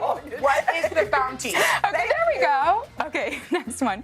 You went on many adventures together, including this trip just across the street to train with the Rockettes. All right, put it down. 5, 6, 7, 8. 1, 2, 3. Okay, so what did the woodblock spell out? No, Hoda and Jenna. I got it. Merry Christmas. No. Hoda was more correct on this one. Let's take a look. Today with Hoda and H&J love New York. 4. No? And neither one of us wins. Yeah, I don't think either of you got that. I'm sorry. Which But you two were are both not like the close. others. There's love in H&J, just so not fun. together. That Okay. By the way, that was fun. That was Thanks fun. for the memories. I like how I still have That was two. fun to watch. Okay, on our recent trip to New Orleans, you sat down at a piano with Harry Connick Jr. Let's take a look at that moment. And by the way, I got kicked out of piano class. And we're not. I used to play the clarinet, but I only did it for like 3 weeks. You Okay, know what? so I'm ready. New start. Okay, fresh slate. Okay. You're both equal pitches. Wait, I didn't even I ask didn't. She didn't gets a ask the point question. taken away. I didn't even ask the question. Okay, she has a point taken away. That was a Hey, lead. Donna, she has a point taken away like I got a point taken away last time. Okay, Donna? fine. This is so uncomfortable. You're right, Jenna. Okay, thank you. What song did Harry Connick Jr. teach you to play on the piano? Good luck. I hope you get it right. Let me know if you need a hint. No, I don't need a hint. When the Saints come marching in. Let's take a look at the tape. That's right. We're gonna play When the Saints Go Marching In. What? Yes. Okay. So this is a C. See these two black notes? Yes. 1, Well, 2, 3. That's it.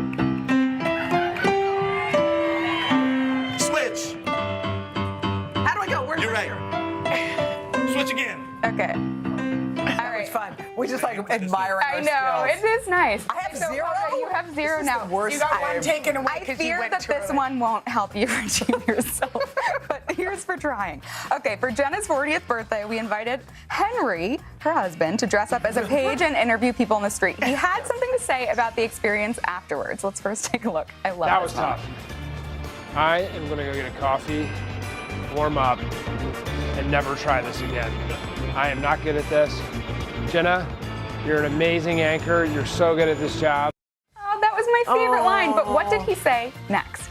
Oh, God. No, that's I know. It's very hard. specific. Do you need a hint? Yeah. No hints. Okay, you don't know? It's something that he maybe did while he was saying it at the end of this. Sweating through his outfit. What is Peter's pants? Let's take a look. I don't know how you do it. I love you. Happy birthday. I'm signing out. Mic drop. And just like he's signing out, we're signing out too. Jenna, you are the winner. Congratulations. But you know what? It's your 3rd-year anniversary to both of you. And so it's 3-0. Oh, Tiara. Thank you, Sal. Sal. Happy anniversary, ladies. You're the best. Be sure to join us next week on Today. We've got some major girl power heading our way. How's this lineup? Lizzo, what? Molly Shannon, huh? And a live concert from Camila Cabello. Oh, I love her. Until then, have a great weekend.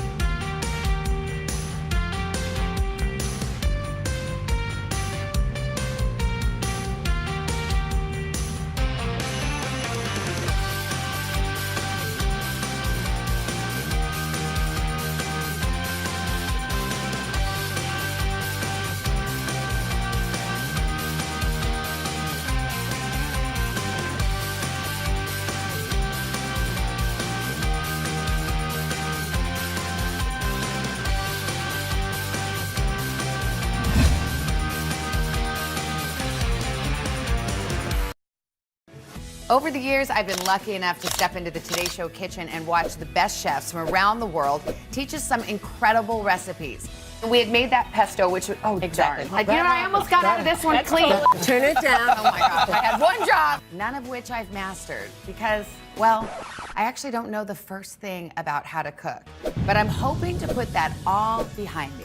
Today, cookbook author and Southern comfort food extraordinaire, hostess with the mostest, Elizabeth High School, is here to teach me the basics of how to cook. She's gonna be my guide as I attempt to make steak 2 ways. First, marinated skirt steak with roasted pepper and onions, and then a steakhouse-style filet mignon with roasted Brussels sprouts. I've been waiting a long time to use that cast iron pan. Frankly, I've been avoiding it, but no more. So let's get started.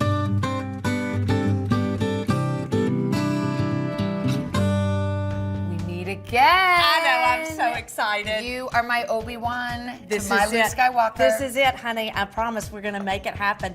And I mean, honestly, who does not love a perfectly cooked steak? I love a steak. Everybody does. And I swear, it's so much easier than you could ever imagine, okay? This is our plan.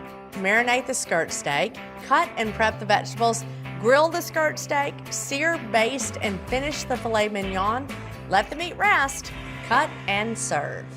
All right, so here is our marinated skirt steak. Go ahead and get this out. Do I just go to the butcher and say I want skirt steak? Exactly. They won't laugh at me. No, let's unfold him. Why do we call it skirt steak? It's just that cut of meat. It goes actually under the abdomen. That is yes, exactly it's like- where it it goes. goes like it fits you- All the right, now, waist. Okay. Yes, if you have a piece of meat that is as big as your waist, Yes. you're gonna wanna cut it, Yes. okay? So we're gonna cut this into 4 pieces so that we can manage it in our skillet. Now, okay? is this one of those against the grain things? Not right now. After we cook it, Yeah. yes, Okay. absolutely. But right now, I just need you to cut this into Cut in 4 fours. pieces. Okay, I got it. Yep, yeah, nice, long, good. Very, look at you. Oh my God, look, we get some skills. We're just gonna measure out all of our ingredients for our marinade and put them right in the bag. Cheers. I mean, seriously, it's Wednesday. Cheers. Only on days that end with Y. Those are the only days I drink. Okay, let's go. 1/4 cup packed light brown sugar. This I know how to do because of baking. Now, and remember this, yes, open this up. This is kind of interesting. So we put a little piece of bread in here. Why? Well, because it's gonna keep the brown sugar from getting hard. This is very soft brown I'm sugar. telling you, that's because of the bread. Roll it in there. Let's Okay. do our soy. 2 tablespoons soy sauce. 1 tablespoon. 1 tablespoon balsamic of vinegar. balsamic. Very good. 1 can chipotle in adobo Well, sauce. first, it's tomatoes, onion, garlic is Oh. making the sauce. It's earthy, it's smoky, and it's gonna add another depth of flavor to this marinade. So let's chop this up. Okay. We wanna chop Are we it gonna chop up all the? No, all of them in no, that would set us all on fire. And so we want it to be You're good. Okay. Yep. And then once you kind of get through, It's real then you juicy. can always go back over it. Yeah, like I would just, my instinct would be to kind of like do this thing. Very nice. Yes, look, that, see, did you just see that? Instinct. Instinct. You're getting it. You're getting it. So because it's a little bit of a tougher piece of meat, that's why we're gonna marinate this. Now listen, you can do this for 8 hours. We would love 24 hours. You mean marinating? Exactly. So, I mean, if you ran home and, even if you only had an hour, that's gonna be good. First, Something we is wanna better pull all of this air out of this. I'm sorry. That's one of my favorite parts. I don't know You why do, I love doing that. I love you. Skirt steak, I love you. And so then what we'll do is massage it. Do you feel like this is I do. fully I think coated? you've done an absolutely And I put it in the beautiful fridge. job with that. And then, yes, that is going to go into the fridge to marinate. And so we'll just put it back here. All right. So now we finished our marinade and we're going to start our roasted vegetables. Okay. And I have got something that is going to change your life when it comes to this. Tell me. So it has all the vegetables that you might want to roast and then the different times. And you don't have to have a recipe. This is going to be so freeing for you, honestly. So we're going to start with our Brussels sprouts. I'm going to show you and then you're going to finish. So we're going to cut the end off of it and then we're going to cut it in half and it's going to go into our bowl. Okay? What about frozen? Sorry. Brussels sprouts? Yeah. Well, what happens That's how we is- did in the 70s in my mom's kitchen. and that is why we didn't like them. Oh, I hated them. They were disgusting. When I was a little kid, to put one bite of a Brussels sprout Oh, in my there mouth was- was oh, as God, it was hell close on to earth. torture as you could Hell on imagine. earth. If you roast them though, it's a whole new world. And then here we are again. You got those done. Those All are right, beautiful. set 'em over here. And that's what we're gonna pair with that filet mignon. And now we're gonna move on to our peppers. And so what I like to do is cut it in half. Go ahead and cut it straight Just in like half. Being very careful to see where you're beautiful. And then I just pull this right out. And then we're gonna make nice long slices. You want to keep it even. That's one of the main secrets about roasting vegetables is that they all need to cook and get finished at the same time. What about these white bits? Like So I used to cut those out And sometimes. you can. I want to show you something. So if you will hold your knife here, it's going to give you a lot more security, and I think you're going to be more comfortable with it. I like your grip. The grip is better. It's so much better because you have more control. And when you have more control of your knife, you're more comfortable. All right, so now we're going to get to our onions. Oh, onions. How are we doing it though? Dice? Now, we're going to do just like a rainbow, so just a half moon. So we're going to cut it in half. Okay. Both ends off, and then keep going. So what we're gonna do, we're gonna roast all of our vegetables on separate pans because again, Well, that sounds like they're a pain. Well, it is, but it's really gonna make that much of a difference. When you're only using a few ingredients and salt and pepper, the technique is so important in making this successful. Okay. I would've just thrown them all in the same pan, I know you 'cause would who have, cares? and some of them would have burned, and some of them would have been raw, and then you would have been frustrated and said, I don't know how to roast vegetables. Yeah. Okay, so it's technique. Yeah. You're getting very good with your knife, and I'm proud of you. Well, thank you. I'm working on it, but I do have to be reminded about where to hold it, to grip it. It's like a bat when you choke up on the bat. Or your tennis racket. You know Yeah, this. I do. If you held your tennis racket with your finger hanging out like that, you wouldn't be worth a damn. Okay. I'm still not worth a damn. Just FYI, but point taken. Point taken. So now I want you to generously olive oil these. There we go. Beautifully coated. Good. And that's going to help to ensure that this is going to caramelize. We want it to get that beautiful brown color. Now I can't stop. See, I know, it's kind of fun, Yeah. isn't it? Now we're going to salt it generously. We're going to pepper it generously. Now, do I need to like sprinkle, then toss, or just Sprinkle. throw it all in there? Sprinkle. Too much? That's a it. lot. That's going to be done. Okay, that's all you need, and then we'll toss it. It kind of helps if you want to, go ahead and go in the circle so you're not just dumping it in the middle. okay. That will kind of help it just a little bit. I would say less pepper than salt, no? 'Cause And it's a that's the pepper kind great of news. It's yours. Okay. So do whatever you want. This recipe is not the boss of you. Yeah. You are the boss of it, That's okay? right. Take that recipe. I'm not going to take it anymore from you. Now, and also at home, listen, if you don't want to pull out 3 different sheet pans. I don't own 3 different sheet Well, pans. that's the deal. Okay, I get that. You can always separate it. Okay. So you could do Brussels sprouts here, onions here. So let's Okay. throw the onions on one. Okay. Uh-huh. Okay, does not just share. Okay. It says don't crowd the pan. Correct. We do not want to These crowd Brussels it. want to keep their social distance. Let's flip these little guys over because the more surface area that's on the bottom of this pan, the more beautiful they're going to be. All right, and now we have one more. Spread that And why out. are we doing 3 pans again? Because they're all going to cook at different times. Oh, okay. Okay, and if we otherwise, the Brussels sprouts are going to be raw, these are going to be overdone, and the onions are going to be burnt, and we cannot have that. No. And so now we'll go in the oven with these. Why don't we put peppers and onions on top, and then we will do our sprouts on the bottom.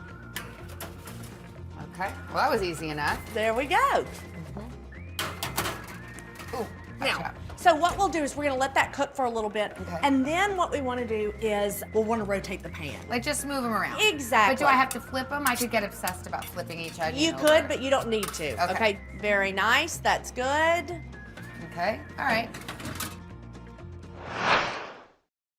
For breaking news in our changing world, download the NBC News app. These days, the news never stops. The morning's headlines change by afternoon, and by the end of the day, it's all totally different. So let's get into it. What's happening right now, what it all means for you for an hour every day. I get it. I know that it can be hard to keep up. So let's get started together and go from there. Hey, I'm Hallie Jackson, and we have a ton going on tonight. Here's the deal. Hallie Jackson Now, weekdays at 5 on NBC News Now. What happened here is a story of loss and salvation. There were residents who hung on for dear life. This is where you took shelter, in this closet. I took shelter right in this closet right here. Rioters banged down one of the doors. Have you found a way to reconcile it a year later? It really hurt to see this place that I love so much treated with such disrespect. Was it an act of cleaning or an act of healing?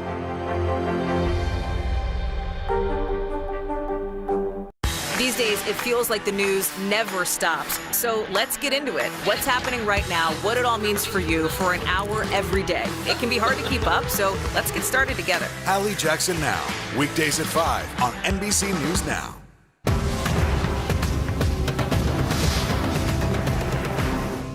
For breaking news in our changing world, download the NBC News app. All right, so now our vegetables are roasting in the oven. You just gave them a nice toss, so we're gonna leave those alone for a minute, and we are gonna get ready to cook that beautiful skirt steak. Okay. All right, so we'll go ahead and grab that. It's 24 hours it's been marinating. So now what we're gonna do is pull it out. We're gonna put it on this paper towel. What will happen when we get ready to cook this? Our pan is going to be as hot as the hinges of hell. Do you understand me? Okay. And if this marinade is still on here. Like that was drippy. No, you're good. Okay. We're gonna pat it. I mean, we're about to get serious with this. Okay. Because it will end up just steaming it and almost boiling it. Oh. And that's not what we want. We want that beautiful caramelized crust. So we are really gonna get all the moisture out of it. Okay. So we are gonna press on this. We're soaking it up. Now let's come over here. I want you to. Just a question. Is this pan hot? Hot as the hinges of hell, honey. It is hot. Do not touch it. Brush it with the canola oil, and that will help it not stick. When we did that marinade, you have to remember that we added a little bit of sugar. We've also got balsamic that has sugar in it. It's going to smoke a little bit, okay? Smoking now. Yes, because it's hot. So let's turn our vent on, which is that little button right over there, and that's gonna pull the smoke up. Okay. That vent's over there. How's that gonna help? It will. Okay. All right, let's put that down. Doesn't matter which side? No. Just put it down. Very good. So, but this little bit of smoke, it's gonna be so worth it, I promise. Let me get the grandma timer, grandma timer. Grandma alert. And so literally it's just gonna take 3 minutes on both sides. Why do we use a cast iron pan? Why couldn't I just use a skillet? Oh, honey, because cast iron holds the heat. It cooks so evenly. It really is just the absolute best way when you're getting ready to cook a steak. Now, is it hot? It's hot as the hinges of hell. Just kidding. Oh my gosh, it's You're sticky. okay. It's broken. No, I it's burned not. it. No, the reason that it's sticky is we had a little bit of sugar in the marinade. But look at that. It's beautiful. Okay, I gotta tell you, I would have said that's burnt. No, it's caramelized. That is absolutely gorgeous. Oh my God, I need the jaws of life Calm to get down, this thing deep up. breath, deep breath. You're good. There you are. Oh boy. Oh Look boy. at those beautiful marks. I mean, You're it looks killing pretty. It smells good, but see, this is where I would have felt like I did it wrong. Absolutely not. That's what you want. That's that wonderful, crisp, caramelized. Oh, let's get on there. That's the heaven. I mean, come on. You got it. You got it. There you go. The stubborn one. Okay, 3 minutes, said Grandma. Beautiful. 3 minutes on the other side? Beautiful, beautiful. Yes. I think we're right there. We're about there. Just pull it off. Good. Look Excellent, at that. excellent, It doesn't matter excellent. what size. Look at how beautiful that is. I must say it is. Let's put it over there and let it rest. Okay. Rest for 10 minutes. Be careful, that pan's hot. I know. The pan is hot. Wait, I'm sorry. Is the pan hot? Let me turn this off. Now it's not hot. For breaking news in our changing world, download the NBC News app. To cover the news, you have to be in it. This is how so many towns and cities are protecting themselves. You can actually see they're pushing the gates open every night. It's your news playlist. Top Story with Tom Llamas, weeknights at 7 on NBC News Now. Sometimes the news can be difficult and overwhelming for kids to understand. Ukraine and Russia. Could you help me understand what's going on? So to help make sense of it, we've created a newscast just for them. We hope your family will watch Nightly News Kids Edition. To stand on the edge of the cliff and jump takes a lot of guts. If I never got to sing another song, I would still feel the joy that I feel right now. We are meeting people one after the next who've made profound changes. It's the little moments that are the transforming moments. Oh my gosh, I never thought of that. Oh my gosh, I could apply that. I want to stop for a second.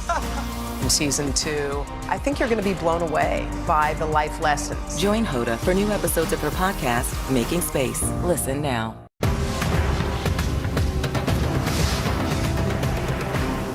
Today is now a podcast available every morning. Listen wherever you get your podcasts.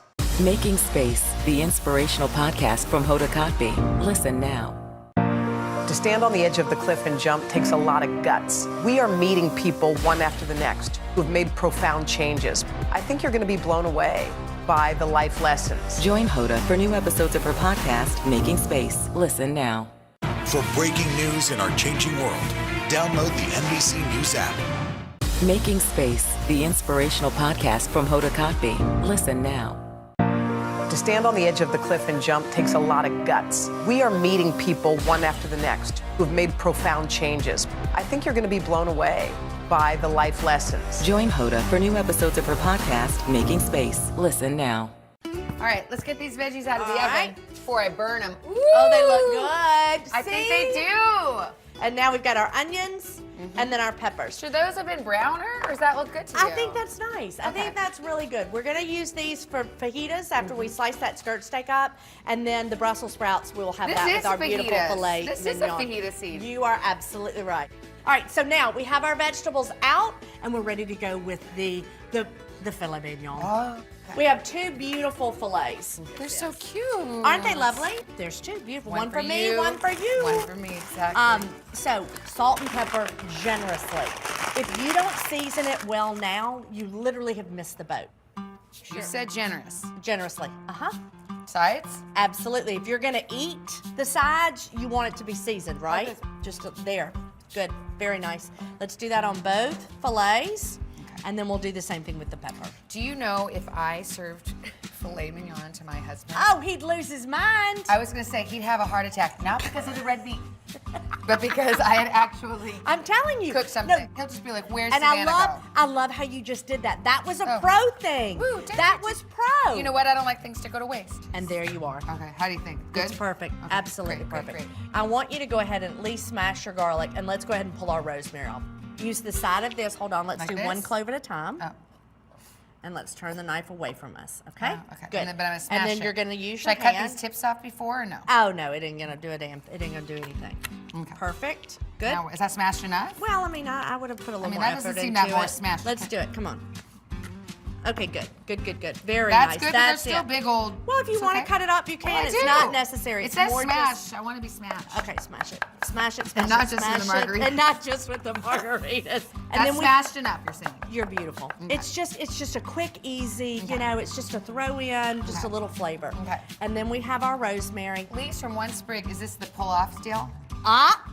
You Is taught me that it? before. Is it? I think it is. Okay. So we'll start at the top, and then you're going to start at pull the top. back. Good. And now you can do it. And doesn't that make it so much easier? And then just pick off the little ones on the end. I enjoy brushing oil.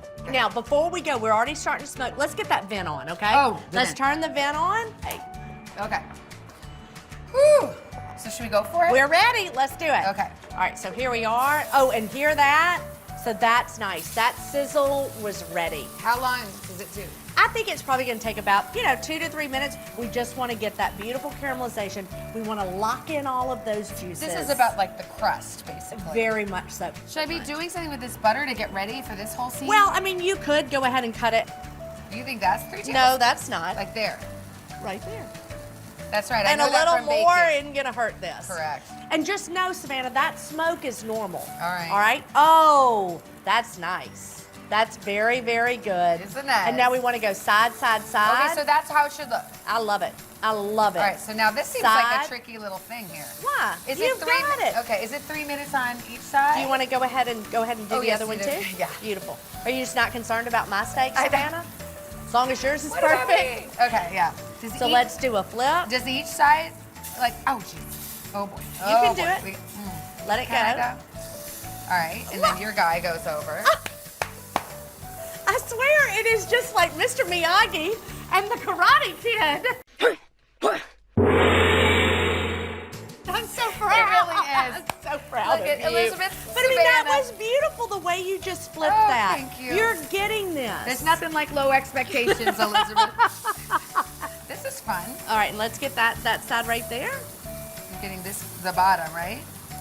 We're still doing sides, and Yeah, then we're gonna sides. Okay. And I still have this too. One more little side there. Very This one nice. doesn't have another side, interestingly. Okay, so then we have the bottom. Like some people. But wait, now should we do the other? This is still a rare side. And Should so I do now that? we'll put that one down. Get And on while down. that one's working, then we're gonna do our little pan sauce. Okay. So we'll add our butter. And I'm just throwing it in there. Yeah, throw that in. Fun. And then you can kind of hold the pan with the towel, okay? Be very careful. And now let's add our garlic and our Now rosemary. look how it looks like it's burning. It's sorry. not. It's just, Okay. it's not. Just It's- throw this all in? Throw it in. Just sprinkle it around. Very good. And then we have this spoon, and we're gonna just baste it. Be real careful of that. So what's basting? That Just pan. spooning it on? Just fill up a nice big spoon and pour it over. Oh, look at you. Talk to me. Okay, that's it. Come Keep on. going. Is it already like the leaves and the bits are there? Uh-huh. Now is it Very bad that I nice. just moved it? It's perfectly fine. Okay. Look at that. I mean, that looks like, that's it. Come to mama. That is that's it. I'd eat That's it right what now you're just looking like for. that. Keep basting? Uh-huh. And now we're getting ready. One more baste. When we put our thermometer in, you want to be really careful that we go right into the middle of this steak, okay? If you go all the way to the bottom, it's going to give us a false read. It'll be too hot. Oh. So just stick it in. Let's go all the way to the middle. Right now, we're at 74 degrees on this Okay. thermometer. I want to go like in the middle. Uh-huh. Are you in the middle? I feel like I am. Okay, good. So this is going to be a team effort. Look at how it's coming up. I'm going to hold this. You're going to put one hand here and one pan there. Yeah. And then we're going to take it to the oven. Oh, but we didn't check the other one. Do you want me to take this out? No, it's fine. They're same size. They're going to Okay. cook just about Do you the want me to take same. this out now? No, it's going to go into the oven with the thermometer. It's an oven read. Isn't can that go fancy? into the oven? Well, this is going to stay out. That's going to stay in. Wow. And we're okay. going to do this together. How we- Now the which rack? oven's hot. Go on in. So if you were at home by yourself, Yeah. yay! You would wait and you would put your thermometer in now, and then you would shut it. And look at it here. Look at there. Wow! Isn't that fun? And then we could even turn on an oven light if we want to look at it in here. So we want to get up to about, 127. Okay. Because once it comes out, the temperature's going to raise a few more degrees. Okay. 130 is going to be a perfect medium rare. Okay.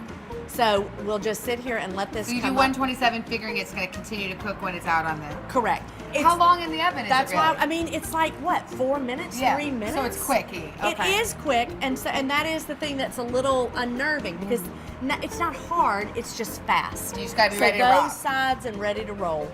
I mean, seriously, would your husband not die? And you can do this at home. You'd be dead. I'd have to step over his dead body.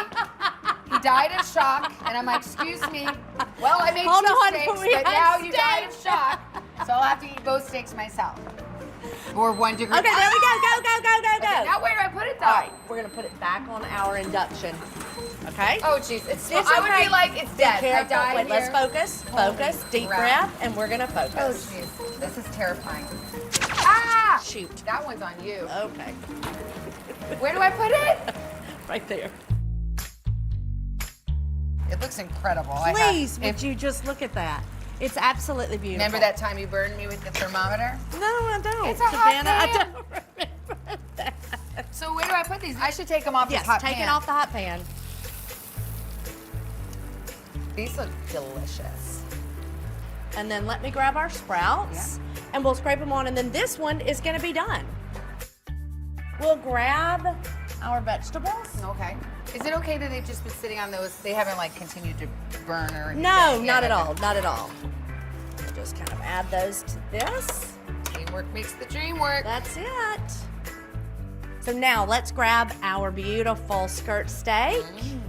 It's been resting, so now all of those juices have reabsorbed into the fibers. Let's move this here. We can still use those Should I tongs. serve it, or should no, I put we're it on gonna the cut cutting? it. We're Oh, gonna okay. thinly slice it. And this, without a doubt, is probably one of the most important things. We are gonna cut this across the grain. So do you see these long fibers that are going this way? Yeah, I guess. All right, so if we were to cut it with those. Yeah, I would have followed the then, line. I mean, if we did this, it is going to be so tough in your mouth, you're not gonna be able to chew it. Really? So then we will cut this way. And you wanna kind of do it on the bias. So just a little bit of a angle, okay? Okay. All right, now I know you can do this. Very nice, Yoda. very nice. There is no try, there is only do, says But look, Yoda. and there you are. I do. I mean, figured that out. Like, this is you just have- wonderful. Like, isn't that funny that like someone figured out at some point That we need to go across the Yeah. grain. And now you know what they're talking so this about. is this, and now I'll go like this. Perfect, Right? across the grain. And that is gonna make sure that every single bite is so tender and so delicious and so flavorful, you're not even gonna believe it. It's taking all of my self-control not to just start eating this. Always remember though, Savannah, that since you're the chef, you get to have the chef special. What's that? You know, which is just like one little piece, like before it goes. Well, you gotta make sure it's amazing, Taste you know? test? Okay, let me finish this and I'm gonna do Oh, it is, I'm sorry, I'm making you do all the work and I'm just sitting over here enjoying Oh, I myself. love it. Oh, Is it really good? It's absolutely I delicious. hate these last little bits. That's where it's like the risk of blood is high. Okay, I'm gonna take a little chef's special. But because we did that marinade, the caramelization, you know, it's got that little bit of crunch, that beautiful Real nice. depth of flavor, that little bit of sweetness. So let's add it to our tray Okay. here. Tongs? What? Yeah, let's do Okay. tongs. Tongs are gonna be perfect. Best steak I ever made. Only steak I ever made, but. Is still. it really? You should be very, very proud of yourself. Is this it? Is it dinner This served? is it, honey. I mean, we can go ahead and take this over to the table. Okay, yay. And I'll grab these beautiful steaks. Making Space, the inspirational podcast from Hoda Kotb. Listen now. For breaking news in our changing world, download the NBC News app. These days, it feels like the news never stops. So let's get into it. What's happening right now, what it all means for you for an hour every day. It can be hard to keep up, so let's get started together. Hallie Jackson Now, weekdays at 5 on NBC News Now.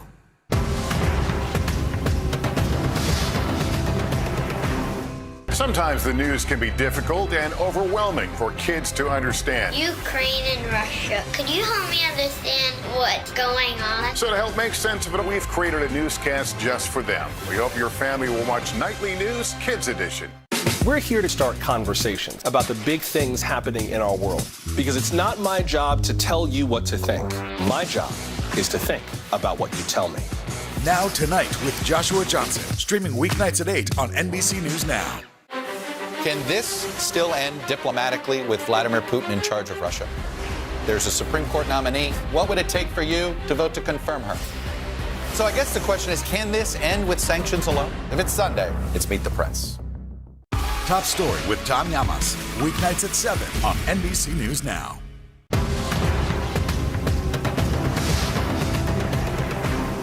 Today is now a podcast available every morning. Listen wherever you get your podcasts.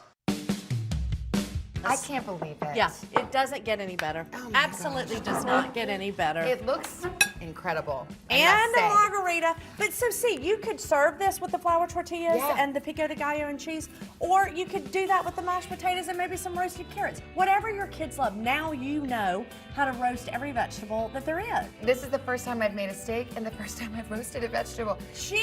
Not my first margarita. No. Let's do this. We're good at this. This is so fun. Okay, so what do we do? Let's do a little bit Okay. of this. Come to mama.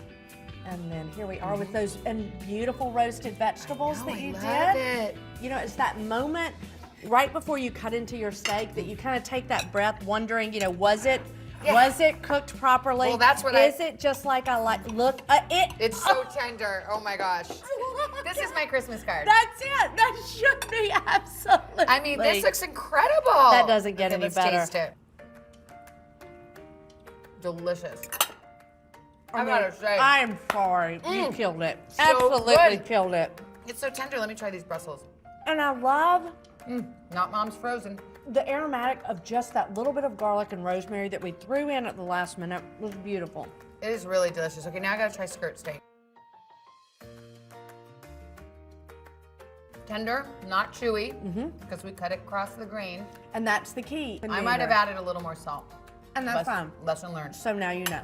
We've opened up so many possibilities to you because you saw two ways to make a steak, one with a marinade, one without, and then we know exactly how to roast vegetables. So you've got everything from roasting an onion and peppers if you wanted to make fajitas, all the way to beautiful Brussels sprouts or butternut squash. I mean, it's unbelievable what you can do now. I know, it's so are you saying that like other cuts of steak I could prepare in the same way? Absolutely. So it doesn't matter whether it's a ribeye or if you are doing a filet like we did today, it's the same method. It just depends on the cut of the meat. You're either gonna marinate it and have to be very careful with the way you cook it, or you're gonna go sear it on all sides and go in the oven to finish. So you've done it. Now I can make anything. You really can. Any sort of protein and vegetable. I just have one final question. What is that? Is the pan hot? Honey, that pan is hotter than the hinges of hell. How about the streak? It's cold as ice. Cheers. Cheers. Thank you.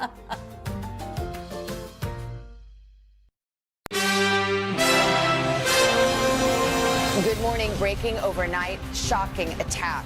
Rockets strike a train station packed with Ukrainian refugees trying to evacuate. At least 30 people killed, more than 100 wounded. This morning, President Zelensky saying the atrocities in his country are much worse than even he imagined. Live reports from the front lines and Moscow. History made.